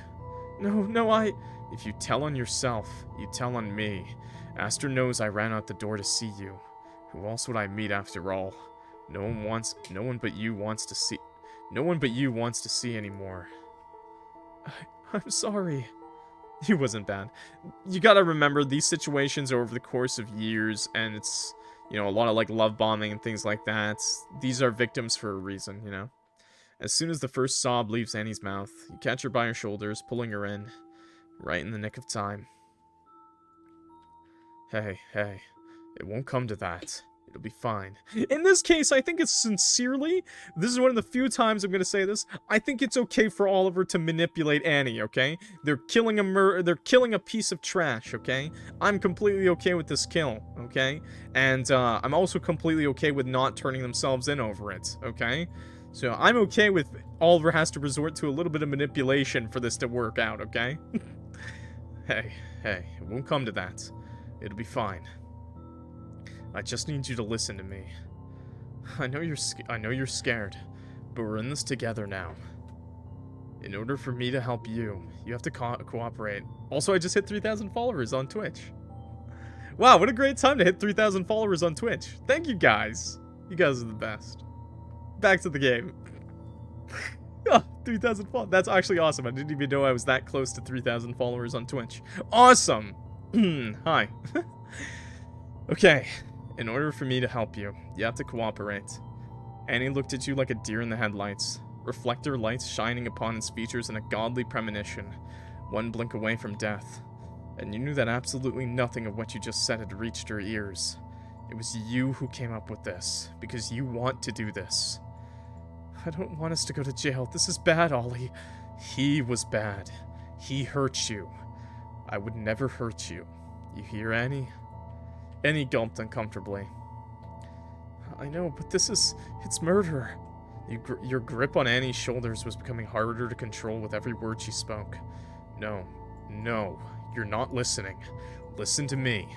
When have I ever tried to hurt you? It was a simple question, spoken calmly and clearly. It caused her to actually think about what you asked, formulate an answer, and get her head out of the hysteria it jammed itself in.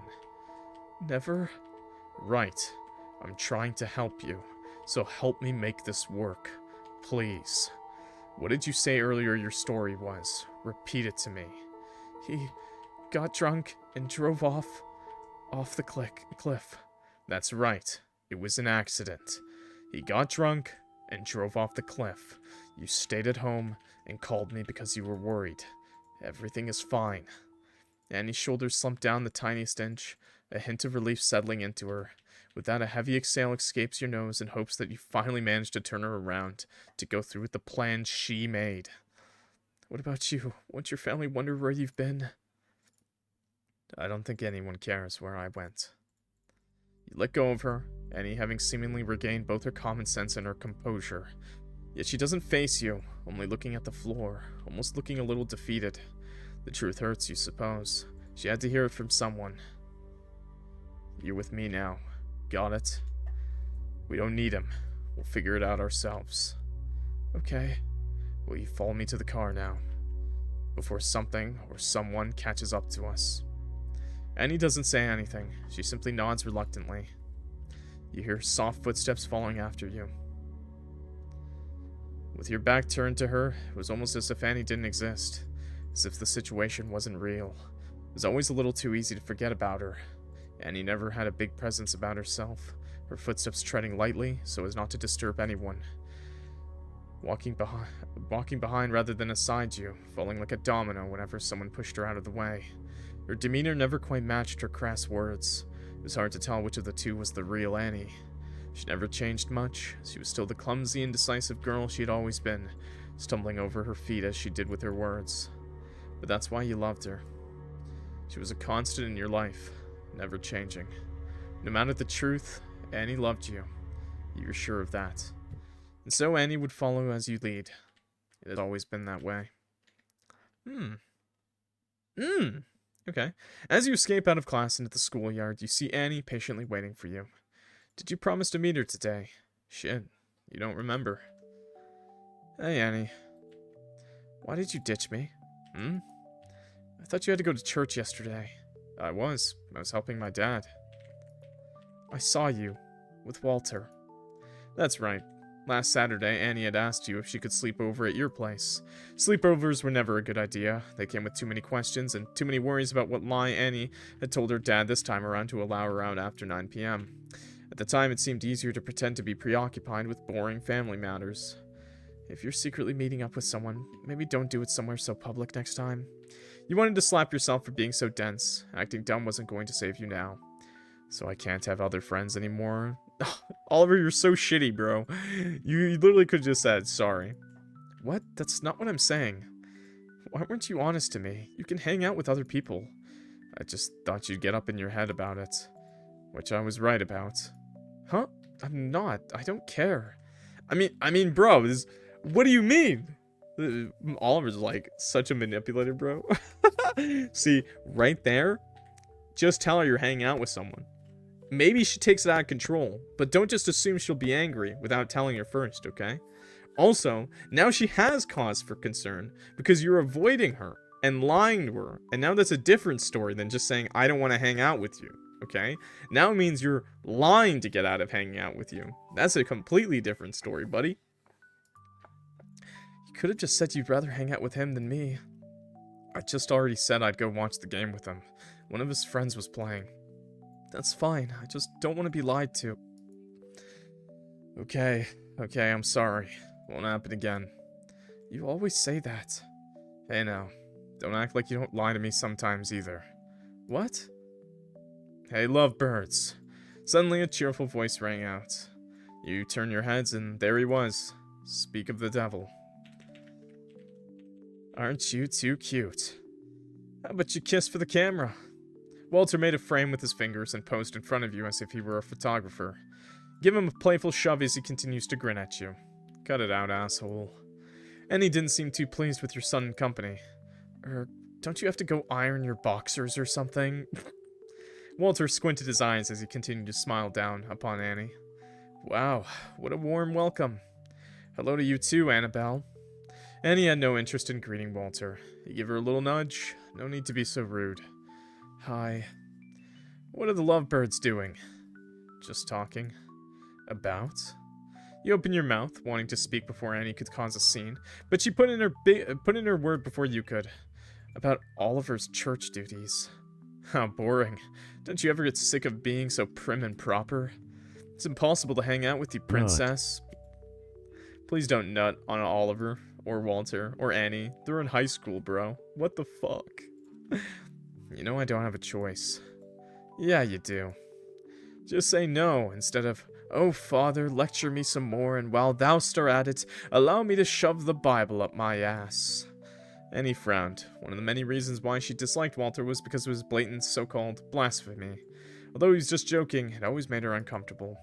You found it funny. I don't think your mom would like to hear you say that. As if you care.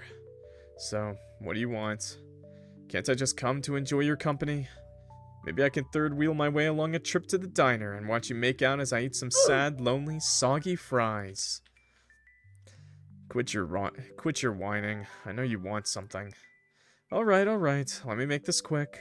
I wanted to talk to you about something. Can I steal your boyfriend away for a minute? He motions towards you, but Annie steps in front, blocking Walter's way. Just say it. Whatever you want to tell him, he'll tell me later anyway.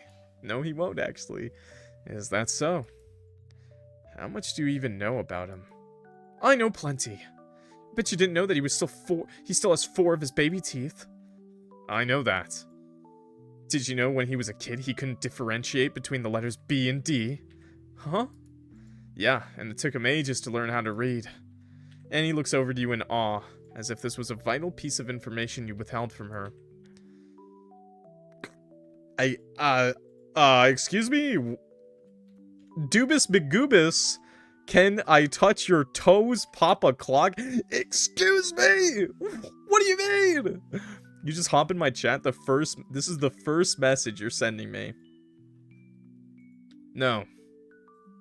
No, you cannot touch my toes. You can only look at them.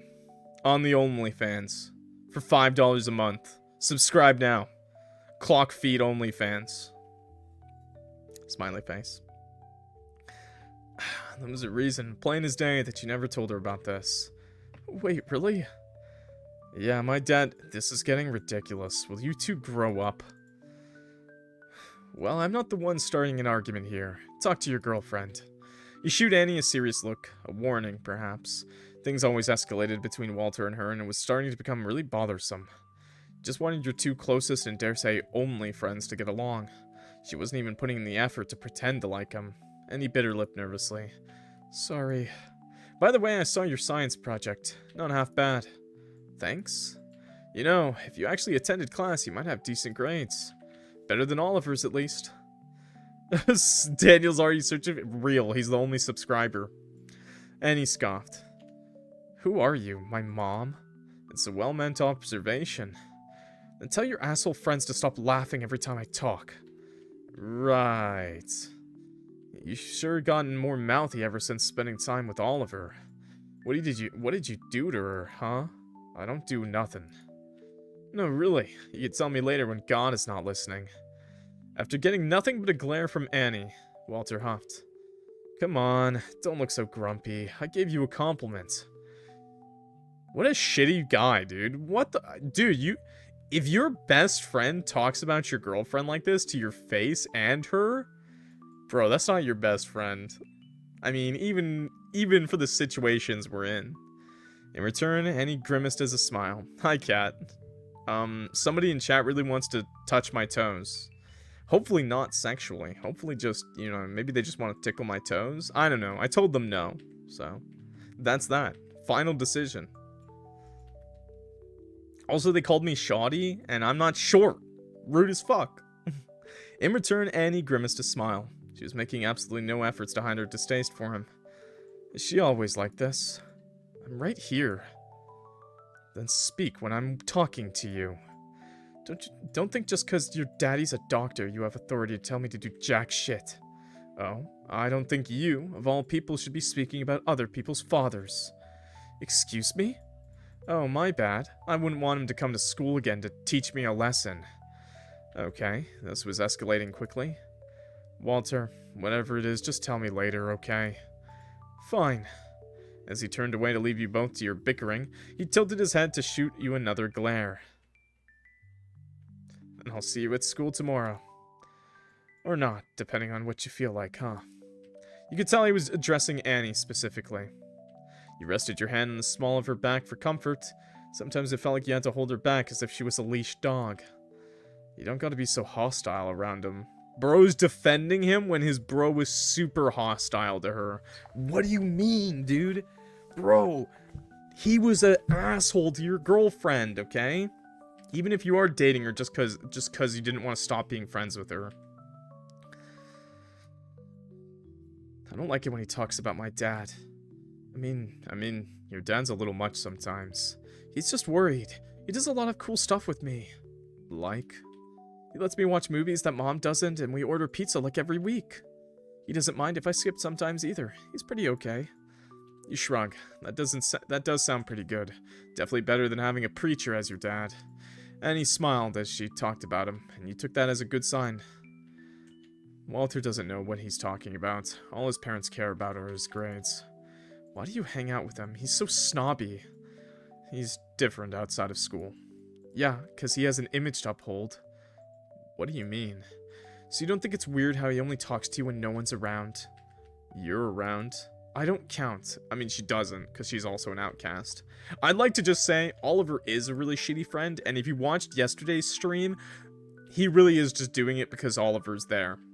If you know what I mean. I don't want to spoil this route, because it'll probably... Because if you didn't see yesterday's stream, I don't want to spoil this stream.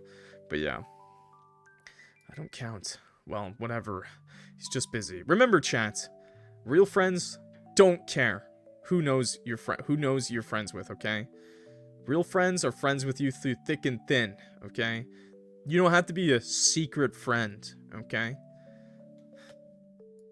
You don't have to be that friend that, you know, that your friends, like, your friend avoids being friends with you when you're around other people, you know? Ride or die.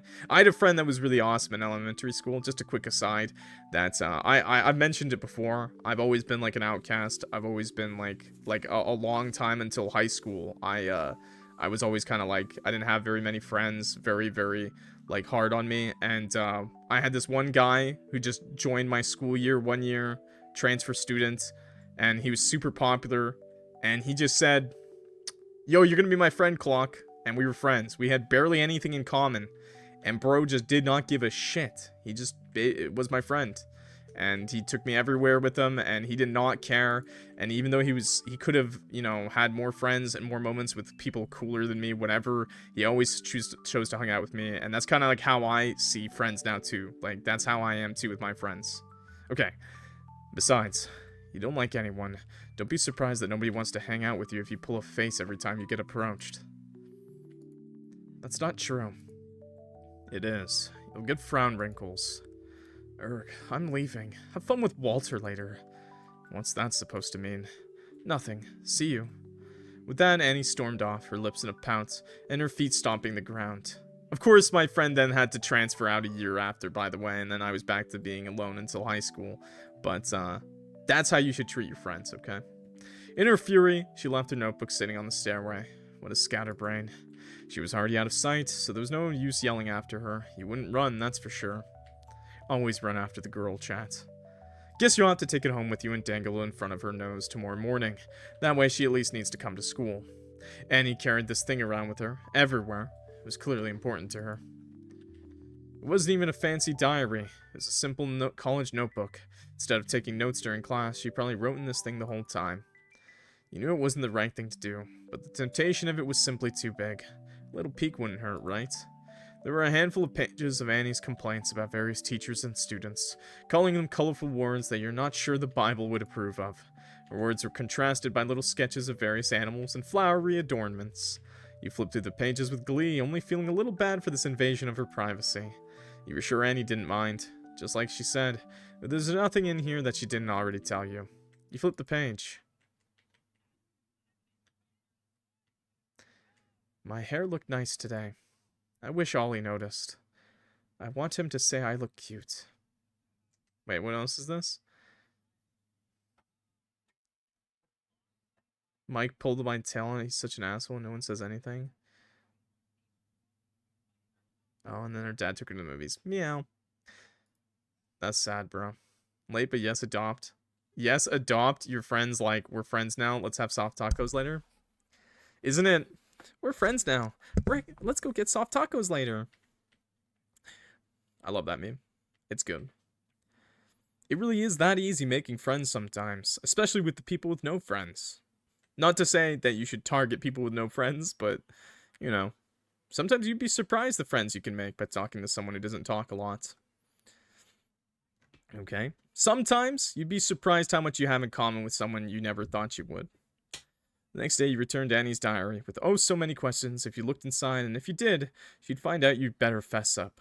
Of course, you didn't look in, being the loving boyfriend you are. Despite one of Annie's many rules that stated that her place was off limits for visitations, there was one instance where you decided to break that rule. You're at her doorstep rather often, bringing over things she forgot at your place, acting instead for your sister. Her dad would always be there to accept her belongings before you could set foot in. Sometimes you could catch a glimpse of her home past the small lit slit by the door, which wasn't obscured by his large figure. Ooh. During last winter, near the Christmas holidays, Annie stayed home sick from school. She, probably only under the reprimands of her father, had asked you to bring this week's homework to her place. As your fist hovered over the wooden door, you noticed that the red Delta was nowhere to be found. The driveway stood empty. Her mother was out this week, so it could only mean her dad was out as well. Like a teenager excited to finally have some time alone with his girlfriend in a house devoid of parents, he turned the knob and set foot into her home. Albeit not the reasons one might think, there was little interest in getting close to Annie's snot-nosed face, and more to finally know what was behind the door she always shut so tightly. Even now, he still wasn't interested in her. As your deduction had predicted, he wasn't home. And it was relatively normal, if not a bit messy, household. It made you just the tiniest bit disappointed, yet also relieved that there was nothing nightmarish that Annie didn't want you to see. The first thing you noticed was how it smelt. Walter's house always smelled comforting, like the beams of sunlight hitting the soft bed through the large overlooking window. Like the warm, home-cooked meal you ate with his mom, his dad, his aunt, his grandparents, and him at the table. But also the tiniest bit clinical, like carpet cleaner and laundry disinfectant. Annie's home smelled stuffy. As if the windows weren't open very often, almost a bit like a locker room. It smelled like when you hid your head under the heavy covers to block out the outside world. Annie had not yelled out to her surprise visitor yet, so either she must be sleeping or listening to music. Made sure not to make any noise when you advanced, and shut the door behind you, so as to not be caught in your sudden intrusion. Oh god, what are we gonna see here? There was a brown leather couch on the right. In front of it, the TV that stood on a sideboard in the living room. It was adjacent to an open kitchen where a few dishes were piled up. You glare at the fridge with lots of photos and notes on it, and wonder how appropriate it is to look inside. The stuck-up blonde health class teacher always says a person's fridge is a window to one's lifestyle. While dramatic, it held some truth. I mean, yes. You decide to open the fridge to find it mostly barren, aside from the bare necessities like toast and some ham. Excuse me? Who puts toast in the fridge? Who pre-toasts their toast? What? Psychopath behavior right there. Who pre-toasts? I don't want to toast this later. Let me get some toast in the fridge now. What? Excuse me? Oh my god. Pre-toast toast for French toast. No! No! Fresh only. Ew! What? There were some cucumbers in the compartments and spare tomatoes, one of which had already had a suspicious-looking white spot on it. Based. Top was filled with various beverages and soda pop. In the middle of it lay a small plate of cupcakes, likely prepared by none other than Annie. Wasn't toasty enough. Near that was you're blanching your toast. Near that was a small pantry with lots of cans and other conservatives, boxed mac and cheese and Pop-Tarts, cereal boxes and all that junk. Based? A thin layer of dust settled on the small shelves that led further toward the bedrooms, stacked with various trinkets, mostly model figures of racing cars and empty cans and bottles alike. As you went along the small hallway, you finally, inevitably, found what you were looking for. The reason why Annie didn't want any visitors. Oh. Hi, Ollie. Don't worry about the door. It's broken. Dad will fix it soon. Your door is broken? Annie's room didn't have a door. It had been mounted off, the hinges hanging empty on the wall. She spoke without being asked. You'd hope that she was right. You'd only hope. That's fucking weird, man. That's fucked up. That's like a huge sign that she's being abused, by the way. Like, that's like one of the biggest signs right there. You should have known right then and there that something was wrong with that family. Yeah, no, it's broken. We're just gonna fix the hinges. Yeah, no, that don't happen. How does a door fall off the hinges, man? The drive to the cliff goes by without anyone muttering so much as a word. There was nothing left to say. Once you notice a familiar pathway, you pull over and both of you step out of the car. You scour the area, taking in the view and the sound of the ocean down below. You've forgotten how calm it is here. Only a few miles away from the thicket where Annie's father let out his last screams. You have an intimate knowledge of this place. It quickly became yours and Walter's favorite spot during the last summer. The trees that ring this cliff wear their late summer leaves in stride, brownish greens, hiding those starting to yellow and wilt. You look over to Annie, joining you in your moment of solace. Could have been an old door. I mean, you could put up a curtain, you know? There's a lot of side remedies that you could do while waiting for said door to get fixed. Might have to replace the door frame. True, but once again, you could still offer them privacy with a shower curtain. I still see no reason why there should be nothing there.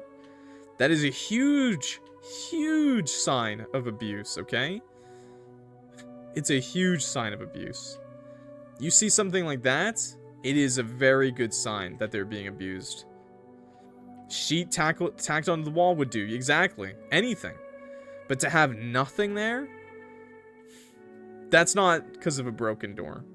That's because the parent wants in at any time. And not for a good reason. They're reminiscent of the poorly disguised bruises that wring her neck. It's so nice here. Why'd you never take me here?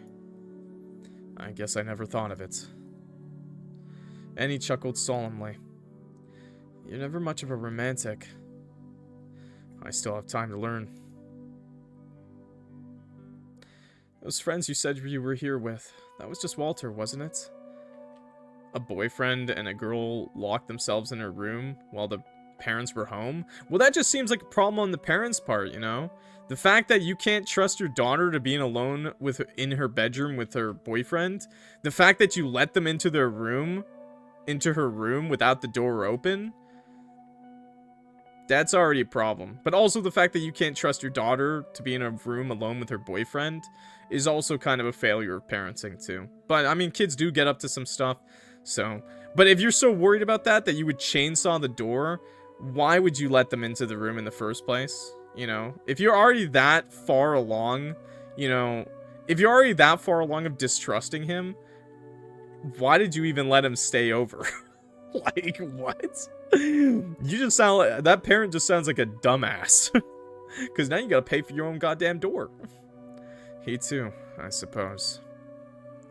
Annie bit her lip. It seemed there was something that she wanted to say, but didn't quite dare to. You assumed it was something along the lines of, everyone but me, huh? And matter of fact, you didn't need to hear it out loud. Annie shuffled with her feet, her eyes nervously darting back and forth between the car and the woods you emerged from. Slowly but surely, you were growing impatient with her. You could tell she still wasn't entirely convinced to go through with this. She was trying to leave herself an open back door. An escape plan. Maybe she just needed a little push. I lied. Back there, by the car. About my dad. He wants to send me away. What? Where to? I heard him talking about it. He wants to sign me up somewhere for troubled youth. Like a boarding school? No, more like a program. For people like me. Annie's eyes widened. Oh, you know what they'll do to me there? Annie fell mute. You were quite glad for it. None of this was true, after all. Maybe your father didn't even deem you worthy of fixing. It's not that you wished it were, far from it. Yet the question remains, why doesn't he? If in his faith, where he deems such a thing possible, why not for you? Perhaps you were a lost cause, doomed to forever burn in the depths of hell. That thought wasn't any less depressing. I can't go back, Annie. Do you understand? There's just a little white lie to make sure she doesn't change her mind again. Oh, I'm sorry. I understand. I don't think that's the right thing to do either. She had trouble finding her words, but given the situation, you were surprised Annie met it with as compassion as she did. I didn't mean for that to happen. And for what Walter did to you, Walter didn't do anything. We can talk about it. There's nothing to talk about. Whatever you say. That wasn't his fault. For all you know, they heard the same story Annie told loud and proud to the whole school. It wasn't a secret anymore. Can you help me now? To lift him out of there? Annie's answer to your non-question was written plainly on her face, but you've given her little space to object now. If that wasn't clear enough for you, and maybe you missed the last rounds, Oliver is, gay. He's gay. And, this incident was Annie outing him to his homophobic town school. Currently, his dad hates him, because he's a priest, you know, traditional priest. This whole school hates him, and they even beat him up over it. And even his best friend Walter stood by and watched as Oliver got beat up and almost killed by his schoolmates. Just a little bit of a backstory there. Yes, he is a gay man dating a girl, by the way. Annie's answer to your non-question was written plainly on her face, but you've given her little space to object now. As Annie was busy twiddling her thumbs, you slipped back onto the driver's seat, driving the car towards the cliff's edge, stopping just before it had plummeted down into the ocean. You walk back toward her, open the trunk without another word, and turn towards her head. There's no need to discuss what to do next. Annie and you both lifted him up from the trunk. It took considerable effort, even with the both of you. His limbs were heavy and his skin cold to the touch. As you tried to position him, his head kept lolling back and forth akin to that of a puppet. It was strange. He almost looked like he was sleeping. Wasn't it for the open wound on his head? Okay, so Oliver did kill him. Ah, I see. Oh wait, no, he's still alive? His chest was still rising up and down, the movements barely visible. He suddenly became extremely aware that he was, in fact, still alive and might wake up at any given moment. You didn't want to test your luck. You only hoped by the time they find him, the spare blotches of blood on the trunk would no longer be visible. Once you positioned him and made sure to take the crowbar out of the front seat, you aligned behind the guard to give it a final push. One good shove, followed by a split second of silence. And with that, the deed was done. It was so easy, so quick, scaringly so. No more screaming, no more crying, no nothing. It wasn't premeditated and there was no spectacle. Straight married Mormon men, same-sex attracted, bullshit. Don't hate too much on gay guys who get into straight relationships, especially early on, you know? A lot of the time, they're told their whole life that what they are isn't even real, isn't possible, or is a sin. So they try their hardest to be normal, because they're being forced into it normally. So don't be too hard on gay people like that. Especially back in the day, it was really hard. And like Oliver, if you were to act on those feelings, you'd probably get beaten up by the town, / even killed, lynched. That is a real possibility, or was at least. Still is in certain parts of the world, right? So, don't hate too much. In this case, Oliver and Annie's situation, we've gone through a game with them. Oliver is problematic for a lot of reasons. It wasn't premeditated and there was no spectacle. Just you and Annie standing at the cliffside, waiting for something to happen. You look down at the car, slowly sinking and begin to shake. The gravity of the situation suddenly becomes as clear as the rippling tides down below. You killed a person. A despicable, disgusting person, but a person nonetheless. You never thought he'd do something like that. Maybe because you were too trusting, or maybe because he just didn't seem like the type. Whatever that meant. Eventually the illusion shatters, and all you're left with is the hauntingly mundane truth. A grim reminder of what people are capable of. He was never meant to find out. If he didn't, would all of this have still happened? If you never met her. You glance over to judge Annie's reaction. Her sorrow rained down on her like a summer storm. You were almost relieved by the immediacy and intensity of it. As long as you could cry, you were sure that she was normal, that she felt something along the lines of remorse or guilt. The thoughts in your head get all jumbled up while you try to figure out the right thing to say, if there'd even be anything appropriate in this situation, yet you only open and close your mouth a few times, silently, unable to find the words. A frail hand ends up resting on her back, drawing slow motions up and down in an attempt to be comforting. You can only watch as Annie's sobs turned hoarse and pathetic, as she slumped down by the cliffside. She raises her head and looked at you, with teary eyes, a question on her mind. How do you think he'll die? Well, he'll probably drown now. The water will get in his lungs before he wakes up, though. I think. So he'll stay unconscious. Well, a little bit of suffering wouldn't hurt him, don't you think? I don't know. He was an asshole. I hope he burns in hell. As the last word left your mouth, you started to regret what you had just said. Annie froze up, clearly uneasy with your choice of words. Do you want to sit down for now? You must be tired. I know I am. She made a small, reaffirming noise. Hey, guys. Okay, guys. I know Mormons have a really bad history, but let's stay away from that topic, okay? I know there's a lot of hate for them, and I know there's a lot of things that they've done in the past. Let's just stick away from that, okay? Just as a conversation topic. You don't need to be sorry. I totally understand. But just, it's off topic, okay? Annie walked forward, getting dangerously close to the edge of the cliff that she almost feared she planned to join her dad for a plunge.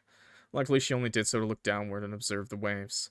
She sat down, her legs dangling off the cliff, head hung low. You follow after her, taking off your jacket to gently put it over her shoulders, which gets her to crane her head back and give you a shy smile. You seat yourself next to her with your eyes set on the ocean in front of you. The moon hung high upon its waters, its reflections shining brightly. Annie rests her heavy head against your shoulder, leaning into you. Oh, new CG. Do you think God will forgive me? I think so. No, say what you really think. Be honest. I don't think God gives a shit about any of us. He's probably just up there pointing and laughing at us from his ivory tower. And he stares off into the distance, fiddling with the laces of her dirty white sneakers. I think Oliver has a point in saying that. You always thought it was stupid how much she believed in all that. But you can't blame her for being raised that way. The entire town was. It's easier to grow sick of it all when you hear about God and his rules every day, instead of once a week. For her sake, you decide to play the part. Is there something you'd like to get off your chest, little lady? Huh? Confess your sins. It's between us and God. Oh, well, dear father, I've committed the sin of murder. I'm scared God will send me to hell. What a predicament, young lady. You take your time, pretending to weigh her wrongs and rights.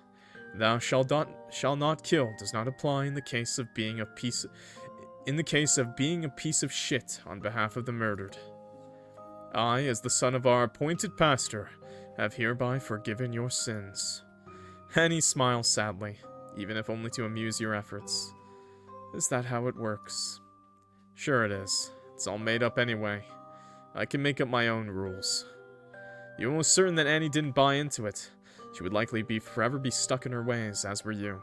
But at the very least, she stopped sulking, and that was enough for you. Thanks, Ollie. I don't think you're going to the same place as him anyway. Remember? At first, she looked a little confused about what exactly you were getting at. Slowly clicked in her mind as the seconds passed. She let out a soft chuckle. Right. I'm too pretty for hell. You weren't sure if she made it up herself or picked it up from somewhere, but it quickly became a joke between the two of you that every time Annie didn't want to do something, she was simply too pretty for it. Too pretty to bring out the trash, to do the dishes, to do homework. The more often she said it, the more ridiculous it became. Who did you kill? Her stepfather, who was a piece of scum. And she started saying it to just about anything. Although today she didn't sound very enthusiastic about it. You got it.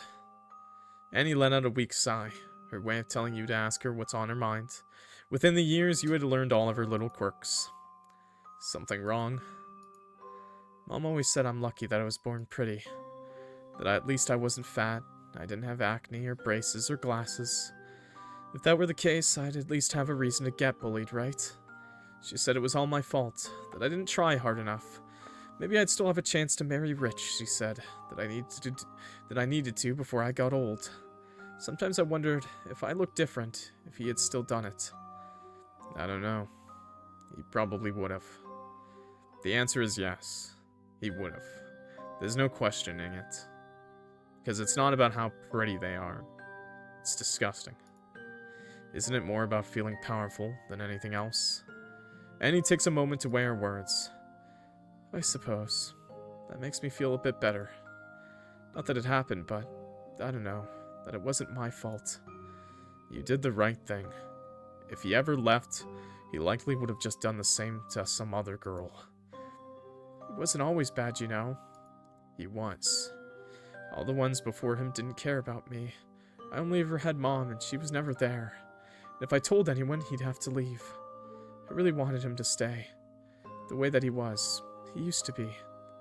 Everything that Annie was saying felt contradictory to you, but somehow it made sense, knowing you would probably never will, never even could in the first place, no matter how much you want to, understand how Annie feels about Daniel. Only that what conspired back at her home must have derailed to an extent that she herself never expected, that caused her to act in a way she never would have otherwise. You just kept sitting together, you not saying anything, just looking at Annie and not really seeing her either. You could barely hear her breathe over the sound of the ocean, softly in and out. Your eyes were heavy, too heavy, alongside your weary bones and tired muscles. You close your eyes, letting the waves lull you to sleep as exhaustion finally settles over you. Things could be so easy sometimes, if only you could always find the right words. If only she was a little easier to figure out, shorter on her words, maybe a little taller. Maybe a baller? Wish I had $1 million? Less of the complaining, less whining. She was always causing trouble, almost drawing it to herself as if she couldn't live without it. Walter never complained. Well, almost. He only ever complained about Annie. After class, your teacher held you back to talk to you about college applications in a rather concerned tone of voice. It was their job to pretend to care, as it was your job to pretend to listen. In a perfect world, you'd open the mail and an acceptance letter from a college you never applied to would just fall into your hands. Doesn't matter which one, any of them are fine, preferably one near Walter's fancy med school. But it was way more likely you'd just copy most of what Annie wrote and apply to the same one as her, so you'd at least be with someone familiar. Yet somehow you doubted Annie had any application plans in mind, just miraculously hoping it'd all work out eventually. You could hardly blame her. You could see Annie and Walter bicker from a mile away. Those two were never up to any good, if left alone too long. Although, maybe you should give them some time. See how it plays out. If anything goes wrong, you could always intervene. You walk out of the door that leads out of the building and hide behind a conveniently placed tree near a pair of park benches with various stains and leftover trash. From here out, you could make out most of their words. It felt just a little ridiculous, and if anyone were around to see it, you really wouldn't have any good explanation as to what you were doing. Peepin'. They might think you were a creep listening in on them, which was sort of exactly what you were doing. It was extremely childish and extremely nosy, but also, no. There was nothing else, actually. You just wanted to spy on them. Based. Hello, Annabelle. Walter? Waiting on Oliver? What's it to you? Why am I even asking? Not like you'd have anyone else to wait for. Very high coming from you. Walter clicked his tongue, his patience growing thin already. So where is he? The teacher wanted to talk to him about college. Right. You know, you should look out for him more. What? What are you trying to say? Nothing. Whatever. Was Oliver in love with that piece of crap? I don't think he could ever come to terms with it before, the incident happened, but I would argue yes. For the wrong reasons. Oliver's surrounded by toxic relationships, and he himself is no better. They both exchange a bitter look and lay the conversation to rest. It felt just a little bad to let them wait on you for so long, mostly for Annie. Walter could handle himself. And you think about standing up to spare them any further torture, but then Walter speaks up again. Do you know where you're going? To college. As if you care. Sorry for acting like I do. It wouldn't kill you to be a bit nicer. I didn't do anything to you. Your friends do more than enough. What's that supposed to mean? Yeah, Walter, you don't get a pass, bro. Your friends, the people you hang around, are the biggest bullies in town, and you don't say anything? You're one of the biggest bullies in town. Nothing. Don't want you to order them to follow me around again. Oh, please. You act like they're beating you. They would if they didn't get in trouble for it. As if you're worth the time. You're really not as important as you think. And you are? Actually, yeah. More than you. That's just thanks to your mommy's and daddy's money. You probably pay the guys to hang around you anyway. Is your allowance growing thin, or why aren't they with you? You're just making shit up. Everyone else may believe your bullshit, but I don't. It's true. I heard the others talking about it. Is spending your break running back and forth to the vending machine that much fun? It's kind of pathetic if you ask me. Damn, dude! Walter neared in, nearly pressing his forehead against Annie, who's flinched away just a bit. You know what they also say? Her look remained stern. Even if the smallest bit faltered, he whispered the words so Annie could hear them. Then there was silence. Stone-cold, dead silence. Annie's eyes widened, and she let out a barely audible noise. She took a shaky step back. Probably deserved. Walter stood still for a moment, holding his hand over his cheek. His face was turned away from her, hiding his expression. When you realize what had just happened, you jump to your feet, hoping to break them apart before it gets any worse. But Walter recovered from his shock faster than anticipated. Next thing you know, there are Walter's hands clawing at Annie's scrawny shoulders to hold her in place, as she tries her best to get away from him, thrashing and yelling as she does. He's saying something, his voice growing louder and louder the more she fights against him.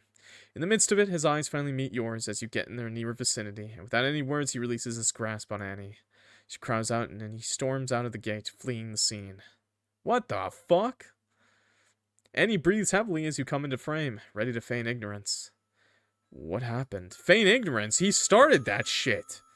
And you could tell she was at the verge of crying, but her performance left a lot to be desired. Like, sure, she also had a hand in it, but, like, you gathered enough from their conversation to know it wasn't a one-sided argument. Her crocodile tears wouldn't impress you this time. He just grabbed me, started yelling in my face. Okay, well, that's pretty bad, Annie. As toxic as normal. He wouldn't just do that. Well, he did. Did you provoke him? Well, even if, how does that make it okay? Exactly. It doesn't, but it explains it. Oh, reasonable. Annie hesitates a little too long for it to be just out of shock. I may have said something to him. It was a little mean, but it was the truth.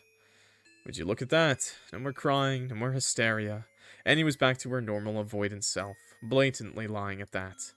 Just wanted to hear her admit it. It's no luck. But then he completely freaked out and started to get physical. You're impossible. Seriously? One day without you ripping each other's throats out. Is that too much to ask? He's mean to me all the time. How is that any different? I mean, it's true. I mean, if you don't, you're a piece of shit. If you watch your friends bully people, you're a piece of shit too. Like, I'm gonna be so honest. So yes, I think Annie's perfectly valid to hate his guts. Annie shouted out various borderline profanities after you as you set off, turning your back on her to follow after Walter. However, Annie's still not a good person either. She has problems, but whatever. The man in question, already way out of sight, paid you in your attempts to tell him to slow down absolutely no mind. You opted out to set out in a pathetic little sprint that left you more out of breath than it should have. You trot after Walter, who turned a sharp corner, pointedly ignoring you. Huffy and out of breath, you grab him by his shoulder to stop him in his tracks. What's wrong, man? Your little rabid dog of a girlfriend is a bitch, that's what. Dude, what the hell? Sorry, I'm just mad. Doesn't mean you can say that about her. Oh, I can't. She's the fucking rumor mill in person. What if she goes around and starts saying God knows what about me? Annie says something different every day, like they'd really care what she has to say. But that's my point. She can run her mouth whenever she wants, and it's fine because she's just a puppy-eyed hurt little girl with divorced parents. You can't really compare her situation with yours. Because you know so much about me and my family. Indian mom, American dad. One of the few things you knew was that Walter's mother was rather strict with him. That wasn't something he bared himself, but rather known from secondhand experience. For such a fancy house, the walls weren't very thick. You didn't need to understand what they were saying to recognize her tone of voice, the one only a scolding parent possesses. Despite what Walter was implying, this wasn't an invite to ask him about himself. Hi, Dally. We're playing a very toxic game. What did she say that made you so pissed? What's it to you? You always cover for her ass. Can you cut the bullshit and just spit it out? Walter gripped the strap of his bag and bit his tongue. Wasn't something new that he preferred to keep his feelings to himself. Nonetheless, he rarely was this avoidant about something. She said that my friends are only using me for my money. A lot of dots. What? Why aren't you saying anything? Well, she's not completely wrong. Oh my god, you're such a fucking dick! No, but think about it. I mean, how much time would they really spend with you if you weren't their errand boy? Or if your house wasn't basically a liquor store? Walter scoffed and rolled his eyes. His posture stiffened, immediately becoming defensive. Those are just things we do for each other. You wouldn't know anything about that. She wouldn't have said something like that in the first place if your friends stopped picking on her. It really sucks for her. I don't know who you think I am, but I don't have any say in what they do. You don't. You just have the choice to stop hanging out with them. Not my fault she's making herself such a victim. It's like she wants it. She's not doing anything like that. Walter let out a childish, exaggerated, drawn-out groan you were pretty sure could be heard all over the neighborhood. Ugh. It doesn't matter what I say. I'm going home. Do you want me to come with you? I don't know. Can you decide something without asking Annabelle first? The words escape you. You can't think of anything smart to say, so instead you say nothing at all. You never talked about it, and you didn't want to assume anything, but maybe he also really didn't have another choice than to play along with the others, being the odd one out. The kid with the weird lunchbox. It was a touchy subject. At that moment, he looked a little more like that pouty kid from primary school way back then. The guy he made himself out to be. Whoever that may be, behind it all. Walter knew a lot about you, more than you'd like him to, but when it came to himself, he was rather tight-lipped. Other than studying, he didn't show any great interest in anything. Maybe he liked video games. He must have, considering he had every console currently on the market, with nearly every game that was currently released. Sometimes only playing them once to then decide they're no fun and letting them rot in a box under his bed. You wondered if he only played them as long as you were around. He passed down the street that led the way to his home, going by identical-looking houses neatly aligned one after another, while Walter ahead of you silently blew off steam. Walter's house, although estate might be a more fitting term, stood pretty much in the middle of what you could call the heart of your town. There was the mall, built just a few years ago, and just as boring as it always was. One cinema that played the same old movies on repeat, a few burger joints sprawled over the place, and the infamous duck pond, where teenagers would meet to get wasted. It wasn't exactly a bustling hub of entertainment, but it was still worlds better than your home at the outskirts of town, caged in by the endless forest. Closest trace of civilization was the church, only a few minutes drive away, and also the last stop of the bus line at that, always leaving you to walk the rest of the way home. It took Walter 5 minutes of silence to stop at the crossway that would lead further down the way to his house, to turn around to face you again. He had enough of pretending you didn't exist. You weren't going to leave anytime soon. I'm hungry. Want to grab something to eat. While Walter's peace offering wasn't very much appreciated, food wasn't exactly the best way to lure you. Not really. I'll pay too. No, I'm not hungry. You're never hungry. I'm getting you a burger. I just said I don't want one. And I don't care. I want one. You're getting one. I know they all taste like crap. What else is new? Fine. Whatever. That's a good friend. No, that's a good friend moment. That is a good moment to, if your friend's not eating, force feed your friend. Your friend's not hydrating, start waterboarding your friend. Remember, chat. Hydration or dehydration. And I'm not letting the homies dehydration. The homie cannot dehydration. Walter popped the cap off the drink and took a few last sips before offering you the rest. It had lost all of its fizz and was lukewarm by now, but you still accepted. Half a tasteless burger and a third of a soft drink later, you sat in the dirty parking lot of the fast food place and watched the sparse cars drive by. Hydrate check? Sometimes listening into their drive-thru orders that feed a family of 5. Hydrate, everyone. How about we go for a drive sometime, after graduation? Obviously, assuming you'll make it. If you help me out a little. I don't know if you're worth the risk anymore. Walter tried to sound serious, but it felt pretty flat considering he rarely ever pulled through with the things he said. It was all bark, but no bite. This got confirmed when he just went on changing the topic like nothing happened. You should hydrate. Hydrate now! Or we will waterboard you. Cat? Mods? Hold them down. This got confirmed when he just went on changing the topic like nothing happened. Remember the cliffside, by the woods? Mm-hmm. Maybe we can do a road trip over the summer. Drive further out, go to a town that doesn't suck as much. You know, live out of the car and stuff. Walter crumpled up the wrapping of his burger and aimed at the trash can, hitting right into its bullseye. You stare at the half-finished burger in your hands and think about doing the same, but Walter paid for it. It'd be a waste. If you were honest, it was probably less about the money and more about something else. Yeah, I've decided for us. Summer sucks ass here. It's so boring. You're not going anywhere with your family. I'll just say I'm busy applying to med school. I'll stay behind.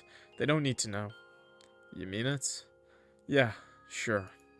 As long as it stays between us and we don't end up taking your dog along. What did you say to her back there? Oh, she didn't text you yet?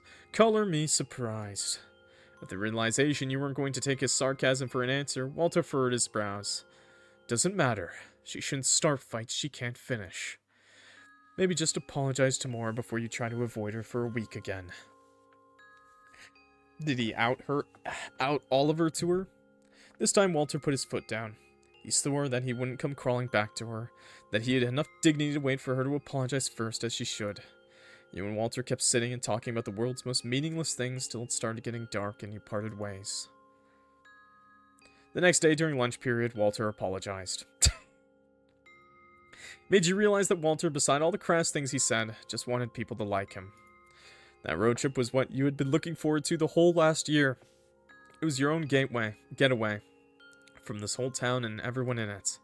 You thought maybe, just maybe, you'd come back home after and miraculously would have the guts to make everything right. While stuck in a dream that would never come to fruition, it was so easy to pretend Annie didn't exist. And while you knew you should have felt guilty for thinking that, you didn't. You gotta remember that these are teenagers, guys. They're not...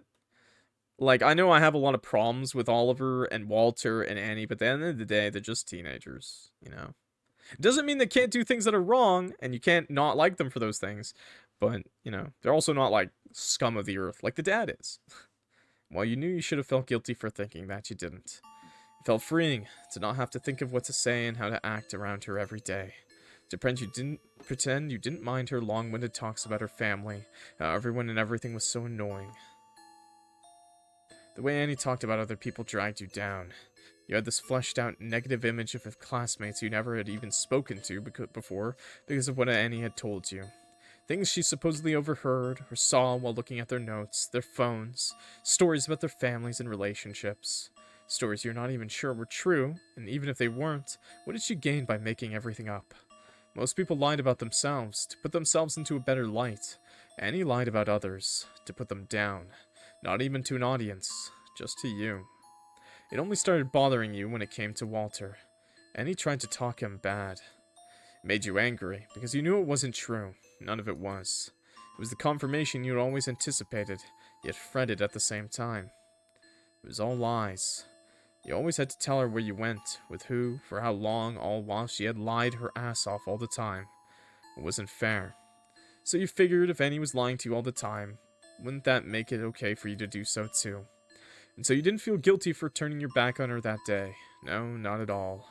Annie chose to say those things, to spread her lies. Everything she did was with certain intent. No, you don't understand. This will ruin my fucking life. Annie had a choice. Walter didn't. Hey, Ollie. Oliver. A pointy elbow nudges into your ribcage. Your eyes jolt open, and the first thing you notice is a dull ache coming from your neck, likely caused by the way you were resting. You lift your head and stretch your neck, rubbing it gently with your hand. The ache subsides, and as you stretch your head back, you find your jacket laying discarded on the floor, so you decide to pull it back over your freezing arms. This isn't really the time to be dozing off. You let out a half-hearted chuckle. Sorry. What are you dreaming about, huh? Not much. I was just tired. What were you doing while I was out? Oh, just thinking. Watching the ocean. Decide to lean slightly forward to see what was so interesting about the body of water, and sure enough, the red delta was nowhere to be seen, likely having found its rightful place at the bottom of the ocean. If her dad's corpse would ever escape its interior and float up to the surface, you didn't know. Since it rolled down and it didn't smash, It probably won't. Like, that body will probably be stuck inside the car, just filling with water.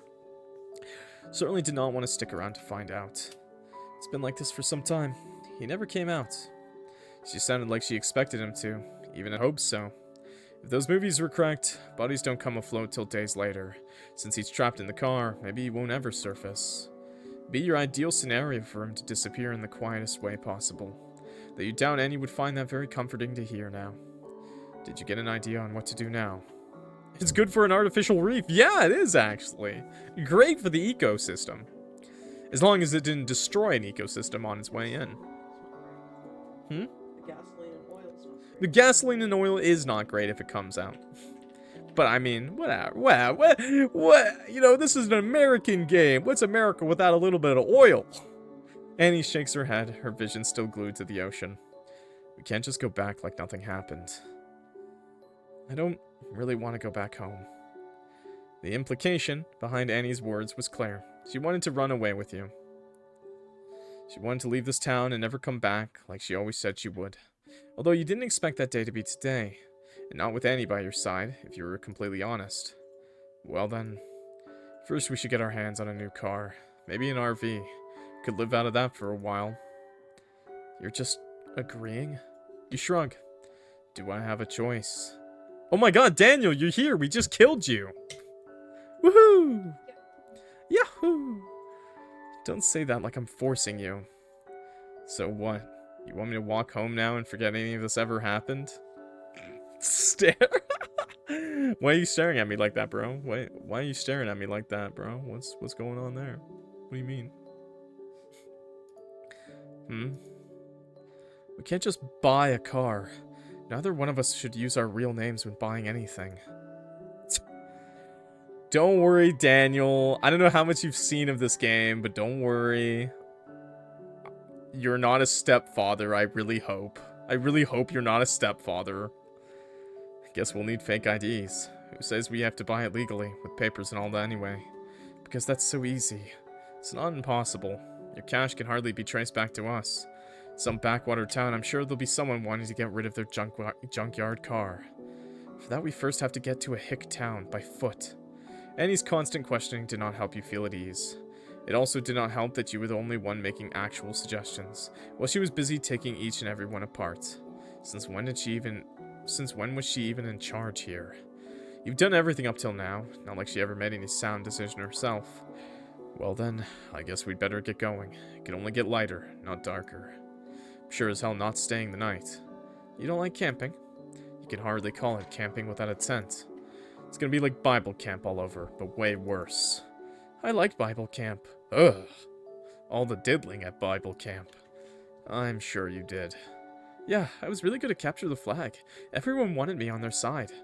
No way. You suck at PE. I don't suck. I just don't participate. It's not worth the effort. I don't buy it. Oh, you don't? Annie took a slow step backwards and then another. She started smiling, and upon instinct you started closing in, but by then she'd already turned around, starting off into a childish sprint. Hey, get back here. Dude. Sorry. Sorry for those who went to Bible camp and didn't get diddled. After about what felt like an hour of trekking through winding dirt paths and endless forest, a road was nowhere to be seen. Annie kept asking repeatedly to the likes of a kid in the backseat of a car when you'll finally be there, without knowing where there even is. You vaguely remember seeing a motel some miles out of town when you left for your parents' summer trip this year. You prayed for a miracle that you'd somehow run into that, rather than a hitchhiker who will only see two suspiciously disheveled teenagers with a crowbar in hand. Dig a hole for the crowbar, man! That or a crazy person running through the woods, on the prowl and mistaking your fleeting form as one of those future trophies. Brother needs to drop that crowbar already, man. Why are you walking around with it? You hear a gentle trickle of water before you slip through another line of trees and see a little stream winding through the woods. Didn't appear too deep. You could easily leap it or wade through within the space. The water wouldn't come up any higher than your knees. You walked past it, taking in the scenery for just a moment, but disregarding it quickly. Seeing the stream here meant you likely weren't as far away from the cliffside as you'd like to be by now, or even on the right path at all. You let out a frustrated sigh, looking around disoriented, unsure where to go next. Would following the stream lead you outside of town, or just further into the wilderness? The latter was more likely, but then, which direction should you steer instead? Up, down, left, or right? North or east or west or south? You had no idea where anything was anymore, where you stood or where you started off, where any of this even led. Perhaps crossing the river would be the most logical option after all, you decided. Hello. Someone needed to decide. We need to cross the river. You should take off your shoes. A high whining rang out from behind you. I don't wanna. Oh wait, whoops. I'm tired and we're not getting anywhere. Yeah, if you keep complaining the whole time, we won't. My legs hurt. I have scratches all over. This sucks. So what? You'll just sit down and stay here forever. Watch me. And that she did. And he sat down by the little stream and dunked her hands in it, playing with the water. You roll your eyes, let out a heavy breath through your nose. No need to get impatient. She was just as frustrated as you, surely. She just needed a break. A little break wouldn't make anything worse. It really wouldn't. It gives you time to hide that fucking crowbar. You poke Annie's head from behind. She wobbles forward as if spineless, and you let out a mocking snort as she nearly tumbles into the stream. It seemed to do the trick of making her loosen back up. What's your issue? You need someone to keep you steady. The question was met with an attempted angry glare. You end up sitting down beside Annie, wrapping your arms around her. I could use a drink. Should have grabbed one of those beer bottles from the back seat. Me too. No drinking for you, young lady. No drinking for you either. But it's 2 years less illegal. That's not how it works. You shrug. We just killed a person. I think underage drinking would pale in comparison. Annie scrunched her nose in response. I don't like it when you drink. Makes you stink. Keeps you away from kissing me, at least. Now, why would you want that? Just joking. Ollie? Can we get back together? Immaculate timing, as always. Did we ever break up? Well, you were very serious about pushing me out of your life. I had a right to be. I'm sorry, I just didn't want to be forgotten. I would never forget you. You could have just talked to me. Would you have stopped? I could have at least explained. Explained how you're cheating. Annie looks away, clearly moping, but not saying a word. She always manages to make you feel like shit. Was it really just for show for you? I do like you. But not enough. I like you enough to kill your dad with you. Doesn't that mean anything to you? Annie lolled her head to the side, looking off into the distance. What's he got that I don't? Besides, the obvious. It's not about that. So you like girls too? I kind of figured, I called it a couple times. But I don't think, I'm pretty sure he's asexual. He doesn't care about sex either way. I think he mentioned it with Walter too in one of the flashbacks prior in the other routes, that he just wanted to hang out with Oliver, or with Walter, and do fun things with him. He didn't like when it led to, you know, honka honka? I guess not honka honka for guys, unless... kind of still honka honka. I like you, at least. Thought that was pansexual? No, I think he doesn't like anyone. I think he's straight up asexual. I think he doesn't like anything sexual. Like, he doesn't care. Also, can I get a sip? Everything is so terrible, like, why? Yeah, it's pretty much this game. I do feel like this round is a little bit better because they've communicated, but not completely. Please take a sip. Just me. Don't push it. I just never liked him. He's snobby. And after everyone knew, he pretended like you forced yourself on him. He was always disloyal. Oh, so you did that to test his loyalty toward me? Very chivalrous of you. If you say you're sorry again, I will push you, for real this time. I wasn't gonna. Now, you can love someone romantically, you know, so, still, and be asexual, so maybe it's that. Good. Having wallowed enough, Annie freed herself from your grasp and jumped up, suddenly seeming energized. It's not really confirmed if he's actually gay or bisexual or anything like that, so yeah. Why they never had? I think they might have. I think she might have tried, and he pushed her away. I think it was kind of mentioned. Hey, before we go, what do you say we carve our initials into one of the trees? That'd be so romantic, wouldn't it? You let out a snort. Why are you laughing? Sorry, it's just... That's what you're thinking about right now? Seriously? Well, I don't want to grovel in misery all night long. Come on, it'll be cute. Annie scoured her view for the perfect tree to massacrate, and once found, began running gleefully towards it. Wait, she was actually serious? Annie, do you not realize how stupid of an idea that is? Annie continued her merry way, playing with the sharp object as she mocked you in a tone that didn't even match your voice. You grabbed her by your arm to hold her back, causing her to yelp. Ow, what's the matter? Will you listen to me? We're near a crime scene. They'll investigate the forest to find traces of your dad, and then imagine they'll stumble upon a tree etched with our initials into them. Then we might as well turn ourselves in. Annie pouted, but finally seemed to listen to a bit of reason. Lots of people's names start with the letters A and O. You get what I mean, right? Yeah, buzzkill. Also, why do you have a knife with you? Self-defense? Against who? Me? I don't know. I packed it to feel safer. Okay, well, there's no need for that anymore. I think it's best if I take it. Huh? Why is that? I'll just put it back. Give me the knife, Annie. You didn't mean to sound so demanding, but you were slowly but surely getting sick of Annie's trample all over you. No, I already said I won't do it. Why do you want it? I just don't want you running around with it. It's dangerous. Dum-dum, that's perfectly normal. What are you talking about? It's completely okay. He's walking around with a crowbar he just bashed a dude's head in with, and she can't hold a knife? The double standard, Oliver. With a sour expression, you know what, Oliver? You should be happy. If I had a murderer girlfriend, I would be cheering joy, okay? I'd be so happy. With a sour expression, she quickly slid the little knife back into her small brown bag, only to then lift both her hands up, as if held at gunpoint, wiggling her fingers. It's already gone, see? You didn't find anything about Annie's act remotely amusing. You know what? Do what you want. I'm sick of this. Huh? Wait, are you seriously mad? What did I do wrong? I was just joking. They're both meanies. Maybe there was no need to break it to her just yet. Annie was easier to handle when she was full of herself. Whenever she got insecure, you'd be sure to spend the next 10 minutes comforting her. Which of course you didn't mind doing, being the loving boyfriend you are. You simply did not deem that very time efficient, considering from now on you were actively running from the law. We can't sit around here all day. I'm leaving. Hey, come on, talk to me. I said I wouldn't do it.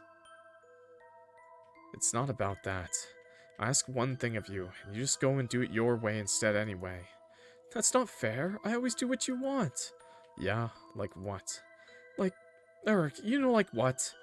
I always came over when you wanted me to. I cooked and helped you clean. I did every school project we were assigned to. Hell, I spent time with Walter because I knew it'd make you happy. You click your tongue. You didn't expect she could actually name something. Get fucked, Oliver. Yeah, but never without a fight. You only do that to appease me, not because you agree with me. I mean, that's relationships, brother. Get over yourself. So what's the problem with that? If I didn't do half of those things, no one would have. I'm not the one who's almost 20 and not done with high school. That's a low blow. I have dyslexia, Annie. You know this. You started this. You're saying that it's like it's my fault. Oh yeah, it's never your fault. It's not. I've been screwed over left and right my entire life. Ooh, in this one he takes, like, no accountability, I guess? And he scoffed and rolled her eyes. I mean, in the other one he doesn't take much accountability either, but... Here we go again. God, you know what? You think you've got it all figured out and are so independent, but without me here, you'd be dead by now. And he looked at you as if you just spat on her sneakers. It's supposed to be a little snarky remark, one that stings just a little, but you did not expect the topic to upset her as much as it apparently does. Huh? I mean that if I didn't pick up your call, you probably would have just scurried around your house and cried for hours till your dad woke up and would have done God knows what to you. And even if you did drive out there all on your own, which would have been a miracle in itself, then he could probably convince you to do otherwise, and then you'd really be the one underwater. You called me for help because you need me. You always do. Tears start welling up in Annie's eyes, and her lip trembles as she tries to fight against your accusations. But the faltering look in her face tells you all you need to know. Actually, bro, she would have killed him. The funniest thing is by playing the other route first, we got to see that this is just wrong. But maybe not. Yet she still fights. That's not true. I can handle myself. I mean, she got him in that car, in that trunk in the first place, brother. It never is with you. You turn around and make your way forward. Yet again, Annie stands still in place like a stubborn kid, unwilling to move and unwilling to admit her wrongs. You know that she won't follow you if you don't turn back around, but does Annie know you're bluffing? For all she knows, you could really be leaving. Her stubbornness could really leave her deserted one of these days. From a mile away, you could make out faint sniffles coming from none other than Annie. You might have gone a little too far. As much as the more annoyed part of you wants to leave her be and fend for yourself, then all that effort was for nothing, you realize. You groan inwardly as you turn on your heel. The first part was done. Now you just have to make amends. You approach Annie, who keeps her back turned to you. Didn't you want to leave? I can turn back around if that's what you want. You suck. Don't just walk away from me like I'm a little kid. This is serious, Annie. I don't know if you understand that. Do you want to go to jail? I know I don't. Of course not. I just wanted to lighten the mood. You're such a spoil sport. Looking at Annie with tears in her eyes and her mascara just a little smudged, you thought she looked a little cute. Nonetheless, it did its trick. You just wanted to teach her a little lesson, that's all. Things won't always go as she wants them to. She can't always have her way with you. Will you give me the knife now? Fine, whatever. Don't know why this is such a big deal to you. Annie grumpily shoved the entirety of her bag in your face for you to carry. It was a little too late for you to realize you could have just asked to carry her bag for her down the road, and she would have never so much as given it a second thought. You know for next time, you suppose. Thanks. Then let's get going. You move along, but Annie tugs you on your jacket, holding you behind for just a moment longer. Wait, we'll get through this, right? Together? Yeah, it'll be okay. Do you promise? Of course. I promise I won't leave you. You're my girlfriend, after all. Annie's features softened up, a smile creeping on her lips in an instant. With everything else, all her troubles and burdens of the world so quickly erased from her mind, she beamed up at you and pulled you in for a hug. Didn't matter if you meant it or not. If it kept Annie happy, you'd play along. If she didn't have you, she'd have nothing. Couldn't do that to her. Not after what happened to her. Not after you left Aster behind. What a good boyfriend you are. Give yourself a pat on the back. Seems like you're of some use after all. She was just as cheerful as she used to be, before it all. As cheeky and snarky as when you just met her. Such an adorable girl she is. You offer Annie your hand, which she accepts, and you both move into the thicket of the wood, the unknown swallowing you whole. Who's that from? You pull out your phone from your jacket and stare at the message on the bright screen. It's Aster. She's asking where I am. Will you respond? No. I'll toss my phone later. Oh, okay. You smile at Annie reassuringly, and she returns the gesture. Such a hopeful expression, as if you were her whole world, or universe. You are. How could you deny her, a soul so innocent? She showers you with love, lays at your feet, every man's dream, and yet you don't feel anything. You don't feel anything where this love should be. Perhaps God existed after all, and this was his punishment. A sudden spurt of service in an area as desolate and hopeless as this. A text message that never should have arrived. You can imagine him looking down at you in this very moment, laughing and pointing at you. In a way, isn't pretending to love someone an act of out of love itself? Deep down in that cold, mechanical heart of yours, you truly believe so, that you did love her. You were sure Annie would agree, if she had any say in the matter. I mean, like I said, you can love friends. There's multiple forms of love, you know? It's like a familial love. You don't love your mom like a, you know, like a girlfriend, hopefully. You know what I mean? But obviously he's a teenager, so you were sure. And I'm pretty sure at the very least he is gay. You were sure Annie would agree if she had any say in the matter. She's kept so nice and quiet all this time. What was going on in that little head of hers, you wonder? Tired and sore with a weight like lead in your veins, you repress a sharp exhale, close the front door behind you without so much as a thud. Shift your fingers more securely around the backpacks you carried and slowly creep forward, uncertain of what would await.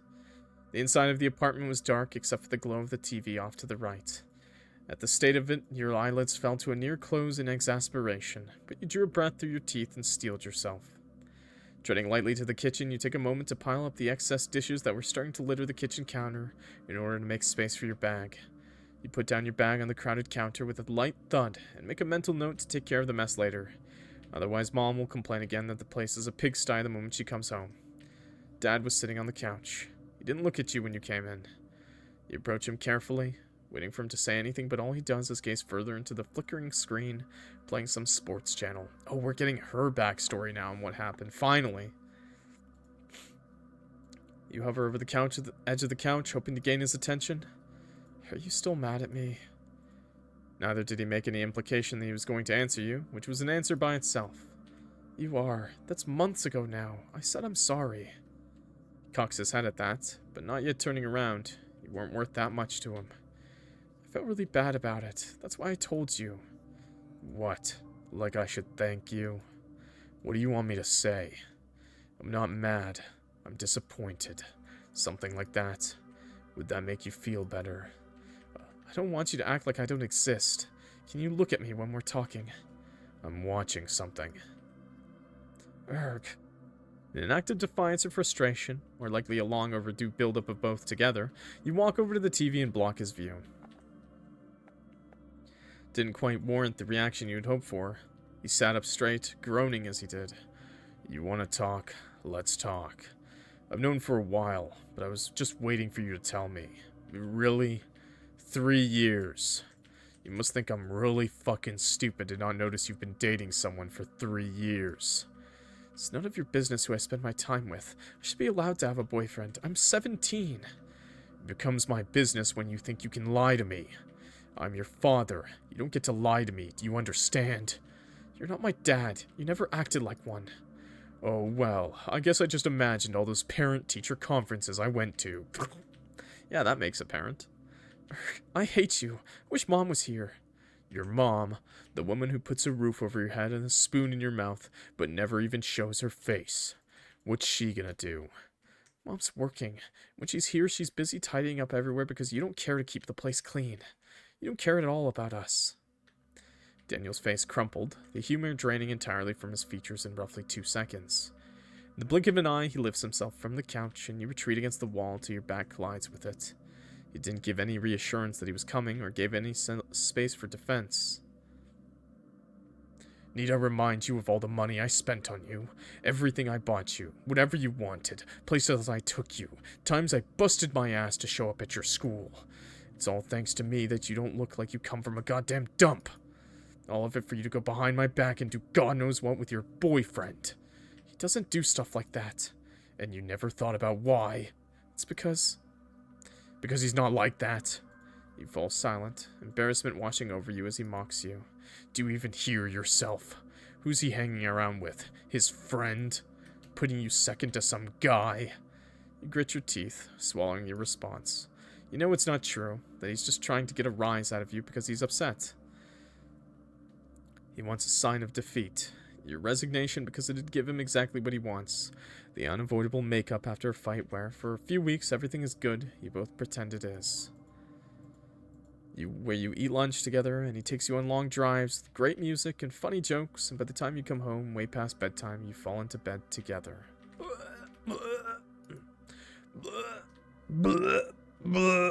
His bed. That's warm, comforting, and not like the cold space you're supposed to call your own. He'd hold you the way he did when you were younger, more fragile and easier to mold. It was special, like he said.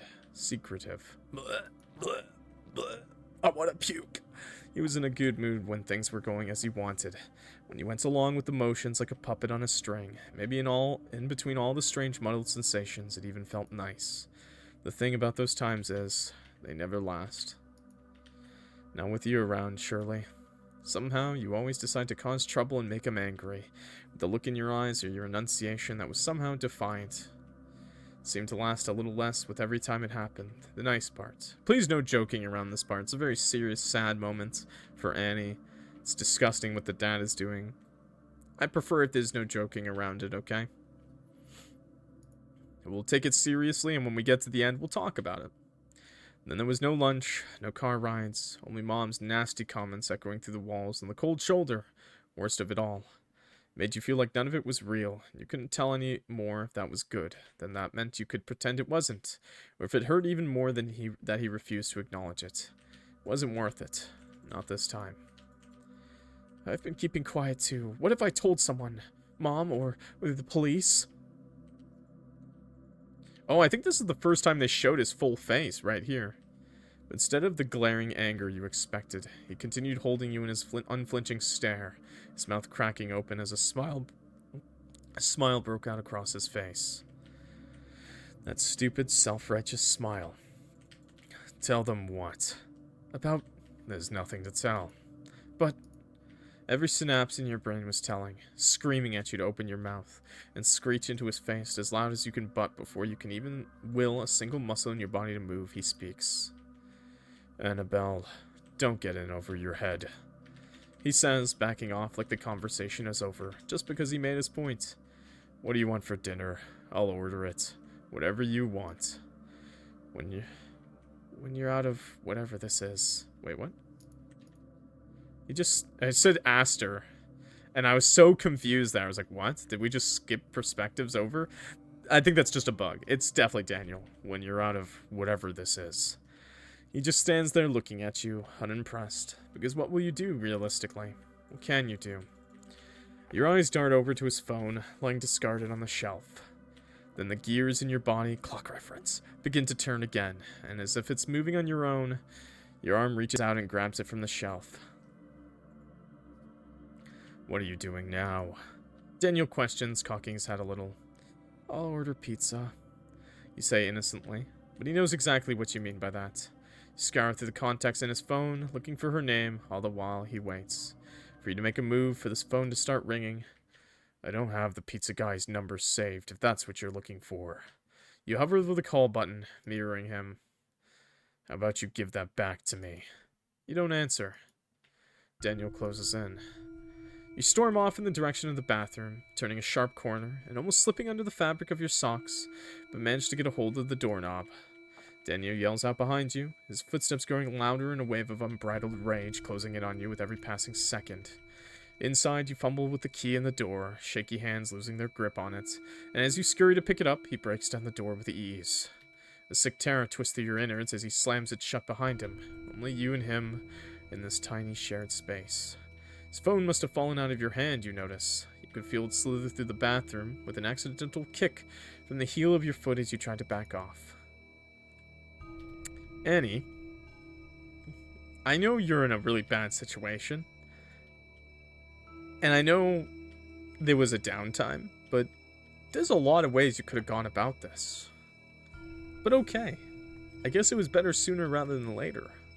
He grabs your hand in an iron grasp, one so hard it could bruise, and yanks the key out of the other. You tried to yell, but before you could get through the first syllable, you were being shoved back against the wall. There was a finger pointing in your face alongside all the words being hurled into it. You think your mom would care. If your mother cared about you, she wouldn't go looking for men to take care of you. You bite your tongue, tears stinging in the corner of your eyes. You pressed your head back and turning as far as you could to avoid the majority of it. But you don't come crying to her when you've had a bad day. Maybe next time go to her instead. See how she'll treat you. Or even better, go to your boyfriend who blows you off every other day. You want to do that? No, really. How about you go tell him about the things you did? You really think you'll stay with a girl like that? He was scary when he got so angry. Silence was always the best and only option for that tone. Stony, empty silence. Stared down upon your dirty sneakers and only hoped he would stop soon. Go to his house right now and tell him. See what he'll do. When you do, you'll see that he never cared about you to begin with. That's not true. He loves me. You start to cry in earnest, unable to keep up any longer. It's true, sweetie. Sometimes we have to learn our lessons the hard way. He soothes with a razor-sharp edge to his tone, so deadly it cut at the lightest touch. If you don't believe me, you gotta see for yourself that everyone in this world is full of shit. And by God, when you turn back up here like nothing happened, you'll notice this is the only place you belong. Oh my God. He says as if the words are supposed to comfort you. You sob, pressing your eyes shut and shaking your head profusely in denial. Remember, if you need to step away and back off of this video, please do so. It's not a problem. It's a pretty heavy game. I get it. I personally want to read stories like this. The edginess, whatever. Not that I want to. I guess I'm in it too deep to back out now, I guess, personally. Oliver loved you. He said he did. He meant it. You repeat it over and over like a mantra, because if you don't, you're scared you'll stop believing it. His eyes never left you, judging condescendingly in pity-filled eyes. Daniel lets out a weary sigh and lets himself fall on your shoulder, allowing his arms to rest around your body. I love you, Annabelle. You know that, right? Oh, I'm fine. You didn't answer. You stared at the wall. Your skin felt buzzy and too tight. You wanted to peel it all off right at the spot. You want to know why these things happen to good people like us. As he slowly came down from his fit of rage, his speech started slurring, and you could smell the pungent stench of alcohol on his breath the further he leaned in. World's unfair. God just doesn't like our sorry asses. Breath gets caught in your throat as his hand slithers its way under your shirt. I don't want to read that. I don't want to read that. I don't want to read that. It doesn't last. I don't want to read that. Didn't look up when he turned around. Didn't look up when he gave you the keys to his car. Didn't look up when he trudged back the way he had come to the same old couch. It was only when you shut the door to the Delta that you leaned back against the seat and stared up at the hovering blackness before the ceiling and gulped in air like you never tasted before. Ollie would do something. Ollie loves you. Ollie would help you. But Oliver was just like him. Like Dad. Like Walter. And after this, he would start seeing you the same way everyone else does. The way Walter said everyone did. What did Walter say? You know what they also talk about?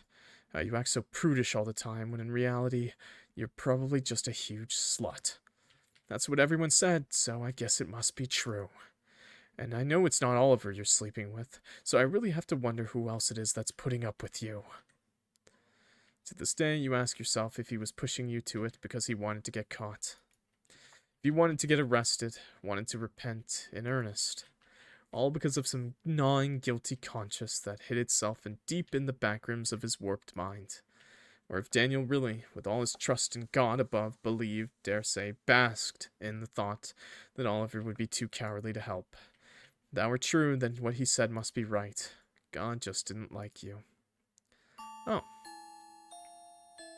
You sit on the bed of your camper, happily looking at the text on your phone. Oh, camper. Okay, we're time skip. Well, in this route, we did choose for Oliver to help, so.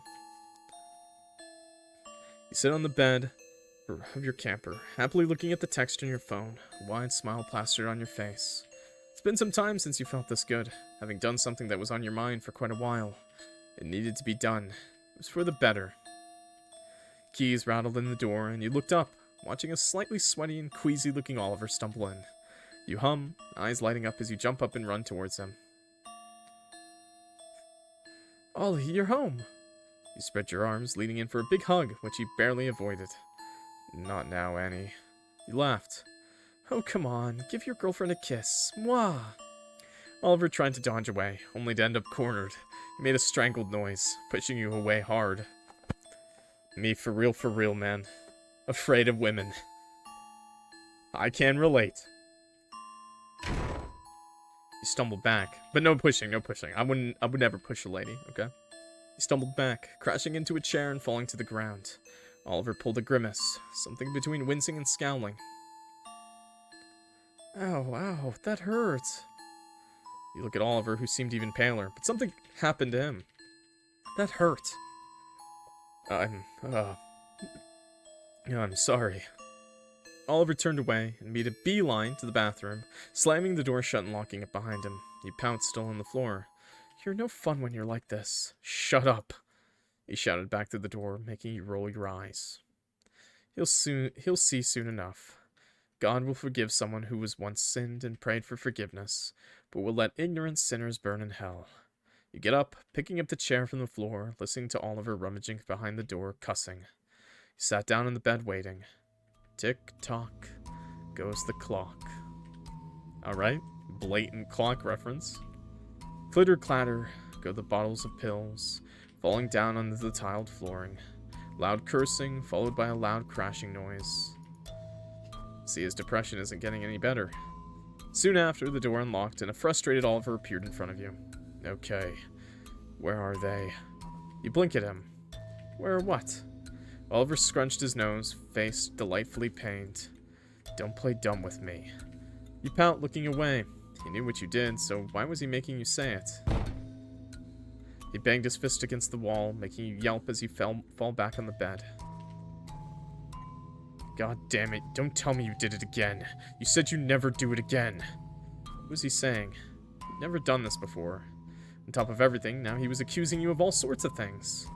You flush with anger, balling your hands and gripping the sheets for surface. Well, I wouldn't need to do it if you didn't waste all our money on them. I think you're so fucking noble. I won't let you do it again, you say. But then we have no money when I leave it all to you. Because either you fucking blow it all to get high, or don't even get paid in cash. You look back at Oliver. His gaze had hardened, looking infuriated. A shiver went over your spine. I know all that. Don't bullshit me, Annie. Why do you keep doing this? Oliver ground his teeth together, putting one of his knees on the bed for leverage. I'll kill you if you don't tell me why. Right now. This is the now. This is after the murder. This is a good bit of time after the murder. Obviously, Oliver has a very bad coping mechanism for it. Because I hate the way you get when you're high. You're boring. You don't react to anything I do. Oliver's face went blank. The emotion wiped off it for a moment, and the foolish idea that he might understand came to mind. Then it came back. He leapt forward and grabbed you by the throat. He put his entire weight into his arms, on your frail frame as you struggle to fight against it. Thrash around and scratch at his arms. Electricity sparks through your bones as he starts to squeeze harder, making it difficult to breathe. The world around you started to get blurry. Meager gasps of air fight to ease their way through your crushed windpipe. Bloody lines start running down his arms, and the strength in your body starts to fade away. Your once clear consciousness now a flickering radio signal. You start to ask yourself, why fight against it in the first place? Wasn't the struggle everything you wanted? The thrill of the fight? You never wanted to win. Draw it out a little, maybe. Make him really earn it. You can feel the darkness close in, the signal turning off. It's nearly time. Look at Oliver through squinted eyes, his face contorted with raw anger, only wishing he'd keep his attention on you. Only you for a second longer. What? A phone. Whose phone was ringing? I don't know when I can... me. I can't read that. I'm getting blank. Yeah, I'll see you soon. It was Oliver's voice. Lazily, you open your eyes and look around yourself dazed. It seems your dream got interrupted. You don't know when you dozed off, only that Oliver seemed sort of upset when he left. But he could never stay mad at you for very long. Surely he's forgotten all about it by now. The muffled voices recede and you hear keys jingling in the keyhole, unlocking the door to the RV. Oliver's home. Wait, no, that didn't come out right. Ollie, you're home. You jump up and leap into his waiting arms, gently hugging you back. What? Hi, Annie. What's got you so riled up, huh? I had a nightmare. Oh, I'm sorry I wasn't there. I don't like it when you're out so long. You said you'd be home by 9. What? Is this a lie? Let's keep going. I know. I should have told you to take longer. Didn't you see my text? I didn't. I'm sorry. You nuzzle into him, longing to find any sort of comfort in his chest. It was cold. Oliver was always cold. The icy hands on your back barely even feel like hands at first. It's just like cold water. I think the other one is the dream because she's so used to that from her trauma that at this point of staying with Oliver, who has no emotion for her basically, that she would be happier, you know, like better off that way. You always say that. I am. We just got really distracted.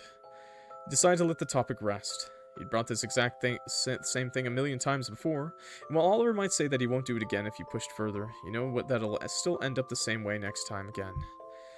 Who are you calling out there? He always did this. He heard you clearly.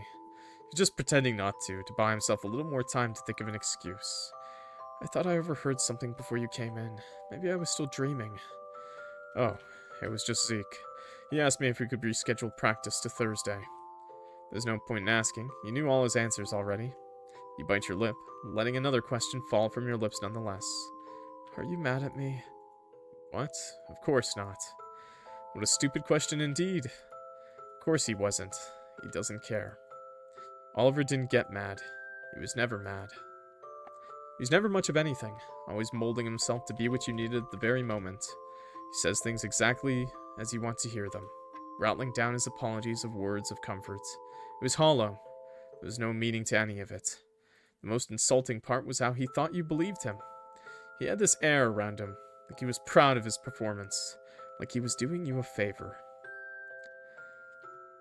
Oliver's hand slid down the curve of your waist in an all too familiar manner.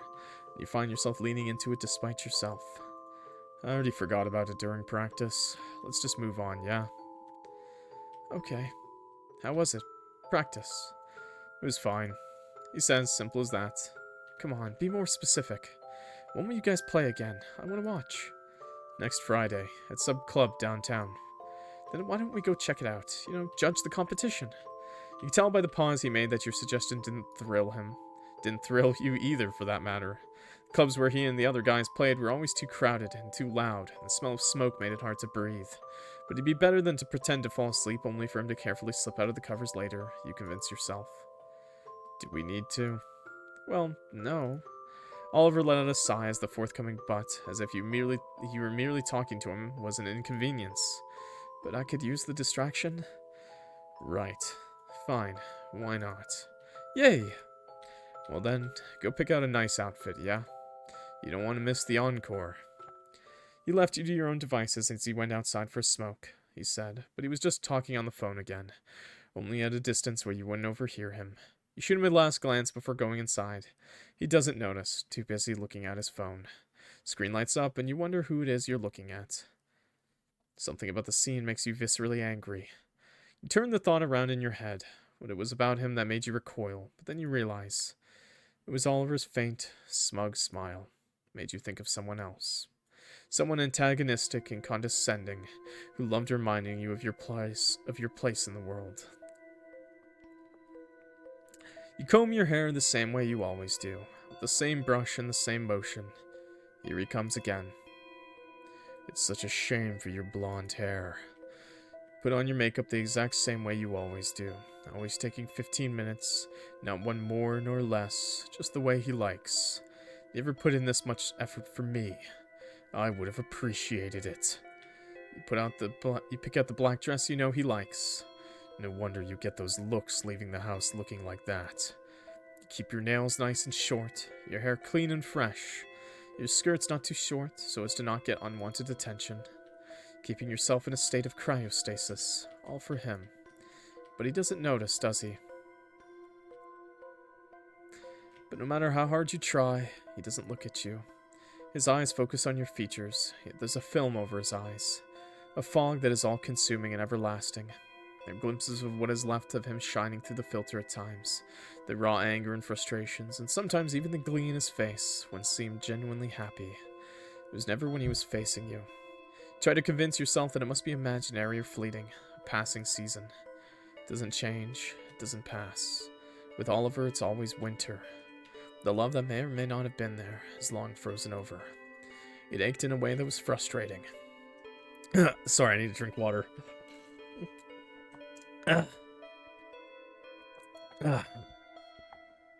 You knew that he didn't, that the love he claimed to have wasn't something that existed, not for you. You knew it all along, but there was still a spark of hope that someday it might change. The person you seek that comfort from was no longer there. It was bits and pieces of other people, traces of strangers scattered all over him. Consuming them, their personality and their thoughts. He was eating them all up, one by one. The stupid piercing on his left eyebrow, that mirrors the one of the drummer. The spare hair tie he wore around his wrist, for the long black hair of the lead singer. The second phone he thought he hit so well, accompanied by the familiar voice on the other end of the line that spoke as conniving as it always did.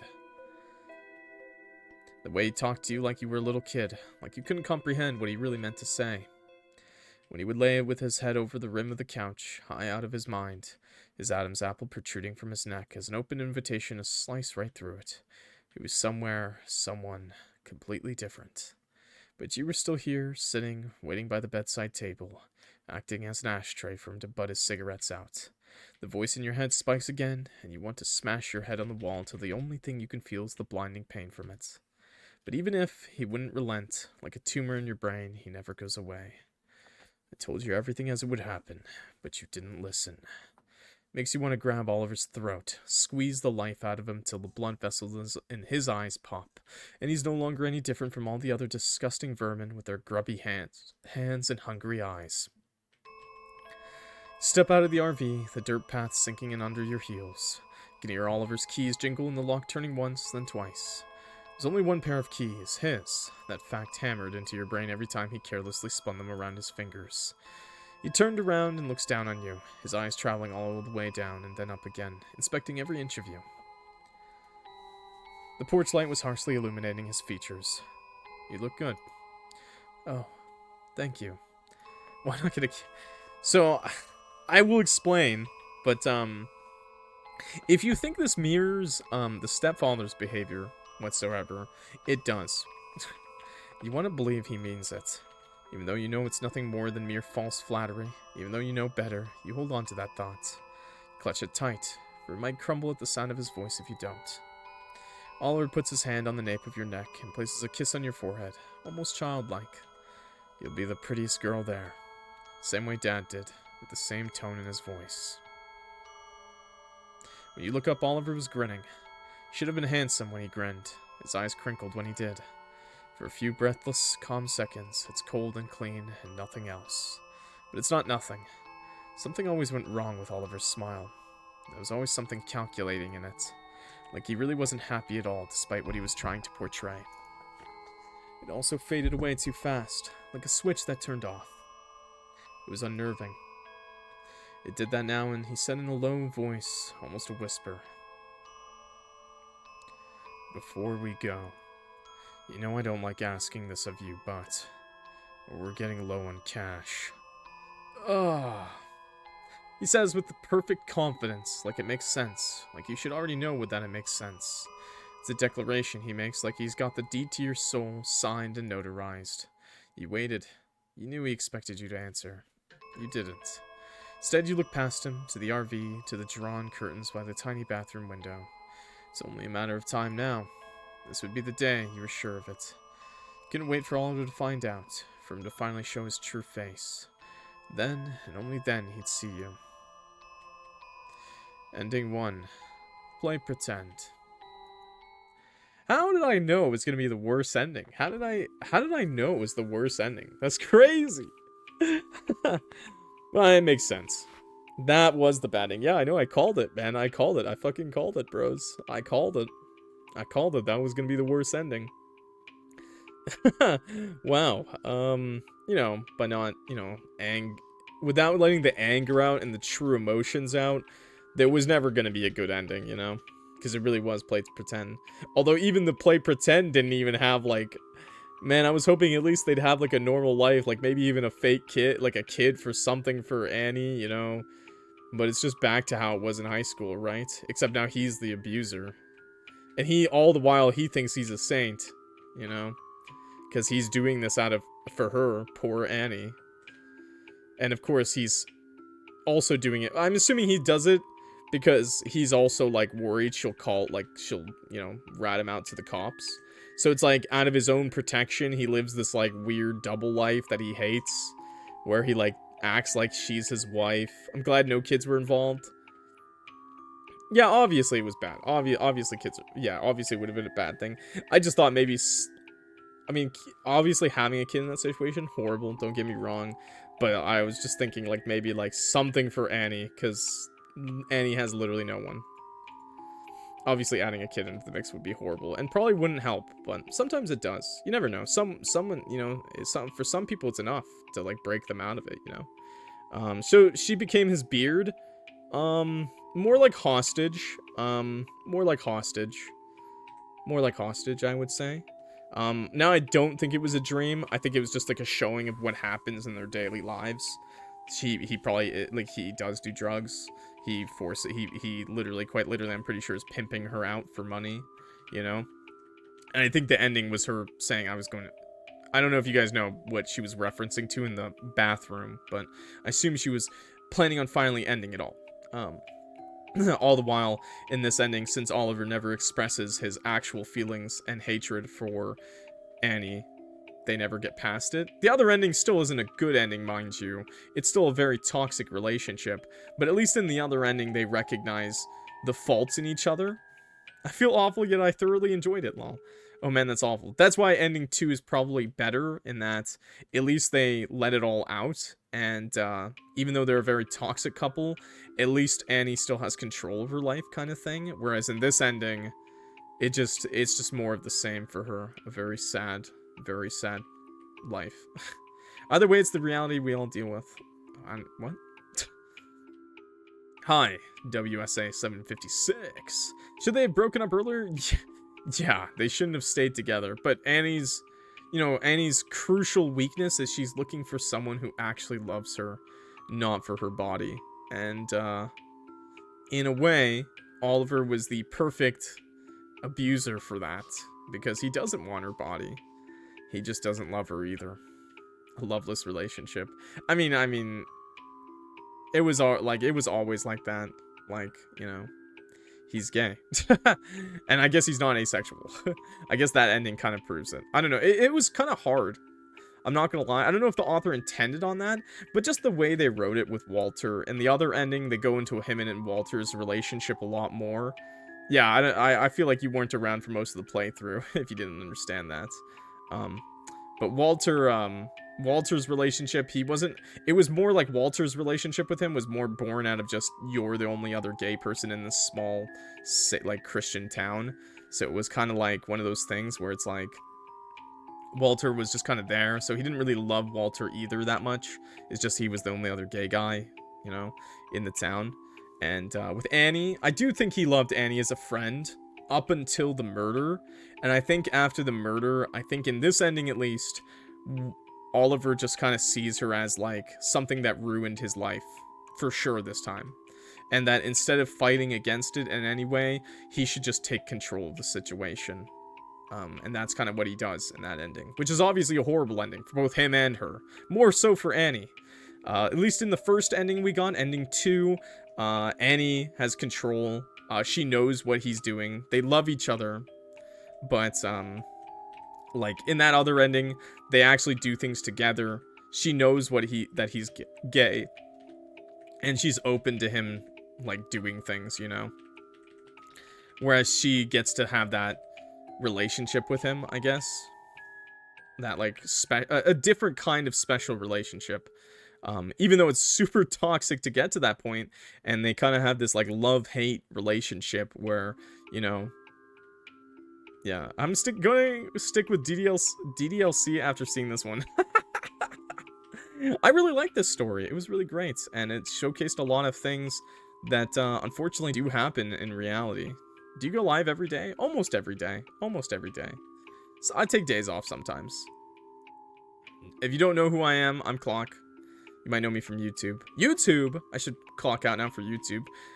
Thank you so much for watching, YouTube. I hope you guys really enjoyed Joyride to Hell. Remember, if you're ever in these situations, you're not alone. I know maybe in this situation you think you're never alone, okay?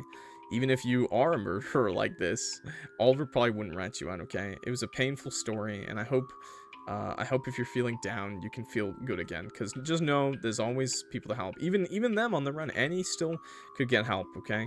There's still places where you can get help, okay? And if you're someone like Oliver, maybe you're, you know, in the closet or something like that, or you're too afraid, or you're in a relationship, you're straight, and you're not sure you love someone, please get out of that relationship. Don't force something that's not real, okay? It's not worth it.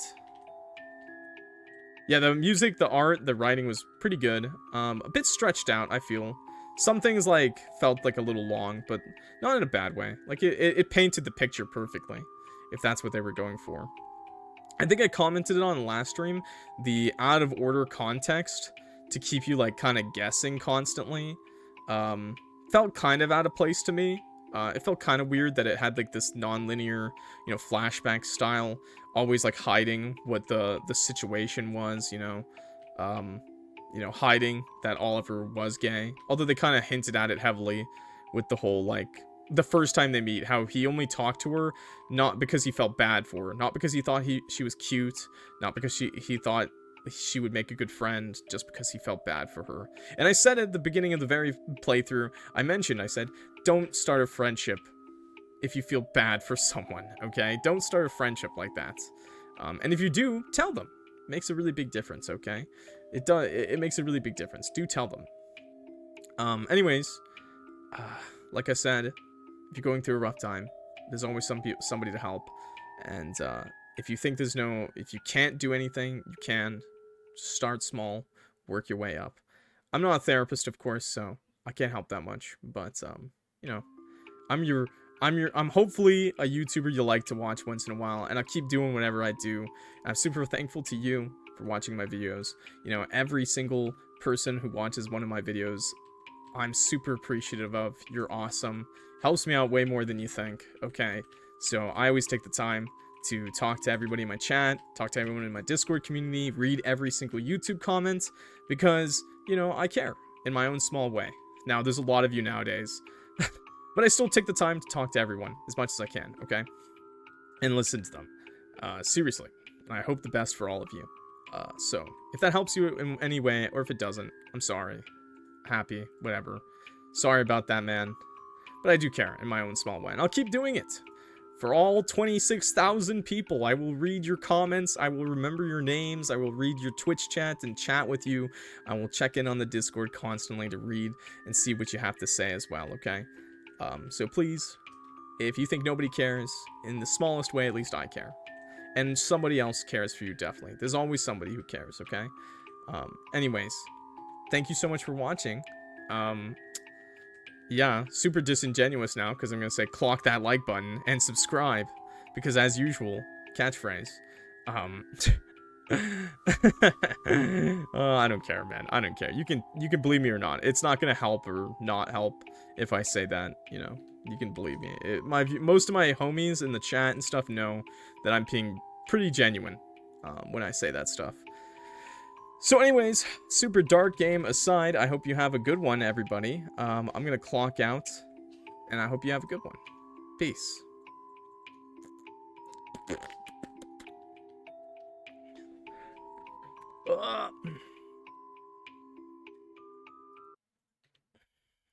Bop. I'm small.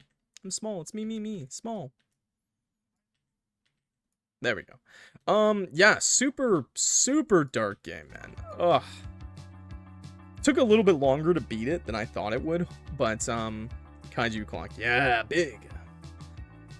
Took a little bit longer to beat than I thought it would, but I mean, I guess the game description said 5 to 6 hours, so, I mean, I shouldn't be that surprised that it took me 5 to 6 hours to beat. Thank God it let me skip one chunk of text. That was nice of the developer. It was pretty kind of the developer to let me skip one thing. Glorp Clumsy. I hope you guys enjoyed the story. Thanks for staying positive, by the way. Thank you for your kind messages, chat, and thanks for not joking around too much. I don't really like to joke around too much around games like that. It's like when I play Hell Trap. I really appreciate it if people could just chill out. I'm not working on the sleeves, Clock. Oh, okay, well, I'm glad. Good stamina to take longer to beat it. Yeah, it took a little bit longer than 5 hours, I think, in total. I did yap a lot. I do cut in a lot, and I hope my message at the end isn't too disingenuous. I got that feeling of walking out of a really crazy movie right now. Yeah, I know. I've done that before. We go to the movies with the boys and you just see something life-changing and you're just like, whoa, now I just gotta go back to normal life now, I guess. I don't really have any more serious game. No, that's okay. I don't really know. I didn't talk a lot about the game's story, obviously. But I did talk about, I guess YouTube I could talk about a little bit more, actually. I didn't think about it, at the time. But, you know, if you or anyone, I guess I will talk. Okay, YouTube, we're back. Sorry, I trolled you. I'm lying. I didn't talk nearly as much about the game as I thought I would. Let's hit some heavy topics now, you know? Let's hit some heavy topics like child abuse, okay? If you or you think a friend or loved one is getting abused, please go to the cops. Don't care and say, don't tell yourself that no one's gonna help you, okay? That's the first problem, okay? Please get some help, okay? I know it's hard, and I know that other person has power, and you think no one will help you. Please, the only way to start getting help or making a difference is by reaching out. Didn't you talk through the entire story? I did, but I didn't talk too much about, like, Oliver's shitty behavior. You know, Oliver's in the closet for a lot of the game. He doesn't tell Annie that he's gay. He gets into a relationship for all the wrong reasons just because he doesn't want his friendship to change. Big no-no, by the way. I feel like their relationship would have been so much better if they just stayed friends instead of, you know, fake dating. However, it did give Annie a lot of strength to keep going because she was getting abused all the time. And, you know, people in the chat were very confused. Yeah, there's always one person that can help, okay? And I know a lot of you guys were confused about why Annie was the way she was, but victims in those situations, you know, it's really hard for them to reach out for help because a lot of the time they still think that they're like, especially if it's like a figure in their life that's very close to them, it can be very hard. It's basically Stockholm syndrome, you know, it's basically like Stockholm syndrome where it's like that. It's like you don't even think the other person's doing a real wrong anymore at a certain point, which is really sad. But there were a lot of signs, and I really hope that you guys don't. I really hope everyone kind of looks for signs in their friends. Same with depression. Like Oliver had depression. She didn't know he had depression, and but there was always signs that he had depression too. So there's always signs. Reach out to your friends. Ask them questions. You know, both of them said you didn't tell me anything, but you didn't ask. You know. Ask them questions, you know, how are things? It can be something small. You can lead up to questions. You can ask them, tell them they're in a safe space, you know, tell them that, reassure them that they can tell you anything, you know, be your homie, you know. And I mentioned it in the VOD, but I brought up the greatest Gurren Lagann quote in history, the good old believe in the me that believes in you quote, you know. So Stockholm isn't just a place in Sweden. But yeah, seriously, it helps, you know. And you can really help someone out of a horrible situation like that. Obviously, the game is a lot of bad cards dealt to the two teens, you know. Both of them, just everything, one after another, being beat down. Yeah, let them know it's not a burden, you know. Let them know that you're there for them, okay? Hey, have a good night, have a good night. But yeah, it's like straight up, like, it's like they were dealt bad hand after bad hand after bad hand, you know. It just kept getting worse and snowballing. It was really hard. You know, it was really hard. And it escalated eventually. They never did explain how Annie got her dad in the car. I still would love to know how that happens. Like, excuse me? Like, what did she have to do? Did she force him in? Did she drug him? You know, I don't really know. Yeah, they just never explained. How did, like, a teenage girl that's, like, scrawny get a grown-ass man into a car, into a trunk, tied up? Like, she must have had to wait for him to be drunk, or somehow maybe she had a gun or something, but I don't think she had a gun. So, I don't know. I mean, for the point of the plot, it's not that important, but it just showcases how Annie lied a lot more, too. And that's another thing, okay? Communication is key. Communication is key.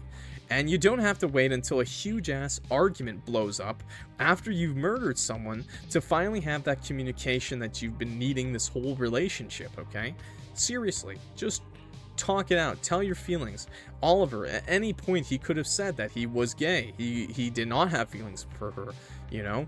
That he had feelings for Walter, instead of letting it escalate every time and hiding things, you know? Even though he didn't love her that way, he still, like, kept a lot of lies from her. She was basically his best friend.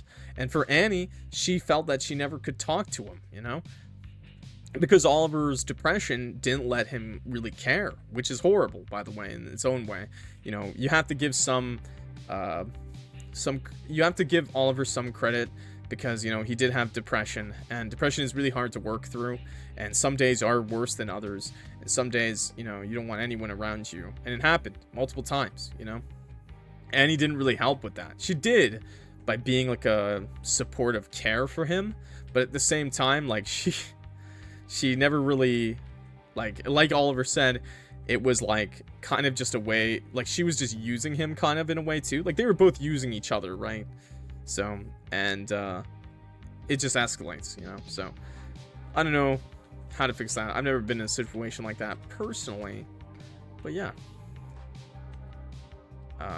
People also get huge adrenaline rushes. I wouldn't be surprised if you're so scared in that to do or die mode. Yeah, I mean, true, too. True, too.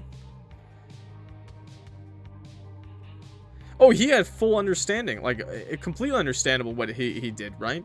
I think Annie was one of the only people that he could have talked to about his problems, though. I think the game tries to really hammer that in. It's more the fact that he was cheating on her, lying to her, you know, behind her back, you know, that, like, made her angry, and outing him in rage.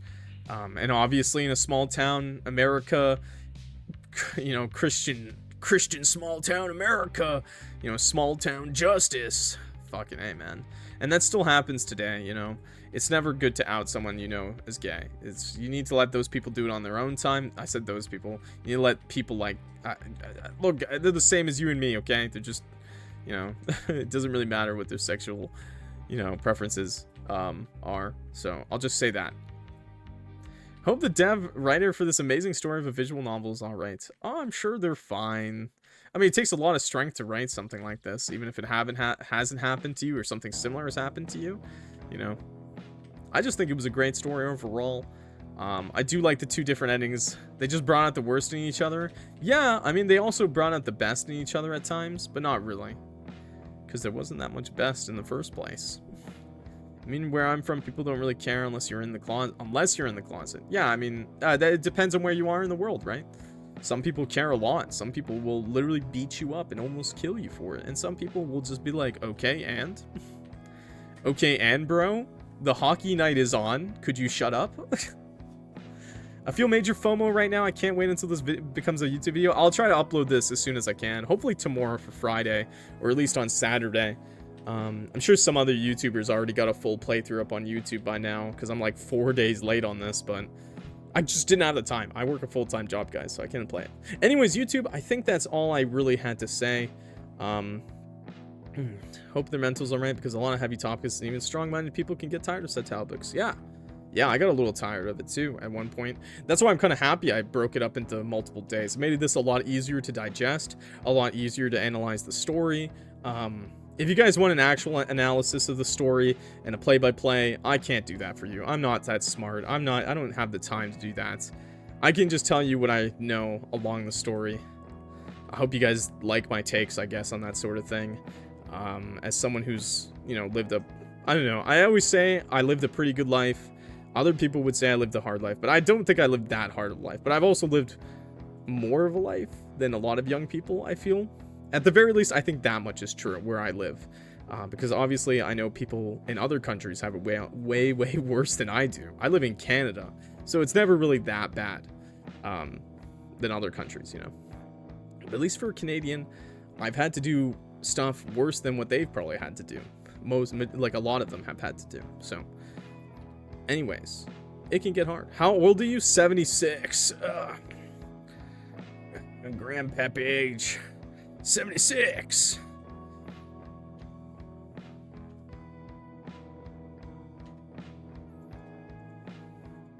fact he wanted to help her but wasn't able to help both of them is so depressing. Yeah, a lot of this game stems from him wanting to help her for the wrong reasons. I'll change your diaper when I get home. Thanks, brother.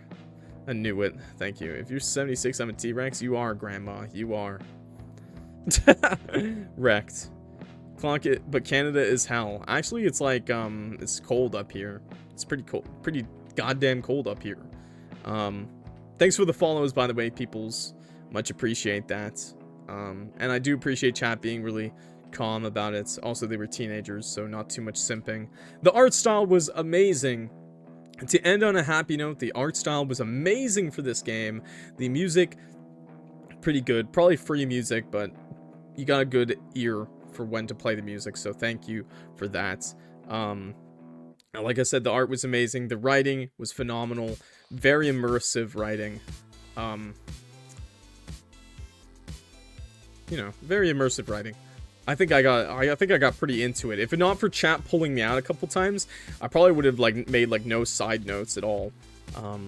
Which I don't like to do. I like to really Dante's Inferno, the last circle of hell. Extremely cold. Yeah, that's true actually. I love Dante's Inferno. The game, amazing. Actually made me read the great comedy. The divine comedy. Sorry. Yes. Dante Alighieri's. Which I'm actually super excited because the developers of Little Goody Two Shoes is making a game based off of Dante's Alighieri's the Great Divine Comedy. Oh my god. The Divine Comedy. Oh my god. Poggers, Little Goody Two Shoes devs. Oh my god. I love the Little Goody Two Shoe devs. They're awesome. I can't wait to play the newest game whenever that comes out.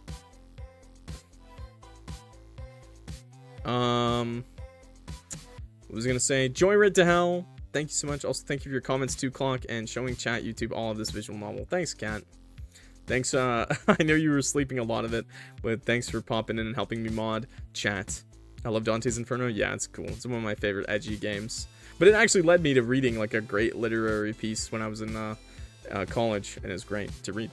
So, anyways, have a good night, everybody, for real this time, YouTube. Thank you so much for watching. Please, no, I love you guys. Not parasocial, okay? No parasocial here. Just some pure streamer to viewer love, okay? Much love. Clock heart. MrClockWorks for you, okay? Give you that clock heart. Anyways, peace. See ya.